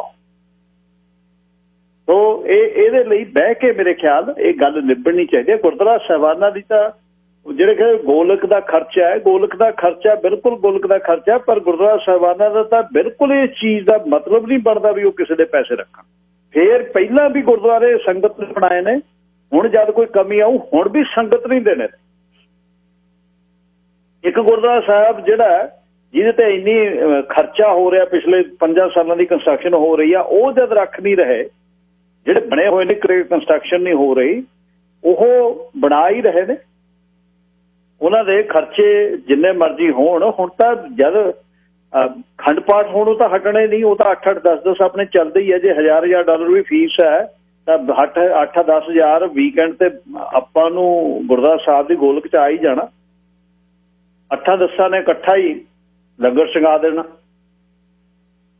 ਤੋ ਇਹ ਕਿਉਂਕਿ ਕੋਈ ਵੀ ਤਿਆਰ ਨਹੀਂ ਸੀ ਇਸ ਚੀਜ਼ ਦੇ। ਹੁਣ ਆਪਾਂ ਨੂੰ ਰਲ ਮਿਲ ਕੇ ਇਹਦੇ 'ਚੋਂ ਬਾਹਰ ਨਿਕਲਣਾ ਪੈਣਾ। ਇਸ ਤਰ੍ਹਾਂ ਨਹੀਂ ਆਪਾਂ ਕੰਫਲਿਕਟਿੰਗ 'ਚ ਨਹੀਂ ਆ ਸਕਦੇ। ਹੁਣ ਬਹੁਤਾਂ ਦੇ ਕੰਮ ਛੁੱਟ ਗਏ, ਉਹ ਬੰਦੇ ਕਿੱਥੇ ਜਾਣ? ਹੁਣ ਜਿਹੜੇ ਬਿਜ਼ਨਸ 'ਚ 10 ਸਾਲਾਂ ਦੇ ਕੰਮ ਕਰਦੇ ਸੀ, ਇੱਕ ਚੀਜ਼ 'ਚ ਟ੍ਰੇਨਡ ਹੋਏ ਸੀ, ਉਹ ਖਤਮ ਹੋ ਗਿਆ ਕੰਮ ਉਹਨਾਂ ਦਾ। ਕਿੱਧਰ ਨੂੰ ਜਾਣ? ਉਹ ਦੱਸੋ ਕੀ ਕਰਨ? ਉਹ ਬੰਦੇ ਨੂੰ ਕਹਿਣ ਵੀ ਬਿਜ਼ਨਸ ਖੋਲ੍ਹ, ਉਹ ਕਹਿੰਦਾ ਮੈਂ ਤਾਂ ਖਤਮ ਆ, ਮੇਰਾ ਤਾਂ ਕੰਮ ਆ। ਹੋਟਲ ਇੰਡਸਟਰੀ, ਰੈਸਟੋਰੈਂਟ ਇੰਡਸਟਰੀ ਤੁਹਾਨੂੰ ਮਤਲਬ ਤਬਾਹੀ ਦੇ ਕਗਾਰ ਤੇ ਖੜੇ ਨੇ। ਹੋਟਲ ਤੇ ਮੋਟਲ ਨੇ ਜਿਹੜੇ $15 ਮਿਲੀਅਨ, $18 ਮਿਲੀਅਨ ਦੇ ਲੋਕਾਂ ਨੇ ਲਾਏ ਹੋਏ ਨੇ, 5% 6% ਵਿਆਜ ਤੇ ਮਹੀਨੇ ਦਾ ਲੱਖ ਡਾਲਰ ਲੂਜ਼ ਕਰ ਰਹੇ ਨੇ ਉਹ ਲੋਕ ਘੱਟੋ ਘੱਟ। ਤੇ ਇਹਦਾ ਖਿਆਲ ਰੱਖਣ ਦੀ ਲੋੜ ਹੈ ਕਿ ਅਸੀਂ ਹੁਣ ਇਹਦੇ ਵਿੱਚੋਂ ਕਿਵੇਂ, ਰੈਸਟੋਰੈਂਟ ਇੰਡਸਟਰੀ ਹੈ ਜਿਹੜੀ ਉਹ ਬਹੁਤ ਖਤਮ ਹੋ ਗਈ, ਉਹਦੇ ਵਿੱਚ ਬਹੁਤ ਵੱਡੀ ਮੁਸ਼ਕਲ ਹੋ ਗਈ। ਤੇ ਇਸਦਾ ਆਪਾਂ ਨੂੰ ਥੋੜਾ ਜਿਹਾ ਇਹ ਖਿਆਲ ਰੱਖਣਾ ਚਾਹੀਦਾ ਕਿ ਅਸੀਂ ਆਪਸ ਵਿੱਚ ਵਧੀਆ ਤਰੀਕੇ ਨਾਲ ਰਹੀ। ਅੱਜ ਗੱਲਬਾਤ ਤੁਹਾਡੇ ਨਾਲ ਕਰਦਾ ਸੀ ਮੈਂ, ਹੰਚੋ ਸਿੰਘ ਕੋਲ ਬੈਠਾ ਸੀ, ਦਰਾਂ 'ਚ ਕੋਈ ਆ ਗਿਆ ਤੇ ਹੰਚੋ ਸਿੰਘ ਨੇ ਆਪਣੀ ਹਾਜ਼ਰੀ ਲਵਾ ਦਿੱਤੀ। ਮਿੱਤਰ ਪਿਆਰਿਆਂ ਨੇ ਲਿਖ ਕੇ ਭੇਜਿਆ, ਕਹਿੰਦਾ ਹੰਚੋ ਔਨ ਏਅਰ। ਸਭ ਤੋਂ ਵੱਧ ਪਿਆਰ ਜਿਹੜਾ ਉਹ ਇਹਨਾਂ ਦਾ, ਜਿਨ੍ਹਾਂ ਨੇ ਵੀ ਰੱਖੇ ਹੋਏ ਨੇ, ਦਰਵੇਸ਼ ਕਿਸਮਤ ਵਾਲੇ ਨੇ। ਤੇ ਇਹ ਇੱਕ ਇਹੋ ਜਿਹੀ ਰੂਹ ਹੈ ਘਰ ਦੇ ਵਿੱਚ, ਹਰ ਇੱਕ ਦੂਜੇ ਦੇ ਨਾਲ, ਮੰਗਾਂ ਜ਼ਰੂਰਤਾਂ ਦੇ ਨਾਲ ਸਭ ਕੁਝ ਜੁੜਿਆ ਹੋਇਆ। ਤੇ ਇਹਦਾ 2 ਟਾਈਮ ਦੀ ਰੋਟੀ ਹੈ, ਬਸ ਕੁਛ ਨਹੀਂ ਮੰਗਦਾ। ਘਰ 'ਚ ਭੋਰਾ ਖੜਕਾ ਹੋ ਜਾਵੇ ਤਾਂ ਉਹਦਾ ਮਤਲਬ ਇਹ ਨਹੀਂ ਹੈ ਕੋਈ ਬਈ ਇਹ ਖੜਕਾ ਹੋਇਆ ਕਿ। ਕੋਸ਼ਿਸ਼ ਕਰੋ ਜਿਹੜੇ ਰੱਖ ਸਕਦੇ ਨੇ ਰੱਖੋ, ਪਰ ਕੰਮ ਬਹੁਤ ਆ। ਇਸ ਤਰ੍ਹਾਂ ਨਾ ਰੱਖ ਲਿਓ ਵੀ ਖੜਾਉਣਾ, ਇਹ ਕੰਮ ਫੁੱਲ ਟਾਈਮ ਆ। ਅੱਜ ਦੀ ਕਹਾਣੀ ਸਰ ਗੁਰਦਿਆਲ ਸਿੰਘ ਦੀ ਕੁੱਤਾ ਤੇ ਆਦਮੀ। ਅੱਜ ਮੰਗਲਵਾਰ ਹੈ, ਈਸਰੇ ਨੂੰ ਢਿੱਲਾਂ ਗੰਢਾਂ ਵਾਲਾ ਆਟਾ ਤੋੜਨਾ ਚਾਣਚੱਕ ਚੇਤਾ ਆਇਆ। ਚੰਦੀ ਮੰਗਲਵਾਰ ਨੂੰ ਕੁੱਤੇ ਨੂੰ ਗੁੱਲੀ ਪਾਉਂਦੀ ਹੁੰਦੀ ਹੈ। ਉਹਨੇ ਗੁੱਲੀ ਜੋਗਾ ਆਟਾ ਤੋੜ ਲਿਆ, ਆਟਾ ਉਂਗਲਾਂ ਤੋਂ ਚਿੰਬੜ ਗਿਆ, ਪੜੇਥਣ ਦਾ ਰੁੱਗ ਭਰ ਕੇ ਪੇੜੇ ਤੇ ਪਾ ਲਿਆ, ਸੁੱਕ ਬਰੂਰਾ ਜਿਹਾ ਕਰਕੇ ਗੁੱਲੀ ਥੱਪਣ ਲੱਗਿਆ, ਪਰ ਉਹ ਗੁੱਲੀ ਰੋਟ ਬਣ ਗਈ ਲੱਗਦੀ ਸੀ। ਪੂਰੇ ਥੱਪਣੇ ਦੇ ਮੇਜ ਦੀ 3-4 ਉਹਨੇ ਚੂੰਡਾਂ ਨਿਕਲ ਆਈਆਂ, ਕੋਈ ਕਿਨਾਰਾ ਮੋਟਾ ਕੋਈ ਪਤਲਾ, ਪਰ ਈਸਰੇ ਨੇ ਉਹ ਕਿਵੇਂ ਨਾ ਕਿਵੇਂ ਠੰਡੇ ਤਵੇ ਤੇ ਪਾਤੀ। ਜਾਓ ਅੰਦਰੋਂ ਤੇਲ ਵਾਲਾ ਚੁੰਗੜਾ ਲਿਆ ਚੱਕ ਕੇ। ਚੁੱਲ੍ਹੇ ਮੂਹਰੇ ਬੈਠੇ ਬਲਦ ਦੇ ਡੱਕੇ ਨਾਲ ਚੌੜ ਕਰਦੇ ਕੁੰਨੇ ਨੂੰ ਉਹਨਾਂ ਨੂੰ ਕਿਹਾ ਮੈਂ ਨਹੀਂ ਜਾਂਦਾ, ਕਹਿ ਕੇ ਬਲਦ ਦਾ ਡੱਕਾ ਘੁਮਾਉਂਦਾ ਉਹ ਬਾਹਰ ਨੂੰ ਭੱਜ ਗਿਆ, ਜਿਹਦੇ ਚੋਂ ਭਾਫ ਨਿਕਲਦੀ ਜਿਵੇਂ ਤੂਈ ਵਾਲਾ ਜਹਾਜ਼ ਬਣਾਉਂਦੇ ਹੁੰਦੇ ਸੀ। ਈਸਰੇ ਨੂੰ ਗੁੱਸਾ ਆਇਆ, ਉਹਨੇ ਮੁੰਡੇ ਨੂੰ ਉੱਚੀ ਸੁਣਾ ਕੇ ਇੱਕ ਮੋਟੀ ਸਾਰੀ ਗਾਲ ਕੱਢੀ, ਅੱਖਾਂ ਸੰਗੜਾ ਕੇ ਕੱਢ ਕੇ ਮੁੜਦਾ ਕਿ ਨਹੀਂ, ਮੁੜਿਆ ਕਿ ਨਹੀਂ, ਇੱਧਰ ਬਹਿਲ ਦਿਆ। ਜਵਾਕ ਜਾਨੂੰ ਜਾ ਵੜਿਆ, ਕੁੰਨਾ ਗਲੀ ਦੇ ਨਿਆਣਿਆਂ 'ਚ ਖੇਡਣ ਲੱਗ ਗਿਆ। ਈਸਰਾ ਭਰਿਆ ਪੀਤਾ ਉੱਠਿਆ, ਕੋਠੜੀ ਵਾਲੇ ਤੇਲ 'ਚੋਂ ਚੁੰਗੜਾ ਚੱਕ ਲਿਆ, ਤਵੇ ਤੇ ਪਈ ਰੋਟੀ ਗੁੱਲੀ ਲਾਹੀ, ਅਣਸੇਕ ਕੇ ਪਾਸਿਓਂ ਤੇਲ ਦੀਆਂ ਦੋਂਗਲਾਂ ਪਾ ਉੱਪਰ ਦਿੱਤੀ, ਰੋਟੀ ਛੱਬ 'ਚ ਰੱਖ ਕੇ ਕੰਧ ਨਾਲ ਢੋ ਲਾ ਕੇ ਬਹਿ ਗਿਆ, ਜਿਵੇਂ ਕੋਈ ਕੰਮ ਨਹੀਂ ਸੀ ਰਿਹਾ। ਕੰਧ ਦੇ ਨਾਲ ਹਾਰੀ ਦੇ ਕੋਲ ਆਪਣੇ ਪਹੁੰਚਿਆਂ ਤੇ ਮੂੰਹ ਧਰ ਕੇ ਡੱਬੂ ਬੈਠਾ, ਇੱਧਰ ਉੱਧਰ ਝਾਕੀ ਜਾਂਦਾ। ਉਹਦੇ ਕੰਨ ਮੰਡਿਆਂ ਵਾਂਗੂ ਢਿਲਕੇ ਹੋਏ ਸੀ, ਚੁੱਲ੍ਹੇ ਦੀਆਂ ਲੱਕੜਾਂ ਦਾ ਘਸਮੈਲਾ ਚਾਨਣ ਉਹਦੇ ਡੱਬ ਖੜੱਬੇ ਪਿੰਡੇ ਤੇ ਪੈ ਰਿਹਾ ਸੀ। ਕਿਤੇ ਕਿਤੇ ਉਹਦੀਆਂ ਕਾਲੀਆਂ ਅੱਖਾਂ ਟਟਿਆਣੇ ਵਾਂਗੂ ਲਸ਼ਕਦੀਆਂ, ਉਹਦਾ ਤਪਲੇ ਜਿੱਡਾ ਸਿਰ ਬੇਸਾਹ ਸੱਤ ਹੋਇਆ ਲੱਗਦਾ, ਲੰਬੀ ਜੀ ਪੂੰਛ, ਪਿਛਲੀਆਂ ਲੱਤਾਂ ਵਿਚਕਾਰ ਅਡੋਲ ਬੈਠਾ ਸੀ, ਜਿਵੇਂ ਈਸਰਾ ਸੋਚੀ ਪਿਆ ਸੀ। ਈਸਰੇ ਨੂੰ ਤਰਸ ਆ ਗਿਆ। 5 ਦਿਨ ਹੋ ਗਏ ਡੱਬੂ ਨੇ ਰੋਟੀ ਨੂੰ ਮੂੰਹ ਨਾ ਸੀ ਲਾਇਆ। 3 ਦਿਨਾਂ 'ਚੋਂ ਠੀਕਰੇ 'ਚ ਪਈ ਲੱਸੀ ਸੜ ਗਈ, ਉਹਨੇ ਪੀਤੀ ਨਾ, ਲੱਕ ਸੁੱਕ ਕੇ ਕੰਗਰੋੜ ਨਾਲ ਲੱਗ ਗਿਆ, ਪਸਲੀਆਂ ਬਾਹਰ ਆ ਗਈਆਂ। ਪਿਛਲੇ 7 ਸਾਲਾਂ ਵਿੱਚ ਸ਼ਾਇਦ ਅੱਜ ਹੀ ਦਿਨ ਸੀ ਜਦੋਂ ਈਸਰ ਨੂੰ ਡੱਬੂ ਨਾਲ ਕੋਈ ਈਰਖਾ ਨਹੀਂ ਸੀ। ਪਹਿਲੀ ਵਾਰ ਉਹਨੂੰ ਡੱਬੂ ਨੂੰ ਜਾਣਿਆ ਪਛਾਣਿਆ ਲੱਗਦਾ। ਡੱਬੂ ਉਹਨੂੰ ਯਾਦ ਹੈ ਚੰਦੀ ਨੇ ਨਾਲ ਹੀ ਰੱਖਿਆ ਸੀ, ਉਹ ਲੱਗਦਾ ਜੀ ਚੰਦੀ ਨਾਲ ਦਾਜ 'ਚ ਆਇਆ ਹੋਵੇ। ਪਤਾ ਨਹੀਂ ਕਿੱਧਰੋਂ ਰੁਲਦਾ ਖੁੱਲਦਾ ਆਇਆ, ਚੰਦੀ ਨੇ ਸਾਂਭ ਲਿਆ, ਰੋਟੀ ਖਵਾਉਂਦੀ, ਲੱਸੀ ਪਾਣੀ ਪਾਉਂਦੀ, ਉਹ ਆਲੇ ਦੁਆਲੇ ਸਾਰਾ ਦਿਨ ਲੜੀ ਪੂਛ ਮਾਰਦਾ ਫਿਰ। ਕਦੇ ਕਦੇ ਈਸਰੇ ਨੂੰ ਆਪਣਾ ਬੈਰੀ ਲੱਗਦਾ ਵੀ ਤੀਵੀਂ ਦਾ ਕੋਈ ਪਿਛਲਾ ਖਸਮ ਹੋਵੇ। ਉਹ ਬੈਠਾ ਹਿਰਕ ਤੇ ਚਾਣ ਚੱਕ ਮੋਗਰੀ ਚੱਕ ਕੇ ਭਗਾਮੀ ਮਾਰਦਾ, ਇੱਕੋ ਸਾਹ 5-7 ਗਾਲਾਂ ਕਰਦਾ, ਮਰ ਗਿਆ, 3-4 ਗਾਲਾਂ ਮੋਟੀਆਂ ਕਰਦਾ ਮਾਲਵੇ ਵਾਲੀਆਂ। ਉਹ ਤਾਂ ਚੌਂ ਚੌਂ ਕਰਦਾ, ਪਿਛਲੀ ਲੱਤ ਤਾਂ ਚੱਕ ਕੇ ਬਿਨਾਂ ਲੱਤ ਉੱਪਰੋਂ ਭੱਜਦਾ। ਚੰਦੀ ਈਸਰੇ ਨੂੰ ਘੂਰ ਲੱਗਦੀ, ਚੁੱਪ ਕਰ ਦਿੰਦਾ। ਫਿਰ ਉਹ ਜਾਪਦਾ ਜਿਵੇਂ ਚੰਦੀ ਆਪਣੇ ਪਿਛਲੇ ਖਸਮ ਦੀ ਵਾਰ ਕਰਦੀ ਹੋ। ਡੱਬੂ ਅੰਦਰ ਵੜਦਾ ਤਾਂ ਈਸਰੇ ਨਾਲ ਅੱਖ ਰਲਾ ਕੇ ਕਰ ਕਰ ਕਰਕੇ ਵੜਦਾ ਤੇ ਦੁਬਾਰਾ ਚੰਦੀ ਕੋਲ ਫੇਰ ਚਲਿਆ ਜਾਂਦਾ। ਲੰਬੜਦਾਰ ਬਣਿਆ ਫਿਰਦਾ। ਈਸਰਾ ਕਦੇ ਕਦੇ ਕਰਦਾ ਵੀ ਯਾਰ ਮੈਨੂੰ ਲੱਗਦਾ ਹੈ ਚੰਦੀ ਇਹਦਾ ਵੱਧ ਤੇ ਉਹ ਕਰਦੀ ਆ ਮੇਰੇ ਨਾਲ।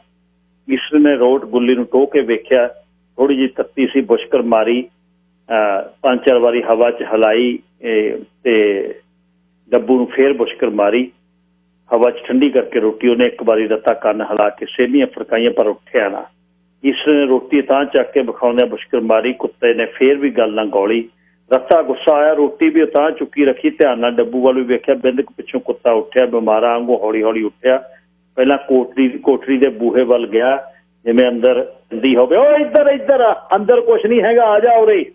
ਸੁਣ ਕੇ ਡੱਬੂ ਕੋਲ ਜਾ ਖੜਾ, ਈਸਰੇ ਵੱਲ ਝਾਕਿਆ। ਈਸਰੇ ਨੇ ਕੁਛ ਮੁਸੇ ਜੇ ਉਹਦੀਆਂ ਅੱਖਾਂ ਦਿਖੀਆਂ, ਹੱਡਲ ਸਰੀਰ ਤੋਂ ਡਰ ਲਾ ਲਿਆ ਲੱਗਿਆ ਤੇ ਕੁੱਤਾ ਸੁੱਕ ਗਿਆ ਸੀ 5 ਦਿਨਾਂ 'ਚ। ਸੁੱਕ ਈਸਰਾ ਵੀ ਗਿਆ ਸੀ। ਲੈ ਖਾ ਲਾ ਪੁੱਤ, ਐ ਨਾ ਕਰ, ਖਾ ਲਾ। ਕੁੱਤੇ ਨੇ ਬੇਦਿਲੀ ਨਾਲ ਪਹਿਲੀ ਵਾਰ ਰੋਟੀ ਵੱਲ ਵੇਖਿਆ, ਮੂੰਹ ਨੇੜੇ ਕੀਤਾ ਸਿਰ ਤੇ। ਖਾ ਲਾ ਕੰਜਰ ਦਿਆ, ਮਰਦਾ ਭੁੱਖਾ, ਉਹਨੇ ਨਹੀਂ ਤੈਨੂੰ ਆ ਕੇ ਹੁਣ ਚੂਰੀ ਖਵਾਉਣੀ। ਖੁਸ਼ੀ ਝਾਕ ਰੱਖ ਗਈ, ਉਹ ਤਾਂ ਟੱਪ ਗਈ ਤੱਪਣ।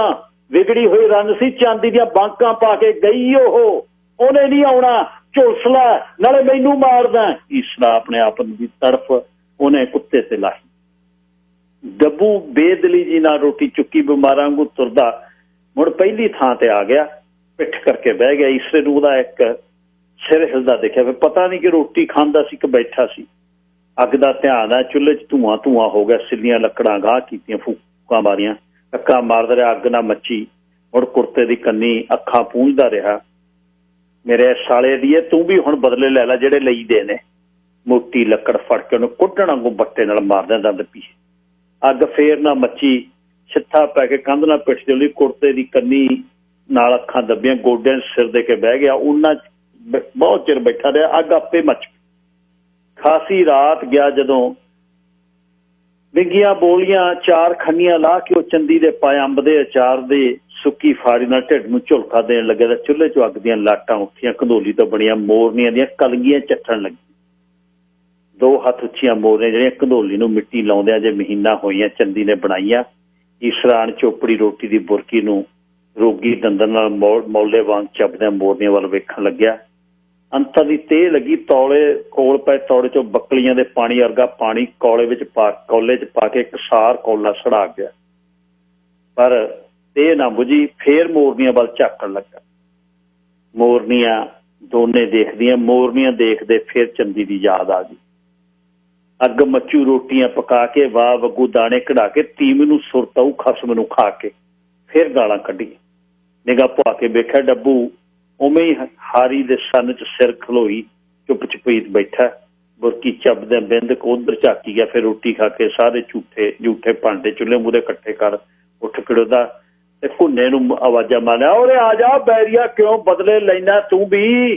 ਪਰ ਉਹ ਕੋਹ ਬਾਟੋਂ ਆਉਣਾ ਕਹਿ ਕੇ ਘੁੰਨਾ ਸਗੋਂ ਪਰੇ ਨੂੰ ਭੱਜ ਗਿਆ। ਰਾਤ ਚਾਨਣੀ ਸੀ, ਅੱਸੂ ਦੀ ਮਿੱਠੀ ਠੰਡ, ਘਰਾਂ ਦੇ ਨਿਆਣੇ ਰੌਲਾ ਪਾਉਂਦੇ ਠੰਡੇ ਲਿਸ਼ਕਦੇ ਰੇਤੇ 'ਚ ਭੱਜੇ ਫਿਰਦੇ ਸੀ। ਅਜਿਹੀਆਂ ਖੜੀਆਂ ਰਾਤਾਂ ਵਿੱਚ ਜਦੋਂ ਅੱਗੇ ਉਹ ਕਦੇ ਆਪਣੇ ਘੁੰਨੇ ਦੀ ਮਾਂ ਉਹਨੂੰ ਮੁੜ ਆਵਾਜ਼ਾਂ ਮਾਰਦੀ, ਉਹ ਕਹਿੰਦਾ ਖੇਡਣ ਦੇ ਨਿਆਣਾ, ਆ ਜਾ ਤੂੰ ਮੇਰੇ ਕੋਲ ਆ ਜਾ, ਜਵਾਕ ਖੇਲੀ ਜਾਣ ਦੇ। ਜਦ ਚੰਦੀ ਘੁੰਨੇ ਨੂੰ ਹਾਕ ਮਾਰਦੀ, ਉਹ ਕਹਿੰਦਾ ਰਹਿਣ ਦੇ।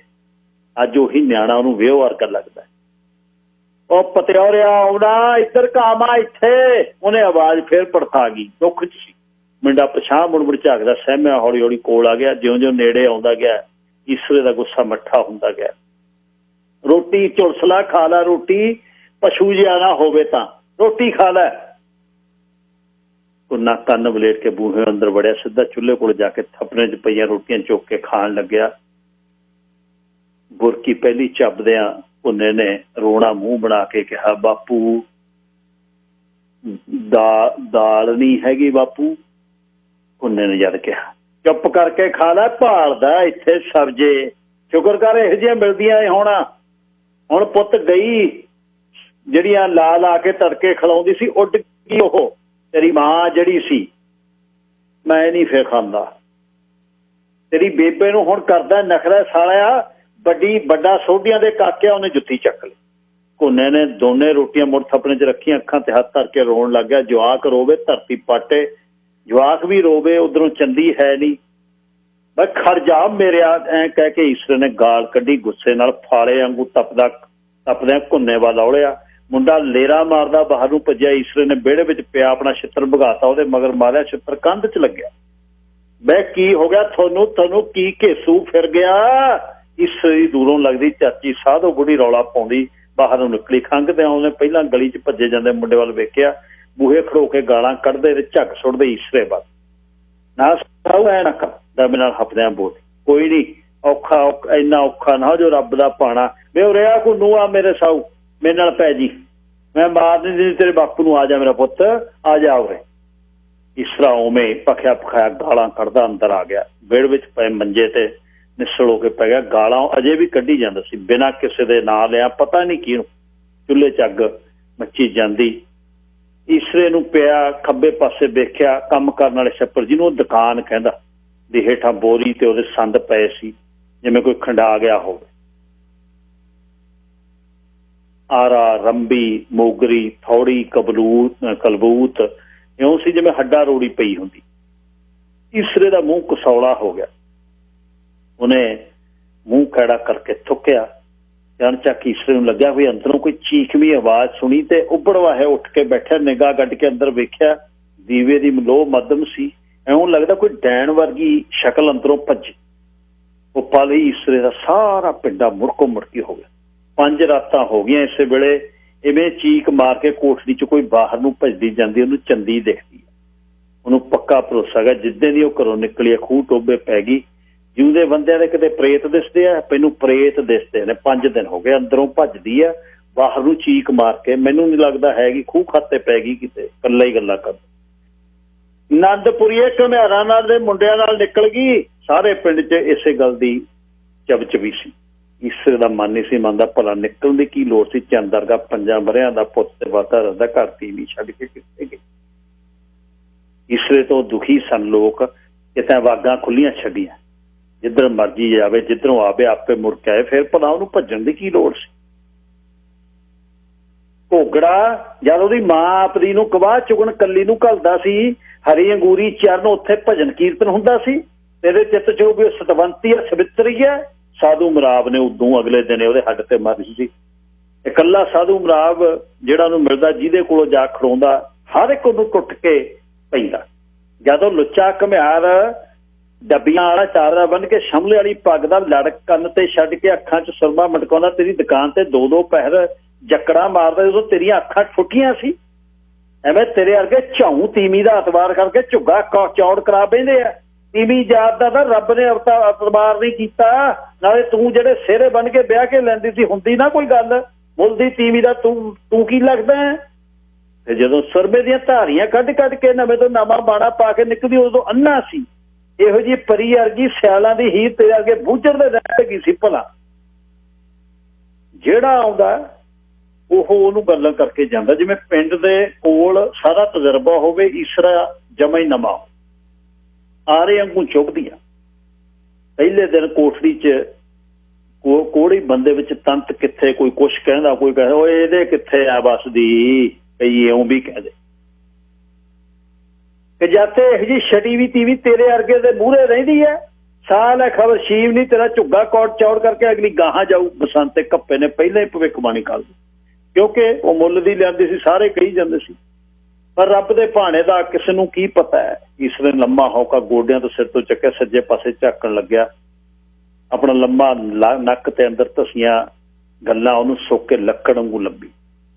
ਦਾਤੇ ਦੇ ਭਾਣੇ ਦਾ ਕੀ ਪਤਾ ਚਿੱਤ 'ਚ ਕੀ ਆਇਆ, ਕਿੱਧਰ ਉੱਠ ਕਿੱਧਰ ਗਈ, ਮੁੜ ਮੁੜ ਕੇ ਗੱਲਾਂ ਉਹਦੇ ਦਿਮਾਗ 'ਚ ਆਉਂਦੀਆਂ। ਇਸੇ ਨੂੰ ਇਹ ਜਿਹਾ ਕਦੇ ਕਦੇ ਤਰੇਲੀਆਂ, ਚੰਦੀ ਕਿਹੋ ਜਿਹੀ ਤੀਵੀਂ ਸੀ, ਕਿਉਂ ਚਲੇ ਗਏ, ਪਏ ਨੇ ਬਿੰਦਕ ਪਿੱਛੋਂ ਨੰਗੀਆਂ ਟੰਗਾਂ ਠਰਨ ਲੱਗੀਆਂ। ਉਹਨੂੰ ਪਤਾ ਨਾ ਲੱਗਿਆ ਬਈ ਉਹ ਅਲਾਣੇ ਮੰਜੇ ਤੇ ਪਿਆ। ਉੱਤੇ ਲੈਣ ਨੂੰ ਵੀ ਕੋਈ ਕੱਪੜਾ ਨੂੰ, ਕੋਠੜੀ ਦਾ ਬੂਹਾ ਖੁੱਲਾ, ਦੀਵਾ ਭੁੱਬਲ ਤੇ ਚਿੰਗਾੜੇ ਵਾਂਗ ਅਜੇ ਬਲੀ ਜਾਂਦਾ। ਉਹਦੇ ਚਿੱਤ 'ਚ ਆਇਆ ਅੰਦਰੋਂ ਆ ਕੇ ਖੇਸ ਲੈ ਲਵਾਂ।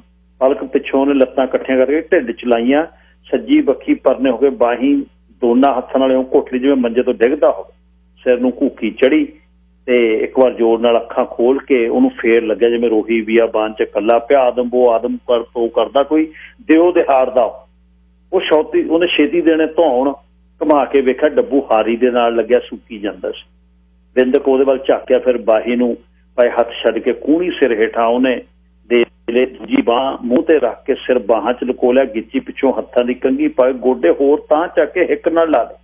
ਕਰੜਵੜ ਖੋਦੀ ਦਾੜੀ ਨਾਲ ਗੋਡੇ ਦੀ ਚੱਪਣੀ ਘਸਣ ਲੱਗੀ, ਇਕੱਠਾ ਹੋ ਗਿਆ। ਉਹਨੂੰ ਇਉਂ ਲੱਗਿਆ ਆਦਮ ਉਹ ਕਰਦਾ ਦਿਓ ਭੱਜਿਆ ਆਉਂਦਾ ਤੇ ਉਹ ਹੱਬਦਾ ਗਿੱਟੇ ਗੋਡੇ ਬਣਾਉਂਦਾ, ਸੁੰਨੇ ਜੰਗਲ 'ਚੋਂ ਭੱਜਿਆ ਜਾਂਦਾ। ਸਾਰੀ ਉਮਰ ਉਹਨੂੰ ਫੁੱਲਾਂ ਜਾਂਦੀ ਭਾਲਦੇ ਨੂੰ ਲੰਘੀ ਸੀ, ਜਿਹੜੀ ਉਹਨੂੰ ਦਿਓ ਤੋਂ ਬਚਾਉਣ ਲਈ ਕੌਲੇ ਦੀ ਮੱਖੀ ਬਣਾ ਕੇ ਬਿਠਾ ਲੈਂਦੀ, ਪਰ ਹੁਣ ਨਹੀਂ ਲੱਭੀ। ਇਹੋ ਜਿਹੀ ਫੂਲਾਂ ਜਾਂਦੀ ਆਪਣੇ ਮਹਿਲਾਂ ਦੀ ਖਿੜਕੀ 'ਚ ਬੈਠੀ ਉਹਨੂੰ ਇਉਂ ਭੱਜੇ ਜਾਂਦੇ ਨੂੰ ਵੇਖ ਕੇ ਖਿੜਖਿੜ ਹੱਸਦੀ ਸੀ। ਉਹਦੇ ਮੂੰਹ ਵਿੱਚੋਂ ਫੁੱਲਾਂ ਦੀ ਥਾਂ ਗਿਆਰ ਖਿਰ ਰਹੇ ਸੀ, ਈਸਰੇ ਦੇ ਸਿਰ ਵਿੱਚ ਡਿੱਗੇ ਰਹੇ ਸੀ, ਜਿਹਦੇ ਕਰਕੇ ਸਾਰਾ ਪਿੰਡਾ ਬਲ ਮੱਚ ਗਿਆ ਉਹ ਕਹਿ ਕੇ ਈਸਰਾ ਉੱਠਿਆ। ਭੈ ਪੀਤ ਅੱਖਾਂ ਨਾਲ ਉਹਦੇ ਚਾਰ ਚੁਫੇਰੇ ਵੇਖਿਆ। ਡੱਬੂ ਦੀ ਆਵਾਜ਼ 'ਚੋਂ ਉੱਠ ਕੇ ਤਰਬਕਿਆ। ਹੋਸ਼ ਆਈ, ਸਰੀਰ ਝੂਠਾ ਪੈ ਗਿਆ। ਨਿਚਲੀਆਂ ਅੱਖਾਂ ਇੱਕ ਵਾਰ ਖੁੱਲੀਆਂ। ਡੱਬੂ ਚੁੱਪਚਾਪ ਅਜੇ ਵੀ ਉਹਦੇ ਸਾਹਮਣੇ ਆ ਕੇ ਖੜ ਗਿਆ। ਈਸਰੇ ਦੇ ਚਿੱਤ 'ਚ ਪਤਾ ਨਹੀਂ ਆਇਆ, ਉਹਨੇ ਡੱਬੂ ਪਤਾ ਨਹੀਂ ਕੀ ਹੈ, ਡੱਬੂ ਨੂੰ ਵਿਸ਼ਕਾਰ ਮਾਰੀ। ਉਹ ਤਾਂ ਹੌਲੀ ਹੌਲੀ ਬਿਮਾਰਾਂ ਨੂੰ ਦੋ ਪਲਾਂਘਾਂ ਪੁੱਟ ਕੇ ਉਹਦੇ ਨੇੜੇ ਆ ਗਏ। ਮੁਸ਼ਕਰ ਹੋਰ ਮਾਰੀ। ਡੱਬੂ ਨੇ ਚੁੱਪ-ਚਾਪ ਆ ਕੇ ਮੰਜੇ ਦੀ ਬਾਈ ਤੇ ਬੂਥਾ ਟਿਕਾ ਲਿਆ ਤੇ ਟੇਢਾ ਹੋ ਕੇ ਈਸਰੇ ਨੇ ਮੂੰਹ ਡੱਬੂ ਵੱਲ ਨੂੰ ਕਰ ਲਿਆ। ਡੱਬੂ ਦਾ ਮੂੰਹ ਉਹਦੇ ਢਿੱਡ ਤੇ ਸੀ। ਉਹਦੇ ਸਾਹ ਨਾਲ ਉਹਦੇ ਸਰੀਰ ਨੂੰ ਨਿਗਾਸ ਆਉਣ ਲੱਗਿਆ। ਸੰਗ ਦਾ ਕਾਹਨੂੰ ਐ, ਹੁਣ ਤਾਂ ਮੇਰੇ ਵਰਗਾ ਹੀ ਐ, ਈਸਰੇ ਨੇ ਘੱਗੀ ਆਵਾਜ਼ ਹੌਲੀ ਦਿਨ ਕਿਹਾ। ਇੱਕ ਹੱਥ ਕੁੱਤੇ ਦੇ ਸਿਰ ਤੇ ਧਰ ਕੇ ਉਹਨੇ ਸਿਰ ਪਰੋਸਣ ਲੱਗ ਪਿਆ। ਡੱਬੂ ਨੇ ਆਪਣੀ ਮੂੰਹ ਬਾਹੀ ਦੇ ਅਗਾਂਹ ਕਰਕੇ ਈਸਰੇ ਦੇ ਇਕੱਠੇ ਕੀਤੇ ਗੋਡਿਆਂ ਨਾਲ ਲਾ ਲਈ ਤੇ ਨਿੱਘੇ ਸਾਹ ਦੀ ਹਵਾ ਨਾਲ ਈਸਰੇ ਨੂੰ ਆਪਣੇ ਸਰੀਰ ਦੀ ਜਿਹੜੀ ਠੰਡ ਘਟਦੀ ਲੱਗੀ। ਦੂਜੇ ਦਿਨ ਜਦ ਸਵੇਰੇ ਉੱਠਿਆ, ਰਾਤ ਲੰਘ ਗਈ। ਈਸਰੇ ਨੇ ਆਪਣੀ ਦੁਕਾਨ ਤੇ ਜਾ ਕੇ ਆਪਣਾ ਪੱਥਰ ਠੀਕ ਕੀਤਾ, ਮੋਗਰੀ ਚੱਕੀ, ਕਲਬੂਤ ਇੱਧਰ ਉੱਧਰ ਕੀਤਾ, ਡੋਰੀਆਂ ਲਈਆਂ। ਬੈਠਾ ਸੋਚੇ ਵੀ ਚੰਦੀ ਗਈ ਕਿੱਥੇ। ਉਰੇ ਆ ਮੱਲਾ। ਜਦ ਐ ਮੱਲਾ ਕਿਹਾ ਤਾਂ ਭੱਜ ਕੇ ਕੋਲ ਡੱਬੂ ਆ ਗਏ। ਮੇਰੇ ਤਾਂ ਬਸ ਦੀ ਗੱਲ ਹੈ ਨਹੀਂ, ਤੂੰ ਹੀ ਦੇਖ ਲੈ ਕਿਤੇ। ਕਹਿੰਦੇ ਤੁਸੀਂ ਦਰਵੇਸ਼ ਹੁੰਦੇ ਹੋ, ਤੁਹਾਨੂੰ ਪਤਾ ਹੁੰਦਾ ਹੈ, ਤੁਹਾਨੂੰ ਦੋਨੇ ਪਤਾਲ ਦਾ ਤੇ ਧਰਤੀ ਤੇ ਪਤਾਲ ਦਾ ਦੋਨਾਂ ਦਾ ਪਤਾ ਹੁੰਦਾ ਹੈ, ਅਸਮਾਨ ਦਾ ਵੀ ਪਤਾ ਹੁੰਦਾ। ਕਿੱਧਰ ਕੂਟੀ ਚੜ ਗਈ, ਮੈਂ ਤਾਂ ਮਰ ਜੂ ਉਹਦੇ ਬਿਨਾਂ। ਤੈਨੂੰ ਪਤਾ ਕੁਛ, ਤੇਰਾ ਤੇ ਉਹ ਕਰਦੇ ਹੁੰਦੇ ਸੀ, ਤੂੰ ਮੈਨੂੰ ਲੈ ਕੇ ਜਾ ਸਕਦਾ ਕਿੱਥੇ ਆ ਈਸਰੀ? ਕਿਤੇ ਨਾ ਕਿਤੇ ਆਪਾਂ ਜਾ ਸਕਦੇ ਹਾਂ, ਉਹ ਬਣ ਸਕਦਾ ਹੀਲਾ। ਦੇਖ ਲੈ ਦਰਵੇਸ਼ ਆ, ਤੇਰੇ ਹੀ ਹੱਥ ਜੋੜਦਾ। ਪਤਾ ਗੱਲਾਂ ਕਰਦੇ ਕਰਦੇ ਈਸਰੇ ਨੇ ਹੱਥ ਜੋੜ ਲਏ। ਡੱਬੂ ਨੇ ਪੂੰਛ ਹਿਲਾਈ। ਈਸਰੇ ਨੇ ਮੂਹਰੇ ਹੋ ਕੇ ਉੱਤੇ ਹੱਥ ਫੇਰਿਆ, ਬਹਿ ਕੇ ਜੱਫੀ ਪਾ ਲਈ। ਮੇਰਾ ਪੁੱਤ ਬਣ ਕੇ ਤੈਨੂੰ ਸੌਂਗ ਹੋਊ, ਤੈਨੂੰ ਪਤਾ, ਤੂੰ ਹੀ ਪੈੜ ਕੱਢ ਲੈ। ਚੱਲ ਲਿਆਈਏ ਲੱਭ ਕੇ ਕਿਤੋਂ, ਆਪਾਂ ਤਾਂ ਪੱਟੇ ਜਾਵਾਂਗੇ, ਮਰ ਜਾਵਾਂਗੇ ਆਪਾਂ ਤਾਂ। 5 ਦਿਨ ਨਹੀਂ ਕੱਢੇ, 5 ਮਹੀਨੇ ਤੇ 5 ਸਾਲ ਕਿੱਥੇ। ਜੱਫੀ ਪਾਈ, ਚੱਲ ਮੇਰਾ ਪੁੱਤ ਤੁਰ। ਪਤਾ ਨਹੀਂ ਕੀ ਹੋਇਆ, ਡੱਬੂ ਮੂਹਰੇ ਤੁਰ ਪਿਆ, ਈਸਰਾ ਪਿੱਛੇ ਜਾ ਰਿਹਾ ਸੀ। ਤੇ ਚੰਦੀ ਨੂੰ ਲੱਭਣ ਲਈ ਡੱਬੂ ਪਤਾ ਨਹੀਂ ਈਸਰੇ ਨੂੰ ਕਿੱਥੇ ਲੈ ਕੇ ਜਾ ਰਿਹਾ ਸੀ। ਕੁੱਤਾ ਤੇ ਆਦਮੀ, ਸਰਦਾਰ ਗੁਰਦਿਆਲ ਸਿੰਘ ਨੇ ਲਿਖੀ ਹੈ ਕਹਾਣੀ। ਆਪਾਂ ਜਿਹੜੀ ਹੈ ਗੁਰਦਿਆਲ ਸਿੰਘ ਉਹਨਾਂ ਨੇ ਬਹੁਤ ਵਧੀਆ ਕਹਾਣੀਆਂ ਲਿਖੀਆਂ। ਉਹਨਾਂ ਦੀਆਂ ਪੇਂਡੂ ਬਹੁਤ ਕਹਾਣੀਆਂ। ਇਹਦੇ ਵਿੱਚ ਈਸਰੇ ਦੀ ਡੱਬੂ ਨਾਲ ਗੱਲਬਾਤ ਹੁੰਦੀ ਹੈ, ਜਿਹੜੀ ਕਹਾਣੀ ਤੁਹਾਨੂੰ ਸੁਣਾ ਕੇ ਹਟਿਆ ਮੈਂ। ਇਸ ਦੇ ਆਲੇ ਦੁਆਲੇ ਮਤਲਬ ਜਿਹੜੇ ਡੌਗਸ ਦੀ ਗੱਲ ਇਹਦੇ ਵਿੱਚ ਇੱਕ ਉਹਨੇ ਕੀਤੀ ਹੈ, ਬਹੁਤ ਔਖਾ ਸੀ ਜਦ ਚੰਦੀ ਦੇ ਆਲੇ ਦੁਆਲੇ ਘੁੰਮਦਾ ਫਿਰਦਾ, ਕਈ ਵਾਰ ਉਹਨੇ ਬੱਗਵੀਂ ਮੋਗਰੀ ਮਾਰੀ, ਉਹਦੇ ਪੈਰਾਂ ਲੱਤਾਂ 'ਚ ਲੱਗੀ। ਅੱਜ ਬਸ ਫਿਰ ਡੱਬੂ ਉਹਨੂੰ ਘਰੋਂ ਲੈ ਕੇ ਚੱਲਿਆ, ਤੀਸਰੀ ਲੱਭੀ ਨਹੀਂ ਲੱਭੀ, ਇਹ ਤਾਂ ਸਰਦਾਰ ਗੁਰਦਿਆਲ ਸਿੰਘ ਉਹਨਾਂ ਨੇ ਵਿੱਚੇ ਛੱਡ ਦਿੱਤੀ। ਪਰ ਘਰੋਂ ਇੰਨੀ ਗੱਲ ਸਮਝ ਕੇ ਉਹ ਤੁਰ ਪਿਆ। 5 ਦਿਨ ਉਹਨੇ ਰੋਟੀ ਨਾ ਕੀਤੀ। ਬਹੁਤ ਵਾਰ ਹੋਇਆ ਇਹ ਡੌਗਸ ਦੇ ਨਾਲ, ਜਦ ਮਾਲਕ ਉਹਨਾਂ ਦੇ ਵਿਛੜ ਜਾਂਦੇ ਆ, ਮੋਸਟਲੀ ਡੌਗ ਰੋਟੀ ਛੱਡ ਦਿੰਦੇ ਆ, ਘਰੋਂ ਭੱਜ ਜਾਂਦੇ ਆ ਜਿਨ੍ਹਾਂ ਨਾਲ ਉਹਨਾਂ ਦਾ ਪਿਆਰ ਆ। 10-12 ਸਾਲ ਦੀ ਇਸ ਦੀ ਉਮਰ ਹੈ, ਉਸ ਦੇ ਵਿੱਚ ਉਹ ਬਹੁਤ ਪਿਆਰ ਪਰਿਵਾਰ ਦਾ ਲੈਂਦਾ। ਤੇ ਹਾਲਾਂਕਿ ਇੱਥੇ ਕੰਮ ਇਹ ਬਹੁਤ ਹੈ, ਫੁੱਲ ਟਾਈਮ ਜੌਬ ਹੈ, ਘਰ ਦੇ ਮੈਂਬਰ ਨੂੰ ਇੱਕ ਨੂੰ ਘਰੇ ਹਰ ਹਾਲਤ 'ਚ ਰਹਿਣਾ ਪੈਂਦਾ। ਠੀਕ ਹੈ, ਕੈਨਲ ਵਗੈਰਾ ਬਣੇ ਨੇ, ਪਰ ਪਰਿਵਾਰ ਛੱਡ ਕੇ ਰਾਜੀ ਨਹੀਂ। ਸੋ ਇਹ ਕਹਾਣੀ ਬੜੀ ਦਰਦਨਾਇਕ ਵੀ ਹੈ। ਤੇ ਜਦੋਂ ਜਵਾਕ ਦੀ ਗੱਲ ਆ, ਜਵਾਕ ਨੇ ਆ ਕੇ ਮਿੱਸੀਆਂ ਸੁੱਕੀਆਂ ਰੋਟੀਆਂ ਪਿਓ ਦੀਆਂ ਬਣਾਈਆਂ ਹੋਈਆਂ ਟੇਢੀਆਂ ਮੂੰਹ 'ਚ ਪਾ ਕੇ ਜਦ ਮੂੰਹ 'ਚ ਕਿਹਾ ਬਾਪੂ ਦਾਲ, ਤਾਂ ਕਿਹੋ ਜਿਹਾ ਲੇਖਕ ਨੇ ਕਿਵੇਂ ਉਸ ਨੂੰ ਜਿਹੜਾ ਸਿਰਜਿਆ। 1844 247 1550 ਕੁਛ ਮਿੰਟ ਆਪਣੇ ਕੋਲ ਅੱਜ ਹੈ ਨੇ। ਛੇਤੀ ਮੈਂ ਨਿਬੇੜਤੀ, ਕਹਾਣੀ ਥੋੜੀ ਜਿਹੀ ਲੰਬੀ ਸੀ ਪਰ ਮੈਂ ਠੀਕ ਨਹੀਂ ਸੀ, ਇਹਦੇ ਕਰਕੇ ਮੈਂ ਕਿਹਾ ਤਾਂ 5 ਮਿੰਟ ਦੀ ਹੋਰ ਕਹਾਣੀ ਸੀ ਵਿੱਚ। ਉਹਦੇ 'ਚ ਇੱਕ ਜਗ੍ਹਾ ਯਾਦ ਕਰਦਾ ਘੁੰਨੇ ਨੂੰ ਪਿਆ ਤੀਸਰਾ, ਪਿੰਡ 'ਚ ਕਿਸੇ ਮੁੱਲ ਦੀ ਲਿਆਂਦੀ ਤੀਵੀਂ ਨੇ ਦੇ ਜੰਮੇ ਮੁੰਡੇ ਨੇ ਜਦੋਂ ਭੱਜ ਗਈ ਤਾਂ ਮੁੰਡਾ ਜਵਾਨ ਹੋ ਗਿਆ। ਉਹਨੇ ਪਿਓ ਵੱਢਤਾ ਤੇ ਪਿਓ ਦਾ ਪੈਸਾ ਲੈ ਕੇ ਉਹ ਵੀ ਭੱਜ ਗਿਆ। ਉਹਨੂੰ ਘੁੰਨੇ 'ਚ ਉਹ ਵੀ ਦੇਖਣ ਲੱਗਿਆ ਵੀ ਯਾਰ ਇਹ ਹੁਣ ਚੰਦੀ ਤਾਂ ਗਈ, ਕਿਤੇ ਇਹ ਵੀ ਨਾ ਇਹ ਕਰੇ। ਸੋ ਇੱਕ ਵਸਦਾ ਰਸਦਾ ਘਰ ਜਿਹੜਾ ਹੈ ਉਹ ਕਿਵੇਂ ਹਿੱਲ ਗਿਆ। ਤੇ ਪਿੰਡ ਵਾਲੇ ਦੇਖ ਲਓ, ਫਿਰ ਸਾਰੇ ਜਿਹੜੇ ਜੱਜ ਤੇ ਵਕੀਲ ਨੇ ਹੁੰਦੇ, ਉਹ ਫਿਰ ਲੱਖਣ ਲਾਉਂਦੇ ਆ, ਆਹ ਹੋ ਗਿਆ, ਆਹ ਹੋ ਗਿਆ, ਤੂੰ ਆਹ ਨਹੀਂ ਕੀਤਾ, ਤੂੰ ਆਹ ਨਹੀਂ ਕੀਤਾ। ਤੇ ਅਲੱਗ-ਅਲੱਗ ਗੱਲਾਂ। ਇਹ ਪੇਂਡੂ ਕਲਚਰ, ਪੇਂਡੂ ਸੱਭਿਆਚਾਰ ਪੁਰਾਣਾ, ਜਿਹੜਾ ਵਿਆਹ ਨਾ ਜਦ ਹੁੰਦੇ ਮੁੱਲ ਮਲਈਆ ਹੁੰਦਾ, ਜਦ ਦੀਆਂ ਗੱਲਾਂ। ਸਾਹਿਬ ਭੁਲਿੰਦਰ ਸਿੰਘ, ਲਾਈਨ ਨੰਬਰ 3।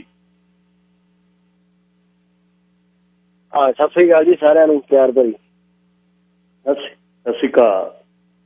ਹਾਂਜੀ, ਮੈਂ ਕਹਿਣਾ ਸੀਗਾ ਜੀ, ਅੱਜ ਮਾਫੀ ਚਾਹੁੰਦਾ, ਥੋੜੀ ਜਿਹੀ ਕਹਾਣੀ ਕੰਮ ਕਰਦੇ ਸੀ, ਵਿੱਚ ਸੁਣੀ ਵੀ ਗਈ, ਵਿੱਚ ਨਹੀਂ ਵੀ ਸੁਣੀ ਗਈ। ਆਲਵੇਜ਼ ਹੀ ਤੁਹਾਡਾ ਕਹਾਣੀ ਸੁਣਾਉਣ ਦਾ ਇੱਕ ਬੰਦਾ ਕੀਲਿਆ ਜਾਂਦਾ, ਕੋਈ ਇਹ 'ਚ ਸ਼ੱਕ ਨਹੀਂ। ਪਰ ਨਾ ਇੱਕ ਤੁਸੀਂ ਬਾਵਾ ਟਾਈਮ ਪਹਿਲਾਂ ਮੇਰੇ ਮਨ 'ਚੋਂ ਨਾਮ ਵਿਸਰ ਗਿਆ, ਕਹਾਣੀ ਸੁਣਾਈ ਸੀ ਕੁੱਤੇ ਦੇ ਬਾਬਤ ਸੀ, ਉਹ ਲਿਖੀ ਕਿਸੇ ਲੇਡੀਜ਼ ਦੀ ਹੋਈ ਸੀ, ਇੰਨਾ ਮੈਨੂੰ ਯਾਦ ਆ। ਉਹ ਕਹਾਣੀ ਤੁਹਾਡਾ ਸੁਣਾਉਣ ਦਾ ਜਾਂ ਤਾਂ ਤਰੀਕਾ ਹੀ ਏਦਾਂ ਸੀ, ਜਾਂ ਉਹ ਲਿਖੀ ਹੀ, ਜਾਂ ਉਹ ਲਿਖੀ ਕਿਸੇ ਬੰਦੇ ਨੇ ਹੋਣੀ ਆ, ਬਟ ਉਹ ਸੀਗੀ ਇੱਕ ਲੇਡੀ ਤੇ ਕੁੱਤੇ ਦੇ ਵਿਚਾਲੇ ਸੀਗੀ ਉਹ ਕਹਾਣੀ। ਮੈਂ ਮੈਨੂੰ ਕਿ ਓਨੈਸਟਲੀ ਦੱਸਦਾ ਜੀ, ਉਹ ਕਹਾਣੀ ਸੁਣ ਕੇ ਨਾ ਰੋਣਾ ਨਿਕਲ ਗਿਆ, ਮੇਰਾ ਵੀ ਨਿਕਲਿਆ, ਕਈਆਂ ਹੋਰਾਂ ਦਾ ਵੀ ਨਿਕਲਿਆ ਹੋਊਗਾ। ਉਹ ਕੀ ਸੀ ਉਹਦੇ 'ਚ? ਉਹ ਕਹਾਣੀ ਮਤਲਬ ਉਹ ਕੁੱਤੇ ਦੇ ਰਿਲੇਟਡ ਸੀਗੀ ਜੀ ਕਹਾਣੀ। ਉਹ ਕਿਸੇ ਲੇਡੀ ਤੇ ਇੱਕ ਕੁੱਤੇ ਦੇ, ਜਿਵੇਂ ਉਹਨੂੰ ਕੋਈ ਬੱਚਿਆਂ ਵਾਂਗੂ ਜਿਵੇਂ ਪਾਲਿਆ ਹੈ, ਕੋਈ ਏਦਾਂ ਦੀ ਕਹਾਣੀ ਸੁਣਾਈ ਸੀ ਇੱਕ ਵਾਰੀ ਤੁਸੀਂ। ਉਹ ਮੈਂ ਹੁਣ ਜਾਂ ਤਾਂ ਕਿਸੇ ਲੇਡੀਜ਼ ਦੀ ਲਿਖੀ ਹੋਈ ਸੀ, ਤੇ ਜਾਂ ਉਹ ਲੇਡੀਜ਼ ਤੇ ਕੁੱਤੇ ਦੇ ਵਿੱਚ ਚੱਲ ਰਹੀ ਸੀ ਉਹ ਕਹਾਣੀ। ਉਹ ਤੁਸੀਂ ਕੱਢਿਓ ਜੀ ਮਾੜਾ ਜਿਹਾ, ਉਹ ਬਹੁਤ ਤੁਸੀਂ ਮਾੜਾ ਜਿਹਾ ਕਰਕੇ ਦੱਸਿਓ ਕਦੇ ਵੀ ਰੇਡੀਓ ਤੇ ਵੀ ਕਿਹੜੀ ਕਹਾਣੀ ਆ ਉਹ, ਤੇ ਉਹ ਜ਼ਰੂਰ ਕੱਢਿਓ ਜੀ। ਉਹ ਕਹਾਣੀ ਬਹੁਤ ਜ਼ਿਆਦਾ ਭਾਵੁਕ ਕਰਨ ਵਾਲੀ ਸੀ। ਅੱਜ ਤੁਸੀਂ ਇੱਕ ਕੁੱਤੇ ਦੀ ਕਹਾਣੀ ਸੁਣਾਈ ਤਾਂ ਮੈਨੂੰ ਯਾਦ ਆ ਗਿਆ ਬਈ ਇੱਕ ਵਾਰੀ ਤੁਸੀਂ ਏਦਾਂ ਸੁਣਾਈ ਸੀ, ਤੇ ਬਹੁਤ ਮਨ ਭਾਵੁਕ ਹੋਇਆ ਜੀ। ਬਾਕੀ ਰਹੀ ਗੱਲ ਜੀ ਕਿ ਮੈਂ ਥੋੜੀ ਹੋਰ ਐਡ ਕਰਦਾ ਕਿ ਜਿਹੜਾ ਸਰਕਾਰ ਨੇ $2000 ਭੇਜਿਆ ਵਾ, ਉਹ ਕੋਈ ਆਸਾਨ ਨਹੀਂ ਕੀਤਾ। ਜਵਾਕ ਘਰੇ ਸਾਂਭਣੇ ਬਹੁਤ ਔਖੇ ਆ। ਉਹ $2000 ਤਾਂ ਹੀ ਭੇਜਿਆ ਵੀ ਆਪਦੇ ਜਵਾਕ ਸਾਂਭ ਲਓ, ਘਰੇ ਬਹਿ ਜਾਓ ਟਿਕ ਕੇ, ਠੀਕ ਆ ਜੀ। ਤੇ ਰਹੀ ਗੱਲ ਕਿ ਉਹ $2000 ਦਾ ਅਸੀਂ ਕੀ ਕੀਤਾ ਵਾ, ਤੁਸੀਂ ਅੰਕੜੇ ਕੱਢ ਕੇ ਦੇਖ ਲਿਓ। ਆਪਾਂ ਲੋਕਾਂ ਦੇ ਇਹ ਗੱਲਾਂ 'ਚ ਫਸੇ ਬੈਠੇ ਆ ਕਿ ਉਹ ਗਲਤ ਨਾ ਅਪਲਾਈ ਕਰੋ, ਆਹ ਨਾ ਕਰੋ, ਹਨਾ, ਲੈਣਾ ਲੈ ਲਓ, ਨਹੀਂ ਲੈਣੇ ਨਾ ਲਓ। ਆਪਾਂ ਨੂੰ ਹਜੇ ਤੱਕ ਪਤਾ ਹੀ ਨਹੀਂ ਵੀ ਇਹ ਲੋਕਡਾਊਨ ਦੇ ਵਿੱਚ ਕਿੰਨਾ ਨੇ ਫਾਇਦਾ ਮਿਲ ਗਿਆ, ਕਿੰਨਾ ਨੂੰ ਨੁਕਸਾਨ ਹੋਇਆ, ਤੇ ਕਿੰਨਾ ਨੇ ਫਾਇਦਾ ਖੱਟ ਲਿਆ।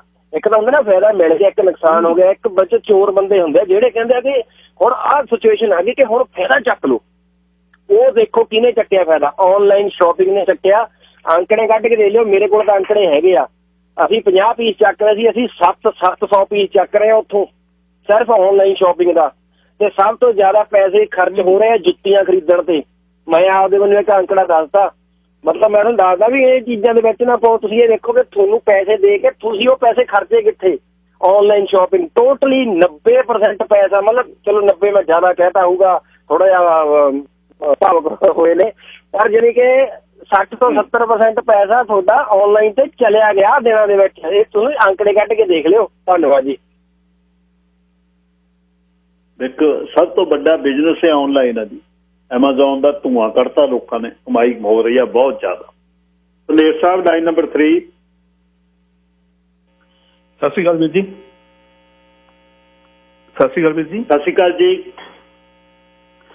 ਹਾਂਜੀ, ਮੈਂ ਤੁਹਾਡਾ ਧੰਨਵਾਦ ਕਰਨ ਲਈ ਫੋਨ ਕੀਤਾ ਹੈ। ਮੈਂ ਉਹਨਾਂ 'ਚੋਂ ਹਾਂ ਜਿਹੜੇ ਉੱਥੇ ਸਟੱਕ, ਕਹਿਣ ਨੂੰ ਤਾਂ ਸਟੱਕ ਹੋਏ ਸੀ ਜੀ। ਅਸੀਂ ਆਪਣੇ ਮੁਲਕ ਦੇ ਵਿੱਚ ਸੀ, ਜੇ ਤੁਸੀਂ ਜਾਗ ਲਾਇਆ ਤਾਂ ਦਹੀਂ ਬਣਿਆ, ਤੇ ਤਾਂ ਇਹ ਸਾਰੀਆਂ ਫਲਾਈਟਾਂ ਗਾਹਾਂ ਅੱਗੇ ਚੱਲ ਵਧੀਆਂ ਨੇ ਤੇ ਬਹੁਤ ਵਧੀਆ। ਜਾਣੀ ਤੁਹਾਨੂੰ ਦੱਸ ਨਹੀਂ ਸਕਦੇ ਕਿਹੋ ਜਿਹੇ ਹਾਲਾਤ ਸੀ ਉੱਥੇ, ਹਨ। ਤੇ ਥੈਂਕ ਯੂ ਵੈਰੀ ਮਚ ਜੀ। ਧੰਨਵਾਦ ਜੀ। ਚਲੋ ਤੁਸੀਂ ਪਹੁੰਚ ਗਏ। ਬਾਂਹ ਕਿਸੇ ਨੇ ਵੀ ਨਹੀਂ ਫੜੀ ਜੀ। ਹਾਂਜੀ, ਤੇ ਮੈਂ ਉੱਥੋਂ ਬੜਾ ਬਦਨਾਮ ਵੀ ਕੀਤਾ ਗਿਆ ਉਹ ਬੰਦੇ ਨੂੰ, ਵਿਚਾਰ ਨੂੰ।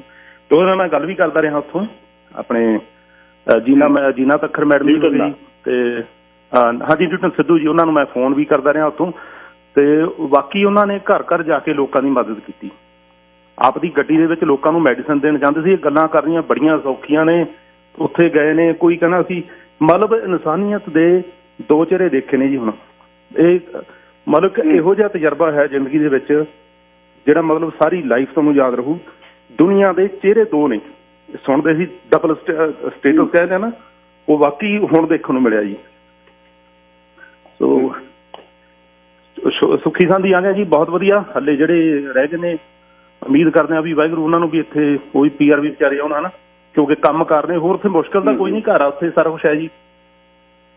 ਸੋ ਪਰ ਫਿਰ ਵੀ ਆਪਣਾ ਘਰ ਹੁੰਦਾ, ਬੰਦੇ ਨੇ ਇੱਥੇ ਪਹੁੰਚਣਾ ਹੁੰਦਾ, 100 ਕੰਮ ਹੁੰਦੇ ਨੇ। ਬੱਚਿਆਂ ਦਾ ਬੜਾ ਔਖਾ ਅਸਲ ਦੇ ਵਿੱਚ, ਇੱਥੋਂ ਦੇ ਜੰਮੇ ਵਿਚਾਰੇ ਉੱਥੇ ਕਿਵੇਂ ਰਹਿ ਲੈਣਗੇ, ਹਨਾ। ਬਿਲਕੁਲ ਜੀ, ਬਿਲਕੁਲ। ਸੋ ਤੁਹਾਡਾ ਉਪਰਾਲਾ ਬਹੁਤ ਵਧੀਆ ਸੀ। ਮੈਂ ਵੀ ਥੋੜਾ ਗੱਲ ਕਰਦਾ ਭਾਵੁਕ ਹੋ ਗਿਆ। ਸੋ ਤੁਸੀਂ ਕਹਾਣੀ ਵੀ ਭਾਵੁਕਤਾ ਦੀ ਸੁਣਾਈ ਹੈ ਨਾ, ਪਰ ਇਹ ਗੱਲਾਂ ਦਾ ਅਸਰ ਉਸ ਇਨਸਾਨ ਤੇ ਹੁੰਦਾ ਜਿਹੜਾ ਭਾਵੁਕ ਹੋਵੇ, ਜਿਹੜਾ ਭਾਵੁਕਤਾ ਨੂੰ, ਇਨਸਾਨੀਅਤ ਨੂੰ ਸਮਝੇ। ਜਿਹਨੂੰ ਨਹੀਂ ਪਤਾ ਉਹਦਾ ਪੱਥਰ ਤੇ ਬੂੰਦ ਪਈ ਨਾ ਪਈ। ਸੋ ਜਿਸ ਤਰ੍ਹਾਂ ਲੱਗੀਆਂ ਸੋਈ ਜਾਣੇ। ਕਈ ਬੰਦੇ ਇੱਥੇ ਬੈਠੇ ਕਹਿੰਦੇ ਸੀ ਟਿਕਟਾਂ ਲੈ ਹੁੰਦੀਆਂ, ਵਿਆਹਾਂ ਤੇ ਖਰਚ ਕਰਦੇ ਨੇ। ਦੇਖੋ ਜੀ, ਸਾਦੇ ਵਿਆਹਾਂ ਵਾਲੇ ਅਸੀਂ ਵੀ ਹਾਂ, ਅਸੀਂ ਵੀ ਉਹਨਾਂ ਦੀ ਸਪੋਰਟ ਕਰਦੇ। ਜਿਹੜੇ ਬੰਦੇ ਸਾਦੇ ਵਿਆਹ ਕਰਦੇ ਨੇ, ਜ਼ਰੂਰੀ ਨਹੀਂ ਹਰੇਕ ਬੰਦਾ ਵਿਆਹ ਕਰਨ ਗਿਆ ਸੀ ਉੱਥੇ, ਬਹੁਤ ਕੰਮ ਹੁੰਦੇ ਨੇ। ਤੇ ਬਾਕੀ ਭਾਸ਼ਣ ਦੇਣੇ ਬੜੇ ਸੌਖੇ ਨੇ ਜੀ, ਤੁਸੀਂ ਕੀਤਾ ਤੇ ਦਿਲੋਂ ਸਤਿਕਾਰ ਆ ਵੀਰ ਜੀ ਤੁਹਾਡਾ। ਜਿੰਨੀ ਵੀ ਕੋਸ਼ਿਸ਼ ਕੀਤੀ, ਕਿੱਧਰ ਨੂੰ ਗਈ, ਕਿਵੇਂ ਗਈ ਉਹ, ਪਰ ਉਸ ਰਾਹੀਂ ਇੱਕ ਜਾਗ ਲੱਗਿਆ। ਕੋਈ ਮੰਨੇ ਨਾ ਮੰਨੇ, ਇੱਥੇ ਵੀ ਸੁੱਖ ਨੂੰ ਵੀ ਫੋਨ ਕੀਤਾ ਸੀ ਜੀ, ਇੱਧਰ ਵੀ ਕਿਸੇ ਤਰੀਕੇ ਦਾ ਆ ਜੀ। ਅਸਲ ਦੇ ਵਿੱਚ ਬਾਰੀ ਵੀ ਨਹੀਂ ਆਉਂਦੀ ਉੱਥੇ ਤੁਹਾਨੂੰ। ਏਦਾਂ ਇਹਨਾਂ ਨੇ ਮਤਲਬ ਕਿ ਇੱਕ ਗਲਤ ਤਰੀਕਾ ਸਿਸਟਮ ਤੋਰਿਆ ਸੀ। ਤੁਹਾਨੂੰ ਇੱਕ ਫੋਨ ਆਉਂਦਾ, ਉਹ ਕਹਿੰਦਾ ਵੀ 12 ਲੱਖ ਰੁਪਈਆ, ਉਹਨਾਂ ਨੇ ਕਹਿਣਾ ਵੀ ਆਹ ਟ੍ਰਾਂਸਫਰ ਕਰ ਦਿਓ, ਤੁਹਾਨੂੰ 3 ਟ੍ਰਾਂਜੈਕਸ਼ਨ ਨੇ ਇਕੱਠੀਆਂ ਦੀ ਬਣਾਉਂਦੀ, ਜਿਵੇਂ 4.5 ਲੱਖ ਏਦਾਂ ਕਰਕੇ ਮੈਂਬਰ ਜ਼ਿਆਦਾ ਸੀ ਅਸੀਂ। ਤੇ ਤੁਸੀਂ ਕਿਵੇਂ ਬਿਲੀਵ ਕਰੋਗੇ ਪੈਸੇ ਟ੍ਰਾਂਸਫਰ ਕਰ ਦੋਗੇ ਨਾ? ਕੌਣ ਆ ਉੱਥੇ ਅੱਗੇ? ਕੋਈ ਮਤਲਬ ਇੱਕ ਤਰ੍ਹਾਂ ਦਾ ਇਹ ਸੀ ਵੀ ਪੈਸੇ ਦਿੱਤੇ ਨੇ, ਟਿਕਟ, ਗੱਲ ਇਹ ਸੀ ਵੀ ਟਿਕਟ ਮਿਲ ਜੇ, ਪੈਸੇ ਜਾਂਦੇ ਆ ਕੋਈ ਗੱਲ ਨਹੀਂ। ਸੋ ਬਹੁਤ ਗਲਤ ਸਿਸਟਮ ਸੀ ਇਹਨਾਂ ਦਾ। ਕੋਈ ਸਿਕਿਉਰਿਟੀ ਨਹੀਂ ਸੀ, ਬਸ ਇੱਕ ਤਰ੍ਹਾਂ ਦਾ ਐਂ ਸੀ ਵੀ ਲੱਗ ਗਿਆ ਠੀਕ ਆ, ਇੱਕ ਦੂਜੇ ਨੂੰ ਫੋਨ ਕਰ ਪੁੱਛੀ ਜਾਂਦੇ ਭਾਈ ਤੈਨੂੰ ਕਿੱਥੋਂ ਫੋਨ ਆਇਆ, ਰਾਈਟ। ਸੋ ਬੜਾ ਮਾੜਾ ਸਮਾਂ ਲੰਘਿਆ ਜੀ, ਲੰਘ ਗਿਆ ਟਾਈਮ, ਇੱਥੇ ਆ ਗਿਆ ਹੁਣ। ਉਹਨਾਂ ਲੋਕਾਂ ਨੂੰ ਜ਼ਰੂਰ ਜਵਾਬ ਦੇਵਾਂਗੇ ਵੀ ਅਸੀਂ ਹਾਲੇ ਲੈਣ ਨਹੀਂ ਜਾਂਦੇ। ਸਾਨੂੰ ਬਹੁਤ ਕੰਮ, ਬਹੁਤ ਲੋਕਾਂ ਨੂੰ ਬੜੇ ਤਰ੍ਹਾਂ ਦੇ ਕੰਮ ਹੁੰਦੇ ਨੇ, ਜ਼ਮੀਨਾਂ ਹੈਗੀਆਂ ਨੇ ਤਾਂ ਹੀ ਹਾਲੇ ਲੈਣ ਜਾਂਦੇ ਆ। ਵੱਡੀ ਗੱਲ ਤਾਂ ਇਹ ਆ ਜੀ। ਬਿਲਕੁਲ। ਤੇ ਬਾਕੀ ਇਨਸਾਨੀਅਤ, ਦੁੱਖ ਦੇ ਸਮੇਂ ਵਿੱਚ ਬਾਂਹ ਫੜਨੀ ਚਾਹੀਦੀ ਹੈ ਇੱਕ ਦੂਜੇ ਦੀ। ਗੱਲਾਂ ਕਰਨੀਆਂ ਸੌਖੀਆਂ ਹੁੰਦੇ ਨੇ ਵੀ ਅਸੀਂ ਇੱਥੇ, ਉਹਨਾਂ ਨੂੰ ਉੱਥੇ ਰਹਿਣ ਦਿਓ। ਉਹ ਵੀ ਇਨਸਾਨ ਨੇ ਜਿਹੜੇ ਹੱਲੇ ਉੱਥੇ ਨੇ। ਉਹ ਬੱਚਿਆਂ ਦਾ ਬੜਾ ਔਖਾ ਵਿਚਾਰਿਆਂ ਦਾ, ਕਿਵੇਂ ਹੱਲੇ ਉਹਨਾਂ ਦੀ ਬਾਰੀ ਨਹੀਂ ਆਉਂਦੀ। ਹੌਲੀ ਹੌਲੀ ਹੋਪਫੁਲੀ ਸਾਰੇ ਆ ਜਾਣਗੇ। ਇੱਥੋਂ ਦੇ ਜੰਮੇ ਉੱਥੋਂ ਦੀ ਗਰਮੀ ਕਿੱਥੋਂ ਕੱਟ ਲੈਣਗੇ ਜੀ ਉਹ। ਬਹੁਤ ਔਖਾ ਜੀ। ਥੈਂਕ ਯੂ ਵੀਰ ਜੀ, ਥੈਂਕ ਯੂ ਵੈਰੀ ਮਚ। ਕੋਈ ਨਾ ਕੋਈ ਨਾ। ਗੱਲ ਇਹ ਆ ਵੀ ਬਹੁਤ ਕੁਛ ਕਿਹਾ ਗਿਆ ਨਿਊਟਨ ਸਿੱਧੂ ਬਾਰੇ। ਉਹ ਤਾਂ ਹੁਣ ਇਹ ਲੋਕ ਦੱਸਦੇ ਨੇ ਨਾ ਆ ਕੇ ਵੀ ਕਿਵੇਂ ਉਹ ਦਰ ਕੇ ਦਵਾਈਆਂ ਲੋਕਾਂ ਨੂੰ ਦਿੰਦਾ ਫੜਾਉਂਦਾ ਰਿਹਾ ਆਪਣੀ ਗੱਡੀ 'ਚ। ਇਹ ਨਹੀਂ ਹੁੰਦਾ ਵੀ ਹਰ ਇੱਕ ਇਨਸਾਨ ਕੋਈ ਪੈਸੇ ਲਈ ਤੁਰਿਆ ਫਿਰਦਾ, ਕੋਈ ਨਿੱਜ ਲਈ ਤੁਰਿਆ ਫਿਰਦਾ। ਤੇ ਇਹ ਤਾਂ ਮੈਂ ਤਾਂ ਕਹਾਂ ਤਾਂ ਮਾੜੀ ਗੱਲ ਹੈ। ਜੇ ਤਾਂ ਉੱਥੋਂ ਆਏ ਦੱਸ ਰਹੇ ਨੇ, ਪਹਿਲੀ ਵਾਰ ਤੁਸੀਂ ਕਾਲ ਸੁਣੀ ਹੋ, ਪਹਿਲੀ ਵਾਰ ਤੁਸੀਂ ਆਵਾਜ਼ ਸੁਣੀ ਹੋ ਸੰਦੇਸ਼ ਸਾਹਿਬ ਦੀ, ਤੇ ਮੈਂ ਨਿੱਜੀ ਤੌਰ ਤੇ ਜਾਣਦਾ ਵੀ ਨਹੀਂ।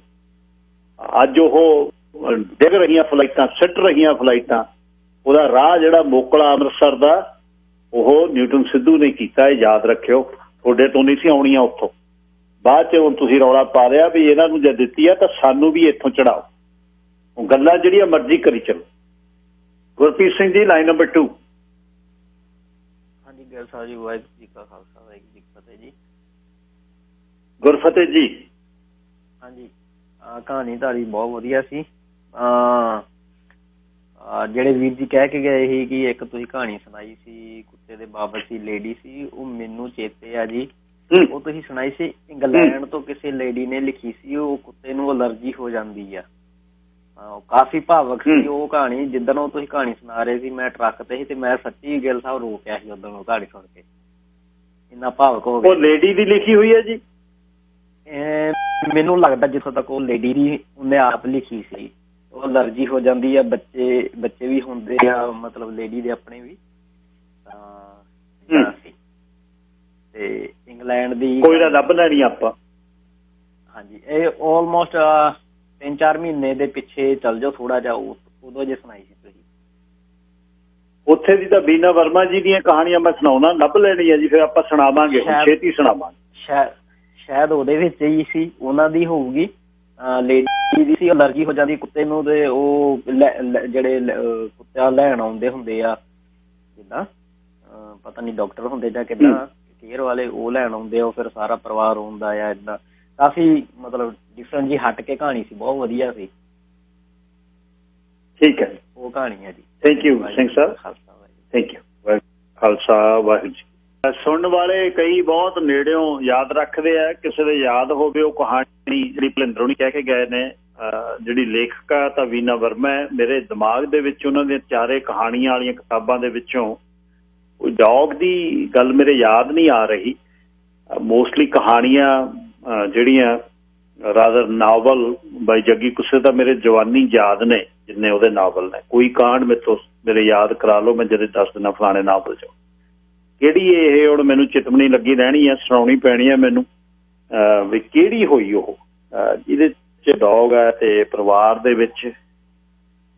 ਯਾਦ ਕਰਿਓ, ਜੇ ਕਿਸੇ ਦੇ ਯਾਦ ਹੋਈ ਮੈਨੂੰ ਮੈਸੇਜ ਕਰਿਓ 604 729 1224 ਤੇ ਫਿਰ ਆਪਾਂ ਲੱਭ ਕੇ ਅਗਲੇ ਹਫ਼ਤੇ ਸੁਣਾਵਾਂਗੇ। ਮੈਂ ਵੀ ਲੱਭੂਗਾ ਵੀਨਾ ਵਰਮਾ ਜੀ ਦੀ ਕੋਈ ਕਹਾਣੀ, ਕੋਈ ਨਵੀਂ ਕਿਤਾਬ ਦੇ ਵਿੱਚੋਂ ਹੋਵੇ ਸ਼ਾਇਦ।